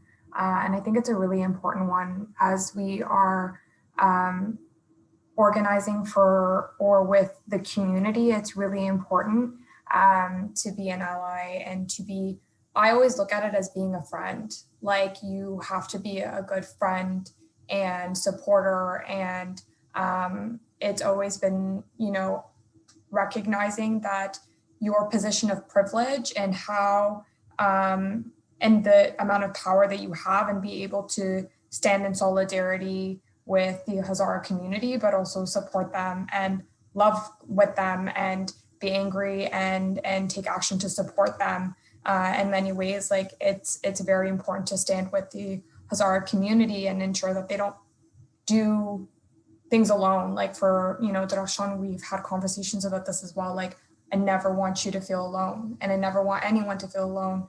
And so for me, to be an ally means to consistently go through this process of learning and unlearning, and create spaces of change in any way, shape, or form.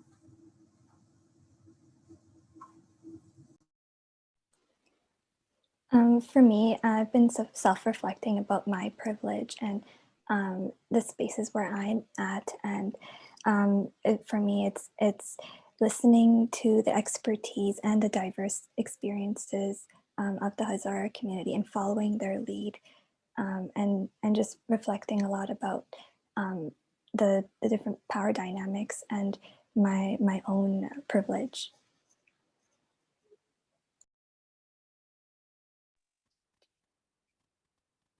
I appreciate everyone sharing. I think the reason I think I don't know, I feel like this year or this event, it feels like this feels like allyship. I really feel like there's so much work involved in organizing and advocating and everything. And I think most of the Hazara community is really burnt out. Everyone that I know who works on this is burnt out, exhausted, at their limit and capacity.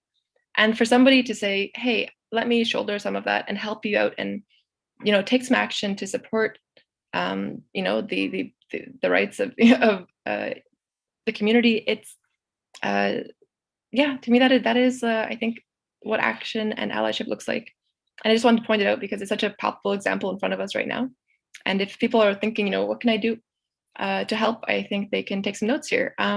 What I wanted to just touch on is that Afghans usually say we're all one family. But my question to them is, how do you treat your family? Because I think not everyone has a great relationship with their family, right? But we want to have a healthy family, and healthy families, I think, respect each other's experiences and emotions. And if your brother or your sister, got shot or is in pain or whatever, and they say, "I'm hurting," what are you going to do? Are you going to go and tell them, stop complaining, everyone's hurting, or are you going to go and say, how can I help? You need to go to the hospital? How can we resolve this? And realize that we're on this, same side and same family. I think families are, allies in that sense.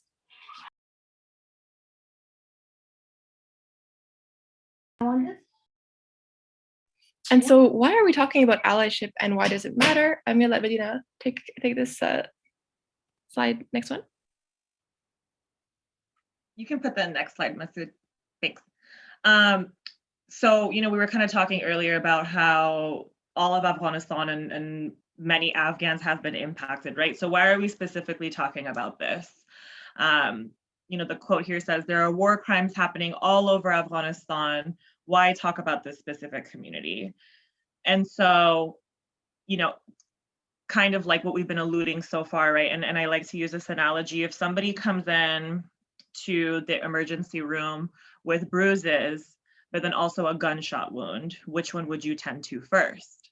And so the doctor is not denying that the whole body is in pain, but there's like this wound that needs to be attended to like right away, right? So when we talk about like why we're focusing on this, it's because Hazara folks do experience a disproportionate amount of like violence, targeted attacks, and it's state sanctioned. Like historically, it's been state sanctioned. So, when we think about like the Afghan experience, so much of it can be like foreign intervention or like, this government did this or this neighboring country did this. But when it comes to this specific issue, this is like the Afghan government perpetuating it.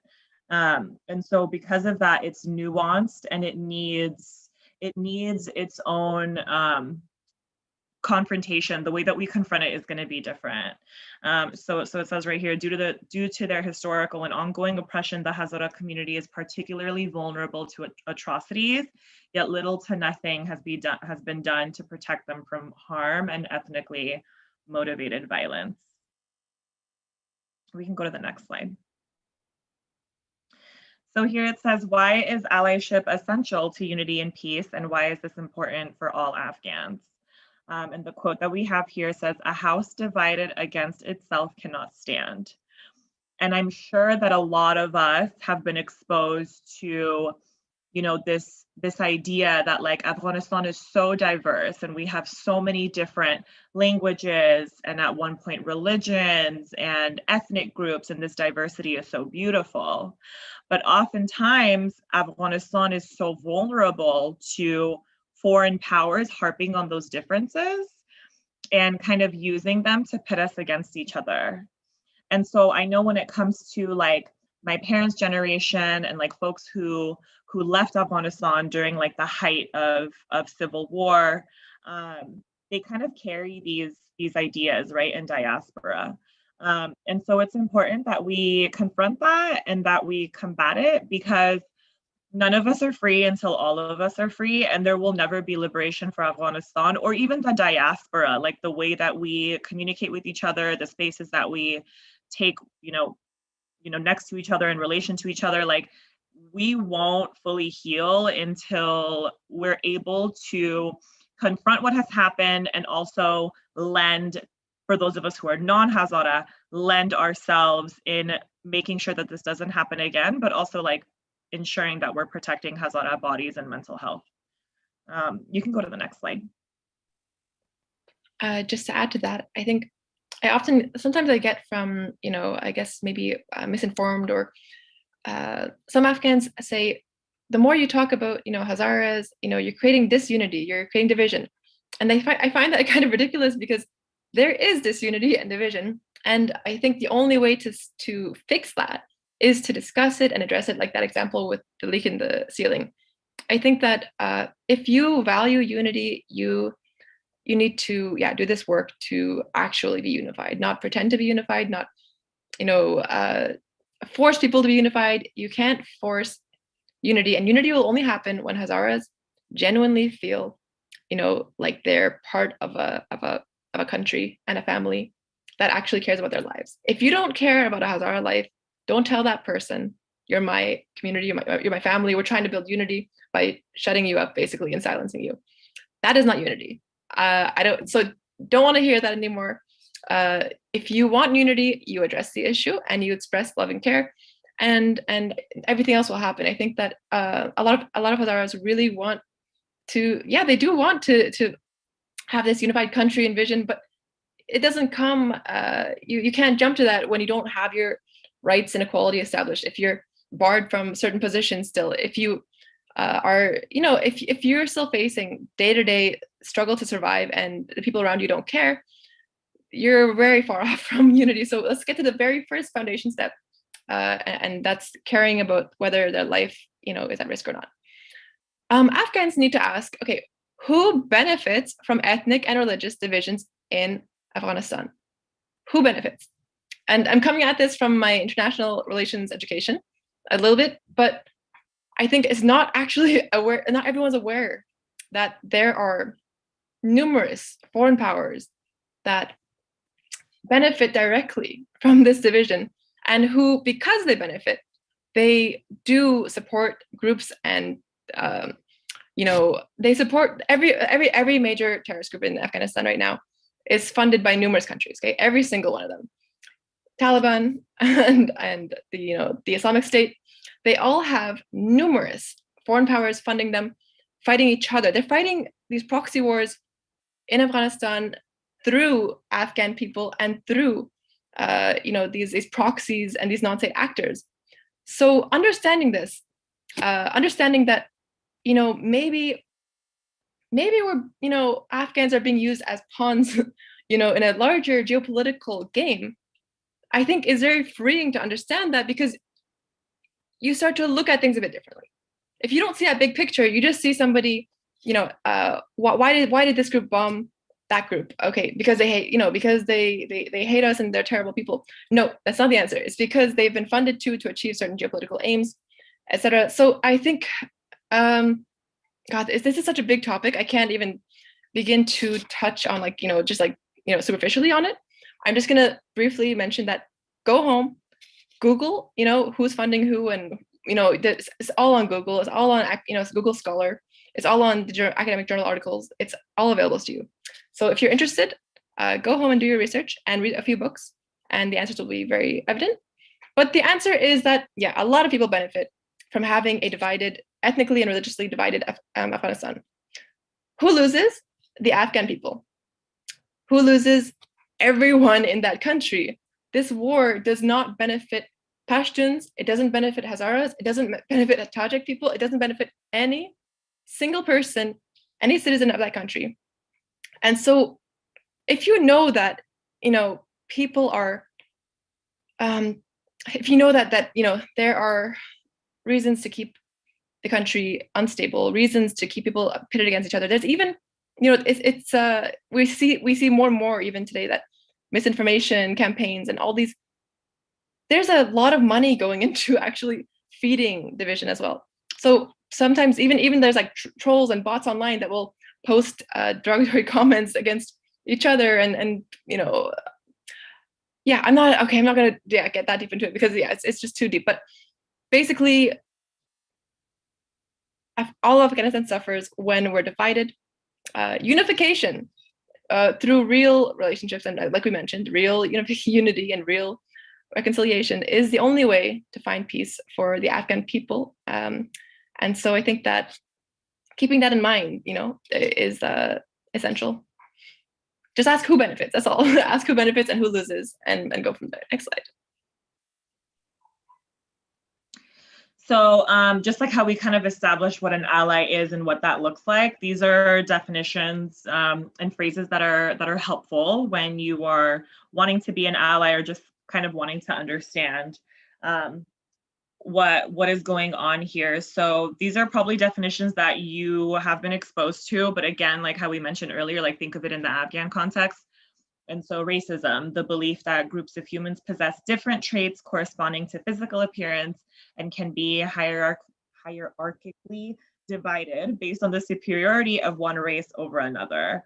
And so, when we're thinking about Afghanistan and we're thinking about ethno-nationalists, I'm sure that all of us can maybe remember some things that have been said about different ethnicities in Afghanistan and maybe traits that they have. And so that is like racism in real time.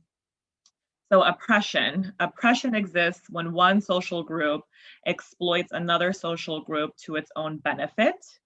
It results in privilege for the dominant group and disenfranchisement for the subordinated group. And so an example of that can come with Hazara land dispossession, and then Kuchis directly benefiting from that. That is oppression. So you can go to the next slide. Okay, systemic racism. So when we're thinking about systemic racism in the context of Afghanistan, think about the ways that the Afghan government has purposely perpetuated laws or social laws and things that are official that basically benefit everyone but Hazaras. And so thinking about the taxes that are imposed on the Hazara, have been historically imposed on the Hazara community. Thinking about Hazara folks having to hide their ethnicity when obtaining identification. So those are things that are systemic, right? There are institutions that are either directly perpetuating it or are just kind of letting it slide. And then discrimination is the unjust, disproportionate, negative treatment of people on the grounds of race, sex, age, or other social identifiers. You can go to the next slide. Okay, intersectionality. I love this concept. It's so important in social work. And it's something that as a social worker, I am confronting and applying to myself and also just applying to everyone around me every single day in the work that I do. And so basically the definition is there and you guys can look at it. But when you think of intersectionality, think about layers, right? And so everybody has different layers that encompasses their whole identity. And being Afghan, we're not all on the same playing field. So when you think about intersectionality as it is reference to Afghans, you can think about different social identifiers. So like, are you Sunni? Are you Shia? Are you Hindu? Are you Sikh? You know, so even though like we're all Afghan, right, from within the borders of Afghanistan, there are still things that can make me have more advantages than someone else who is from the same country, right? And so that's intersectionality. It's coined by Kimberly Crenshaw, who is a Black woman, and it basically refers to the complex and cumulative ways that affect how different forms of discrimination combine, overlap, and intersect. Another thing that you can think of is like, you know, how Hazara folks have been barred from obtaining education. And so when it comes to like, when you're looking at this from an intersectional lens, it's like, you know, having that, lacking the education is putting them on, not on the same playing field as everyone else who's able to access education or access jobs or whatever it is. So the point that I just really want to make is that like, even though we're all Afghan, we all have varying different experiences of being Afghan, and that will dictate the way that we behave with each other. But also when you're wanting to be an ally, it's like, it's really important to acknowledge that my experience of being an Afghan is not going to be the same as everyone else's. And the intersectionality framework can help me understand that. You can go to the next one. So I use, okay, so basically this slide is because of a few interactions this past year, where I got frustrated because, you know, there were some Afghans who basically said, you know, there was no genocide, there is no genocide. And it was very frustrating. And then at some point I realized, oh my God, this person doesn't know what a genocide is. And so that's why I'm sharing this slide, because I recognize that like, I had the privilege to go to law school, and it's not something everybody's going to have access to around the world. All, you know, some, like, it's just not like this, not everything is common knowledge. So to take the time to just briefly touch upon, you know, the legal definitions of genocide, ethnic cleansing, war crimes, I think is going to be helpful in the long run. I won't go again too in depth because there's not enough time, but you can revisit the slides and go visit the sites to learn more. But just briefly, I wanted to clarify that no one is saying that other groups in the country aren't experiencing crimes against humanity or war crimes, etc. I think that there needs to be a distinction made between these 4 different crimes, like under international law.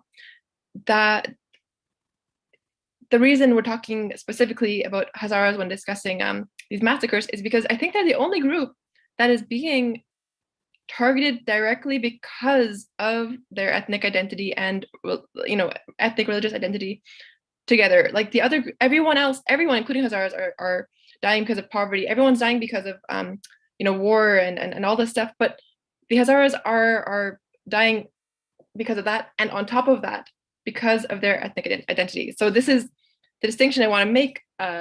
Certain crimes are they require, I guess, yeah, an element of intention to, like, for example, this one in front of us now. The definition of genocide is any of the following acts committed with the intent to destroy in whole or in part a national, ethnic, racial, or religious group. So this can include, yeah, killing these members of the group, bodily harm, mental harm, inflicting on the group conditions of life calculated to bring about its physical destruction, imposing measures designed to, basically, so yeah, you can read yourself, but there's a lot of criteria. We'll move on to the next few slides just to briefly explain the differences. Ethnic cleansing is a purposeful policy designed by one ethnic or religious group to remove by violent and terror-inspiring means the civilian population of another ethnic or religious group from certain geographic areas. Next slide. Crimes against humanity, you know, also it's, there's so many, you can see here, there's so many things that apply there. So I just wanted to clarify that, you know, these are what these terms mean. Just go, I really recommend you go home and research a bit more, understand what they mean before. I think even some people also believe that, you know, if it's not, like, the Holocaust is the only example of a genocide. Like, there are a lot of genocides that have happened since. You can look at what happened, yeah, in Rwanda, but also in Bosnia, and all these different examples, modern day, that are not the Holocaust, might give you a better idea of like what genocide looks like in the 21st century. or even like what it could look like, because as we mentioned earlier, there's very strict legal definitions as to what qualifies, but before genocide comes ethnic cleansing, comes crime against humanity on a systematic scale. So we have to remember that like genocide is not the only word to consider. Crimes against, like, systematic crimes against humanity is just as bad. It's a atrocity. Mass atrocities are something to address. And so not to get too hung up on that definition, but also to understand it. Okay, moving on. And yeah, war crimes, we'll go ahead and I'll let you read that later on. It's quite long. How to be a better ally. Step 1, challenge harmful beliefs, statements, and prejudices against Hazara people. We're gonna give you some examples. So, okay, there's a lot to unpack. All right. There's a lot of harmful beliefs that, when said with certain thought systems around it, can be harmful in practice. Now, the first one we're going to address is the belief that Hazaras are Mongols and descendants of Genghis Khan and aren't real Afghans. So first, Hazaras are diverse people. Some groups identify more strongly with that lineage, and some groups less so. There's varying levels of connection, but the most important thing to remember, as Dr. Ghazabi mentioned earlier, is that Hazaras are indigenous to the country, regardless of what the ancestry was. If you're aware of history, you know that Afghanistan has been the crossroads of so many civilizations. The Greek, the Persian Empire, everybody came through, Mongol, everyone came through and left their mark. And that's why we have such beautiful people with beautiful eyes and beautiful, hair. But we have a very diverse country. And it's a result of all this migration. And the only issue now I'm trying to bring up is that it doesn't equate to them not having a right to that land and being there, right? So just because, Genghis Khan or Mongols came through the area and mingled with the local population, that doesn't make that local population any less legitimate, just like how we were discussing last night or the other day, 23andMe, the DNA tests, and a lot of Afghans are really getting on this and discussing their DNA. And what we find is that no one is pure Afghan. There's no such thing. It doesn't exist. There is no ethnically pure, nation state that we can construct of what is an Afghan. The Pashtun people have different, I guess Medina can talk about that, but they're, a lot of, basically a lot of different ancestry is in the genetic makeup of people. So if a Pashtun person with like 20% Indian and Pakistani DNA is not considered Indian, why would you consider a Hazara person with like 10 to 20 to whatever percent of their DNA being Mongol as less Afghan? Because if you're going to apply this logic, you have to apply it consistently, right? So if Hazaras aren't Afghan because of their DNA, then neither are Pashtuns or Tajiks, etc., because they all have equal amounts of DNA from other places, whether it's Persian or Pakistani, or whether it's Indian, etc., Armenian. We even have some Greek DNA in us. So there's a lot of DNA diversity, and so it shouldn't be equated to your right to exist. Do you have any thoughts on that, Medina? Yeah, I think like a lot of times we use these phrases and then we use them when it benefits us. So I'm always hearing, or we're always hearing, like, Afghanistan is so diverse and people look so different and we have all this history, and like we're, kind of, saying that statement, especially to people who are non-Afghan, because I think a lot of non-Afghans have a certain idea about Afghans. And so we wanting to like combat that or talking about how beautiful and diverse the people are. Mm-hmm. But then when it comes to like those beautiful and diverse peoples wanting the same basic human rights as someone else, and all of a sudden it's like, okay, you're not indigenous. And like, as a Pashtun, I have grown up kind of with this idea that like Pashtuns are indigenous and what have you. But like, at the end of the day, migration is a part of the human experience. And like when I did my 23andMe, like I wasn't 100% indigenous. And so it's just like, regardless, right? Like when we think about Black folks, they're not indigenous to America, but they deserve human rights. And so it doesn't matter where a person's body is, like if they are away from their country of origin, it's just extending that person basic human rights. And so that's just something that I kind of wanted to point out. Yeah, and I also did the same DNA test, and 80% of my DNA is like Central Asian, Afghanistan, down to the provinces, etc. And when I compared with a friend who was not Hazara, like it was really ironic that like my percentage of my Afghanistan DNA was actually higher. And yet, you know, it doesn't matter. Like the point is, like, this is all constructed ideas. We construct these ideas of what it means to be Afghan. We choose that, right? And we can choose differently. What do we want to define Afghan as? Whatever it was in the past, okay, that's one thing. But I want to also clarify that let people choose their identity for themselves too. A lot of people say, okay, Hazaras, don't call yourself Afghan because that means Pashtun. Okay, but then if they call themselves Hazara, they say, no, you have to call yourself Afghan because now you're, you know, ethnically, I don't know, charging a debate.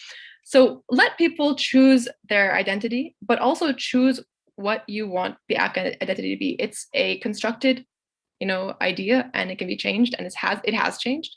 But also understand that, you know, calling Hazara Afghan can sometimes be problematic because, you know, Hazaras were independent, like an independent peoples prior to the nation building campaigns in the 1800s.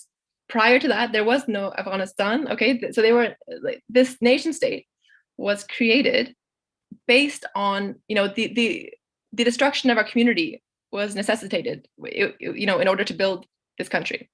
So, you know, it can sometimes be unintentionally harmful to impose that Afghan identity on people who may or may not, you know, always want to be called that. So maybe, I think someone suggested a new term. They said maybe you can call them Afghanistani. I don't know what the new term is. Okay, I don't know what you know, these debates are going to end up with. But we have to basically understand that this identity is constructed, but it can be determined by us collectively, and to be inclusive in it, to allow Hazaras to call themselves Afghan if they want to, and to just open up this identity to a broader discussion. We're going to go a bit faster because I think we're running out of time. Sorry about that. Next slide. So excuse me if it's a bit shortened up. So another harmful belief you hear all the time is, oh, I don't believe Hazaras are persecuted anymore because there are Hazaras in government. We addressed this a bit earlier on, so I won't delve too much into it. But long story short, you know, the metaphor is, in America, Barack Obama was elected as the first Black president, and yet people on the ground were dying every single day because they were Black. So, you know, equality in the law and on paper is not always equating directly to equality on the ground. You know, it's great to have representation, but oftentimes these Hazaras who are elected are silenced, and they can't actually voice, you know, or advocate for the community because they will get threatened or intimidated, or they will only appoint those who won't speak up because they know they won't. So it's complicated, it's complex, but no, representation does not mean that they're not oppressed. This is like a very ridiculous argument. Next slide. Okay, has another unintentionally harmful belief. Hazaras are an ethnic minority. So I know this is confusing, but I also actually unlearned this to myself. So there is no ethnic majority in Afghanistan, none. Everyone is under 50% of the population. There's not a single group that comprises more than 50%. And there's 14 ethnic groups. So just to clarify, it can be minoritizing, like as a verb, to call Hazaras an ethnic minority, because yeah, they are an ethnic group. They may be a religious, you know, minority because they're predominantly Shia, but not all Hazaras are Shia. But this is really important to understand because they had up to 60% of their population, you know, massacred because of the genocide in the 1800s. So if they're smaller in size now because of the massacres of the past, I don't think that's, you know, yeah, you have to just be cognizant of that when you're discussing, you know, their legitimacy and representation. This is an important fact and an important issue. Secondly, there's no accurate census data. There has not been a proper census in decades. There has not been, you know, there's no one knows, you know, what the numbers are. And the numbers have been there's political motivations to keep certain numbers higher and lower. So understand that too. Lastly, the perception that Hazaras are ethnic minorities, it minoritizes them. and justifies giving less funding, giving less representation in government. It's usually used to disempower. And so this perception takes away from the basically the gravity of the issue, because there's a huge amount of people being affected by this racism and discrimination and violence. And if we think of it, oh, it's just a minority, that's, it really just changes the framing. So try to use Hazara community or Hazara people, unless you're specifically discussing, I don't know, like religious minorities unless, more context and nuance. Unless you're discussing Hazaras in Pakistan, because in Pakistan, they are minorities there, just like, Pashtuns and other groups in Pakistan. So that's the only context where you would refer to them as such. But context and nuance. Another unintentionally harmful belief is that this is a sectarian, Shia Sunni issue. It's not an ethnic one, or basically, Hazaras are persecuted first and foremost for being Hazara because of their ethnic identity. So their Shia faith is used as a tool or further grounds to oppress other and dehumanize them. It's definitely used to further persecute them. But Sunni Hazaras are also killed, so they're not protected by their faith. So it's really important to understand that this is more than just sectarian, it's an ethnic targeting. Secondly, Shias from other ethnic communities are not targeted the same way. They're not systematically targeted like the way that Hazaras are. So there are Shia Pashtuns, Shia Tajiks, etc., and they're not met with the same violence. So let's just understand that. And we also touched on this, which is another thing that we get is all Afghans are suffering, so stop talking about Hazaras. And this is just not how, this is not how you talk to people you consider as community and family. While it may be true, that all that lives do matter, regardless of ethnicity, when someone's specifically bringing up the pain of their community, the violence against them, and you use that moment to say everyone's experiencing something, your intention is not to build bridges, it's to silence. So understanding that the intention there is to silence voices, it's very harmful. So while it's true all Afghans suffer from war, understand that ethnically motivated violence and being systematically targeted, on top of facing disproportionate persecution and violence based on your identity, compounded by over a century of systematic discrimination and oppression, it's an issue. It's an issue that you have just address it. And so let's not glaze over it and counter it with like things that are frankly irrelevant. Because you can say that about any issue. You could say, well, why are we talking about Afghanistan? Guess what? Other countries have war. Yemen has a war. At some point you got to talk about issues. So moving forward. Okay, how to be a better ally.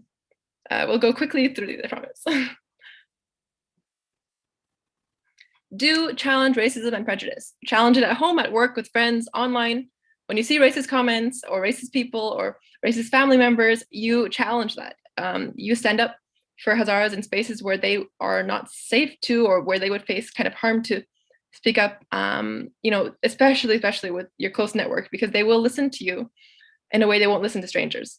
So please, if you believe in this stuff, believe in it all day when you're at home or at work. 2, center, amplify, and support Hazara voices. Know when to speak, for them in spaces they can't access, but also where they can access that space, center, amplify, and support voices that are, speaking up. And basically, silence is complicity with oppression. So do the work to educate yourself, and please don't expect, if you have like a counterpoint, if you haven't read some article or book about it before asking, please try to do that, because it's not fair to say, well, what about this and this and this? Google, it's a thing that exists. Please use it. Emotional labor is, if you're not paying us for this, please do try to do some research on your own, especially if you're trying to challenge what we're trying to say. And be open to listening. Be aware of your biases. Be aware that you've been socially conditioned to believe a certain set of beliefs, and be reflective. Acknowledge how you participate in oppressive systems. Open up spaces to Hazaras where you can. I remember there are so many spaces that are Afghan, but that weren't very inclusive. you know, and I think that there's much to be discussed there. Next. Yeah, and be open to feedback, watch for online harassment and, you know, combat it, and advocate for more equitable funding towards Hazara regions in Afghanistan. Next slide. Use your privilege, and so amplify when Hazaras experience, amplify the, you know, voices of Hazaras. If there's an attack against Hazaras, you need to post about it, talk about it. You know, it's something that isn't reaching where it should be reaching. So please try to raise the voices of people experiencing this, and listen to people's stories, express empathy. And yeah, I think that's, is there one more? Yeah, okay. So I will be reading you guys the do not slides. So don't expect to be taught, like how Darakshan was mentioning, like the emotional labor of having to explain your oppression to someone is daunting. And like, I think all of us as Afghans know that when we're trying to explain things to non-Afghans, but don't expect that from Hazara folks either. And don't participate in the Oppression Olympics. And so what the Oppression Olympics refers to is when like one group is talking about their pain and then someone else says like, okay, well, my group was also harmed too. It's not a competition. And do not behave as if you know best. So allies are guests in the spaces that they occupy. And so kind of like, unless your expertise or whatever it is being asked for, don't behave as if you know best, because the community themselves knows what is best for their own community. You can go to the next slide. So don't take credit. You know, Hazara folks have been doing this work for decades. And so if you're going out into the world and wanting to be an ally for Hazara people, make sure that you are crediting where credit is due. Don't assume that the experience is universal. And so it says right here, not every member of a marginalized group holds the same beliefs. And so like, you know, even myself as a social worker, I can maybe study certain communities or you know, groups, what have you. But when I'm meeting with someone, I'm not going to automatically assume that like everything I learned in grad school is going to be applicable to that person. So that's the same idea here. Do not engage in performative activism. And so that is for lazy people. Performative activism is when you're like retweeting or like posting something on your Instagram. Those are all like great things to do, right? Like if you have the platform to do it, sure, go ahead. But that is not the only, that's like not the first and last stop when it comes to allyship. Allyship is a lifelong process, and it's also about like physically showing up and doing more than just kind of making your Instagram grid look nice. Next slide. So do not center yourself. Allies are there for support. Do not offer unsolicited advice. And do not tokenize. And so tokenizing, like we're referring to when someone says like, I have a Black friend, so I'm not racist, or I have a Black friend, so I'm an ally. Same thing with like non-Hazara folks, like you knowing a Hazara person or having a Hazara ancestor doesn't make you an ally. Like an allyship is a lot different than just having like being in proximal distance with someone who is Hazara. Next slide. So do not derail. The issue at hand is in support of the Hazara community. And this is something that I think a lot of us see when it comes to talking about this issue, because all Afghans have some type of grievance depending on like how they feel they were treated or whatever it is. Like we've said so many times during this presentation, all Afghans have suffered in some way, but this is the conversation that we're talking about right now. And do not tone police. So tone policing is in, like, for those of you who haven't maybe heard it before, tone policing is in reference to like telling someone that if they speak a certain way or if they rephrase what they say, basically you're telling them that their behavior will dictate whether or not you're gonna listen to them or like be an ally. So Hazara folks don't have to act any type of way that makes you comfortable. Like it's not about me, It's not about my comfort. And also a lot of times, like, it's really traumatizing for people to have to explain to you why they're being oppressed. And so no one is gonna like sit and look super proper when they're doing that or whatever it is. So do not tone police. And then don't deny that the problem is fixable. So I think a lot of us have this idea like Afghanistan has always been the graveyard of empires, and it's always been this place that has seen war, and that's just the way it is, and it's never going to change, and Pashtuns are like this, and Tajiks are like this, and Hazaras are like this. That doesn't need to be the reality. Like, we can imagine a better world for all people, for Hazara folks, and for Afghanistan in general. So do not deny that the problem is fixable. Next slide. So don't victim blame or gaslight Hazara folks. You know, I kind of saw this a lot, like specifically my experience was talking about the Afshar massacre. A lot of folks who were in support of leadership at that time were talking about like, well, this is why it happened. And so at the end of the day, like, it doesn't matter why it happened, like, you are victim blaming in that sense.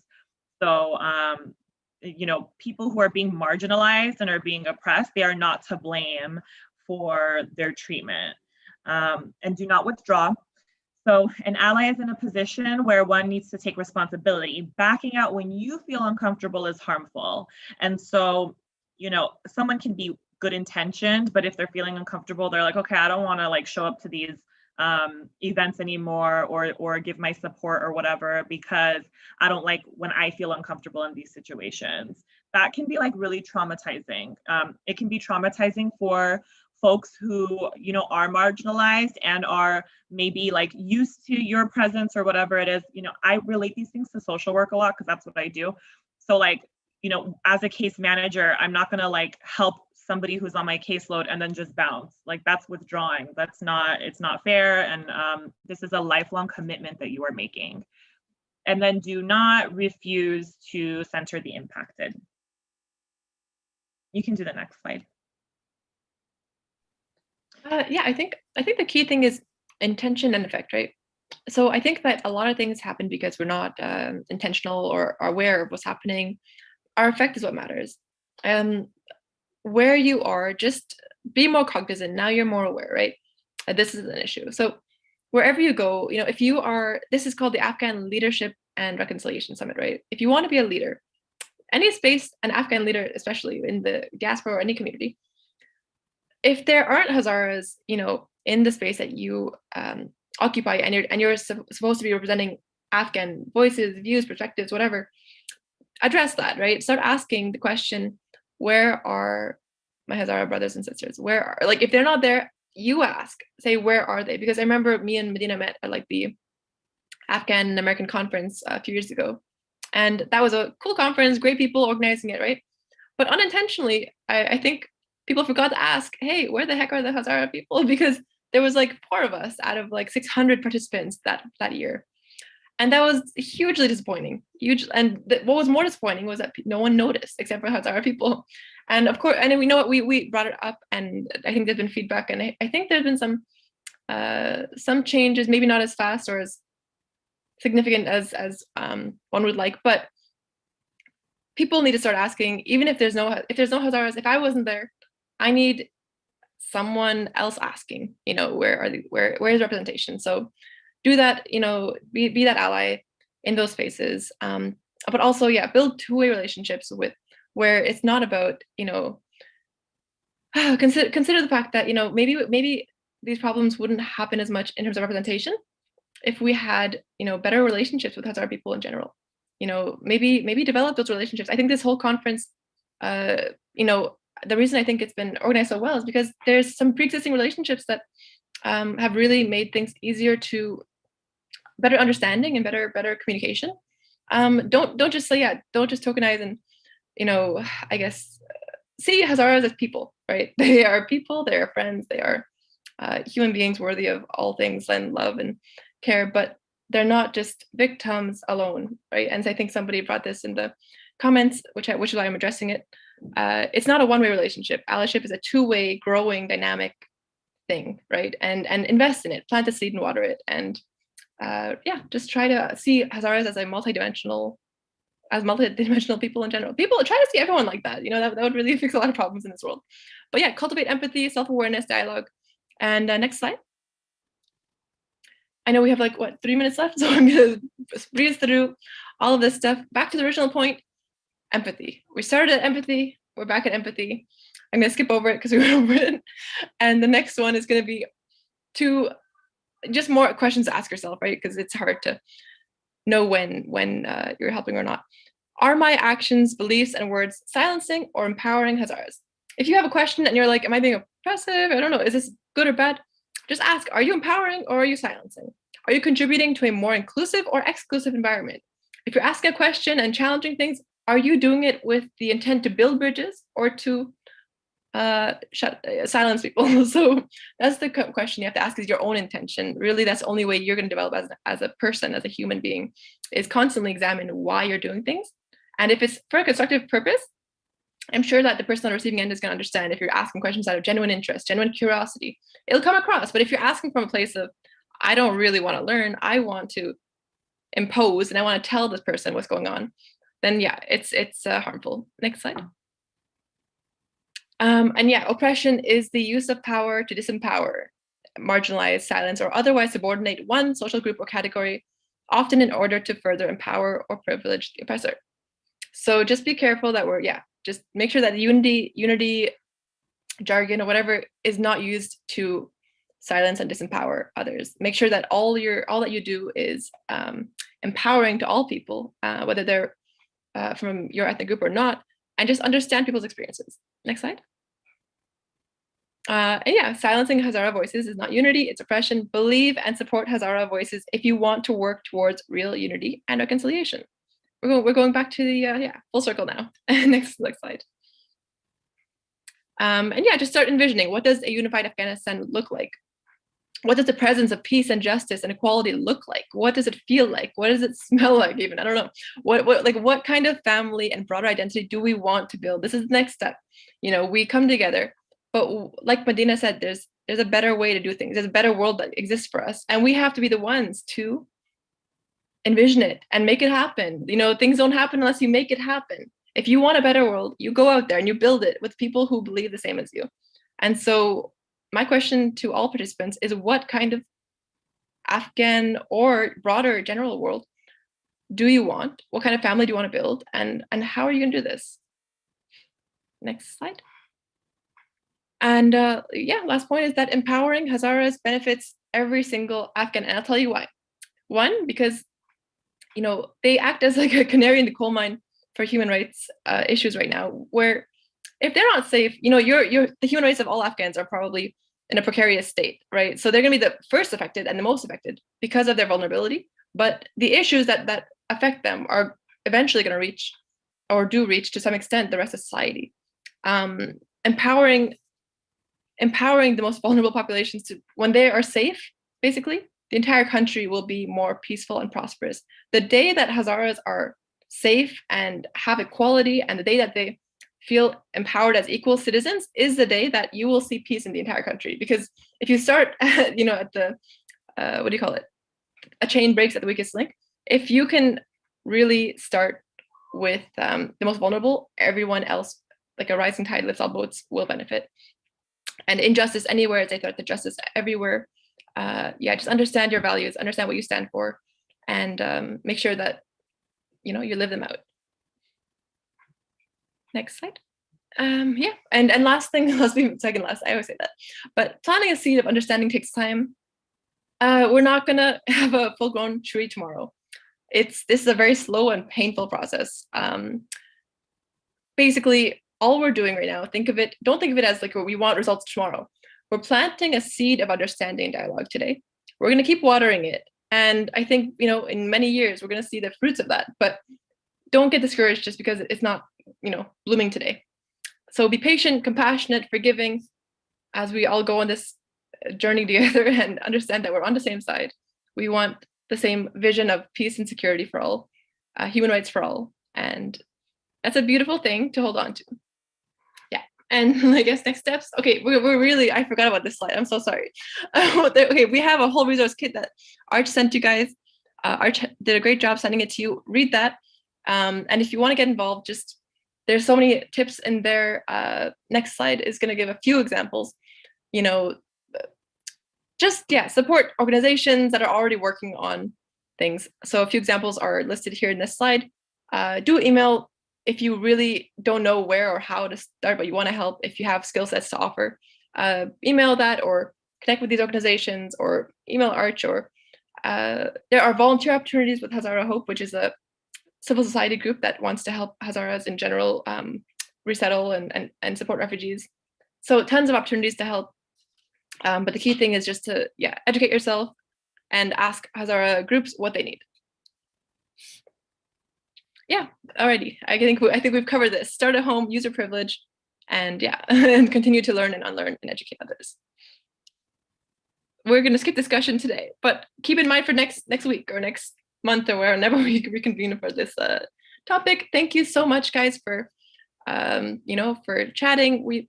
We have, I'm sure, many questions, but I'll let Arch take it from here and decide what to do. Thank you, Medina and Direction, for that amazing presentation on how we can be better allies.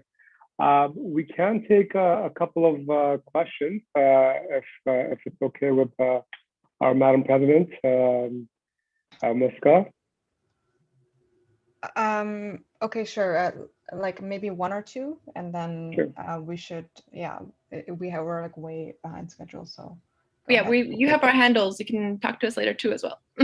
Exactly. We are staying back after the session, after the summit too. Can we have a little bit of comment and not a question? Because I will have to leave in a little bit. There is a very interesting expression in Kabul, a very ordinary expression. It says, فلانی قیت شده بود.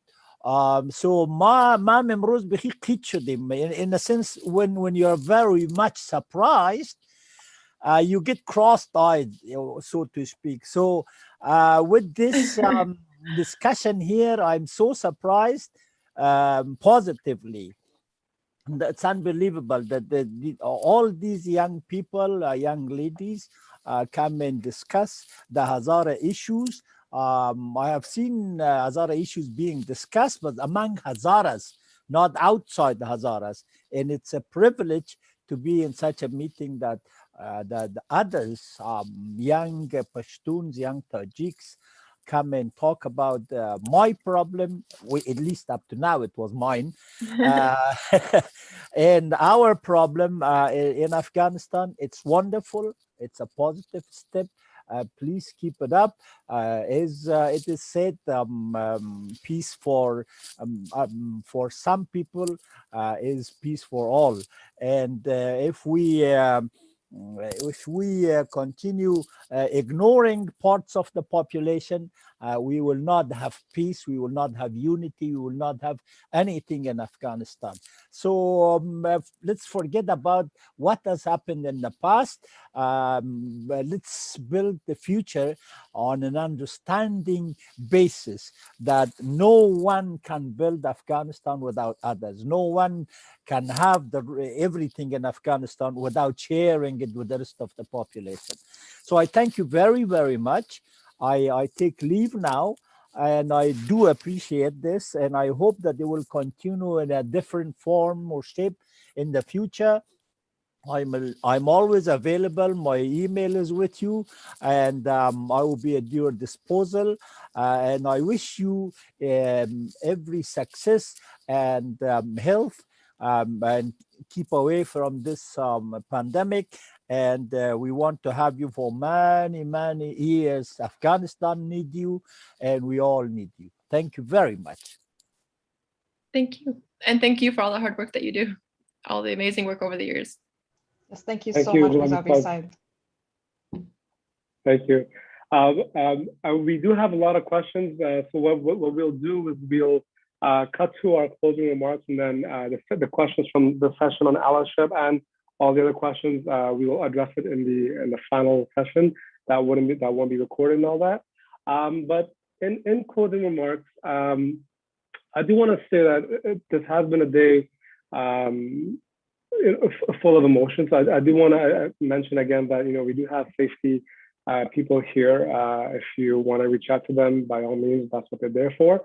But I do want to mention that prior to the summit happening, using my own experiences, I was aware of the matters that we were discussing here, but I was not aware of the depth of it and how deeply rooted it is. And that is entirely upon me.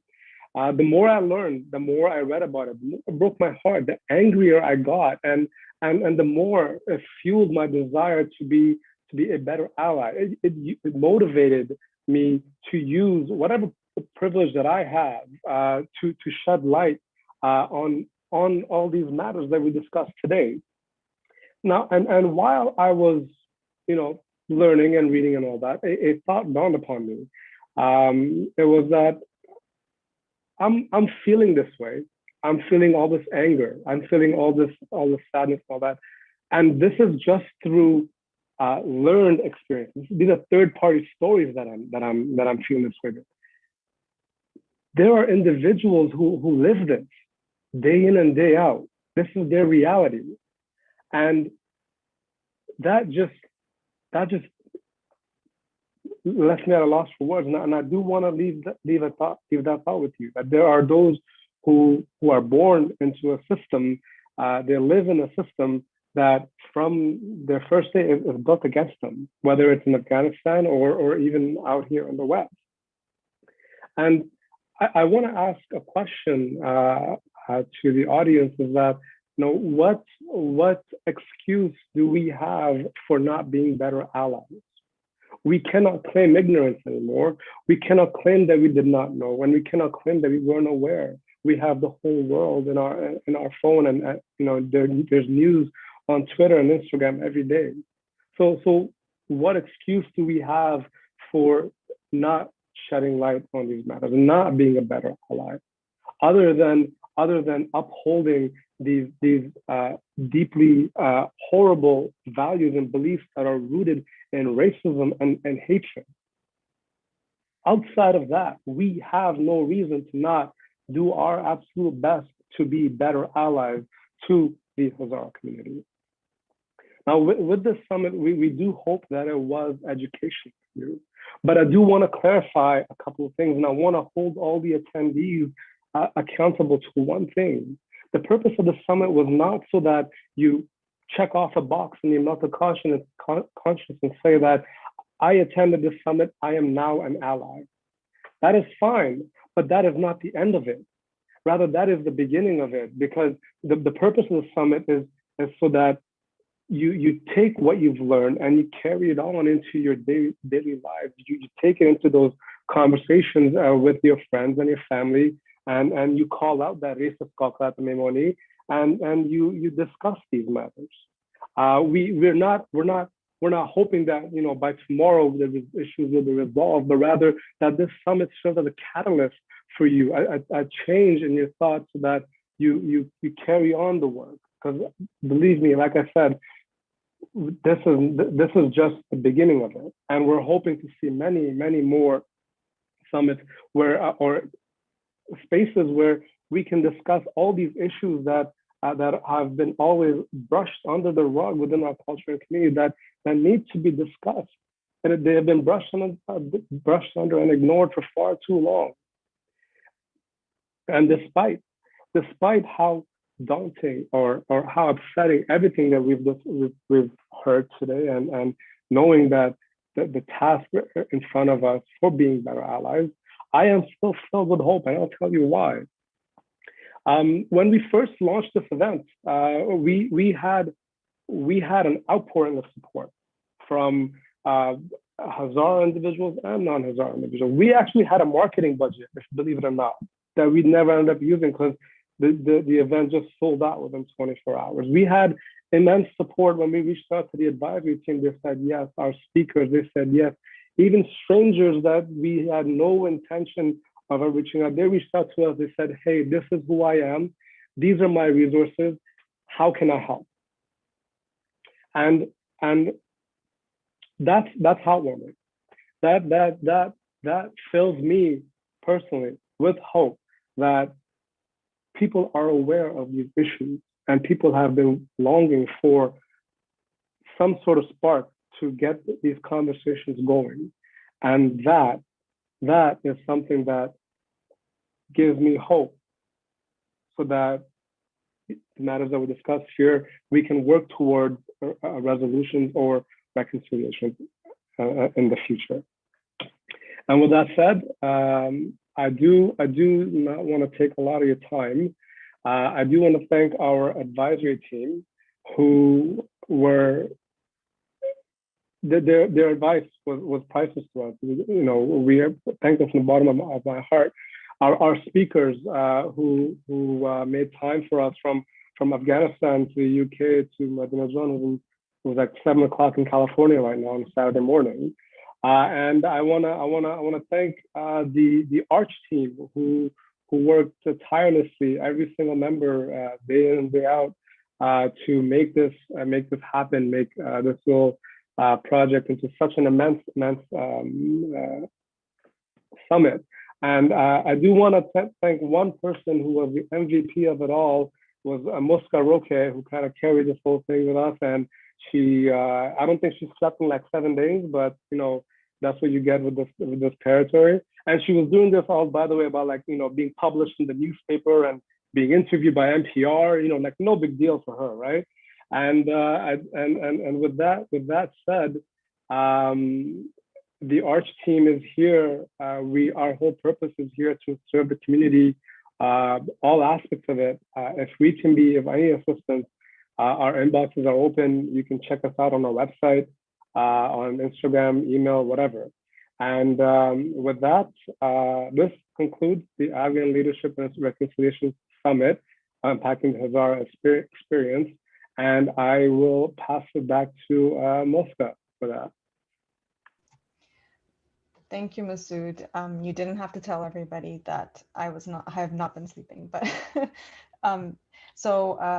this, as Masood said, this concludes the summit, and I will now stop recording, and I will also stop the live stream now as well, so that we can go into the open session where we can answer some more questions and maybe figure out if we have some time to decompress our emotions as well. So thank you everyone for on the live stream for joining us, but this is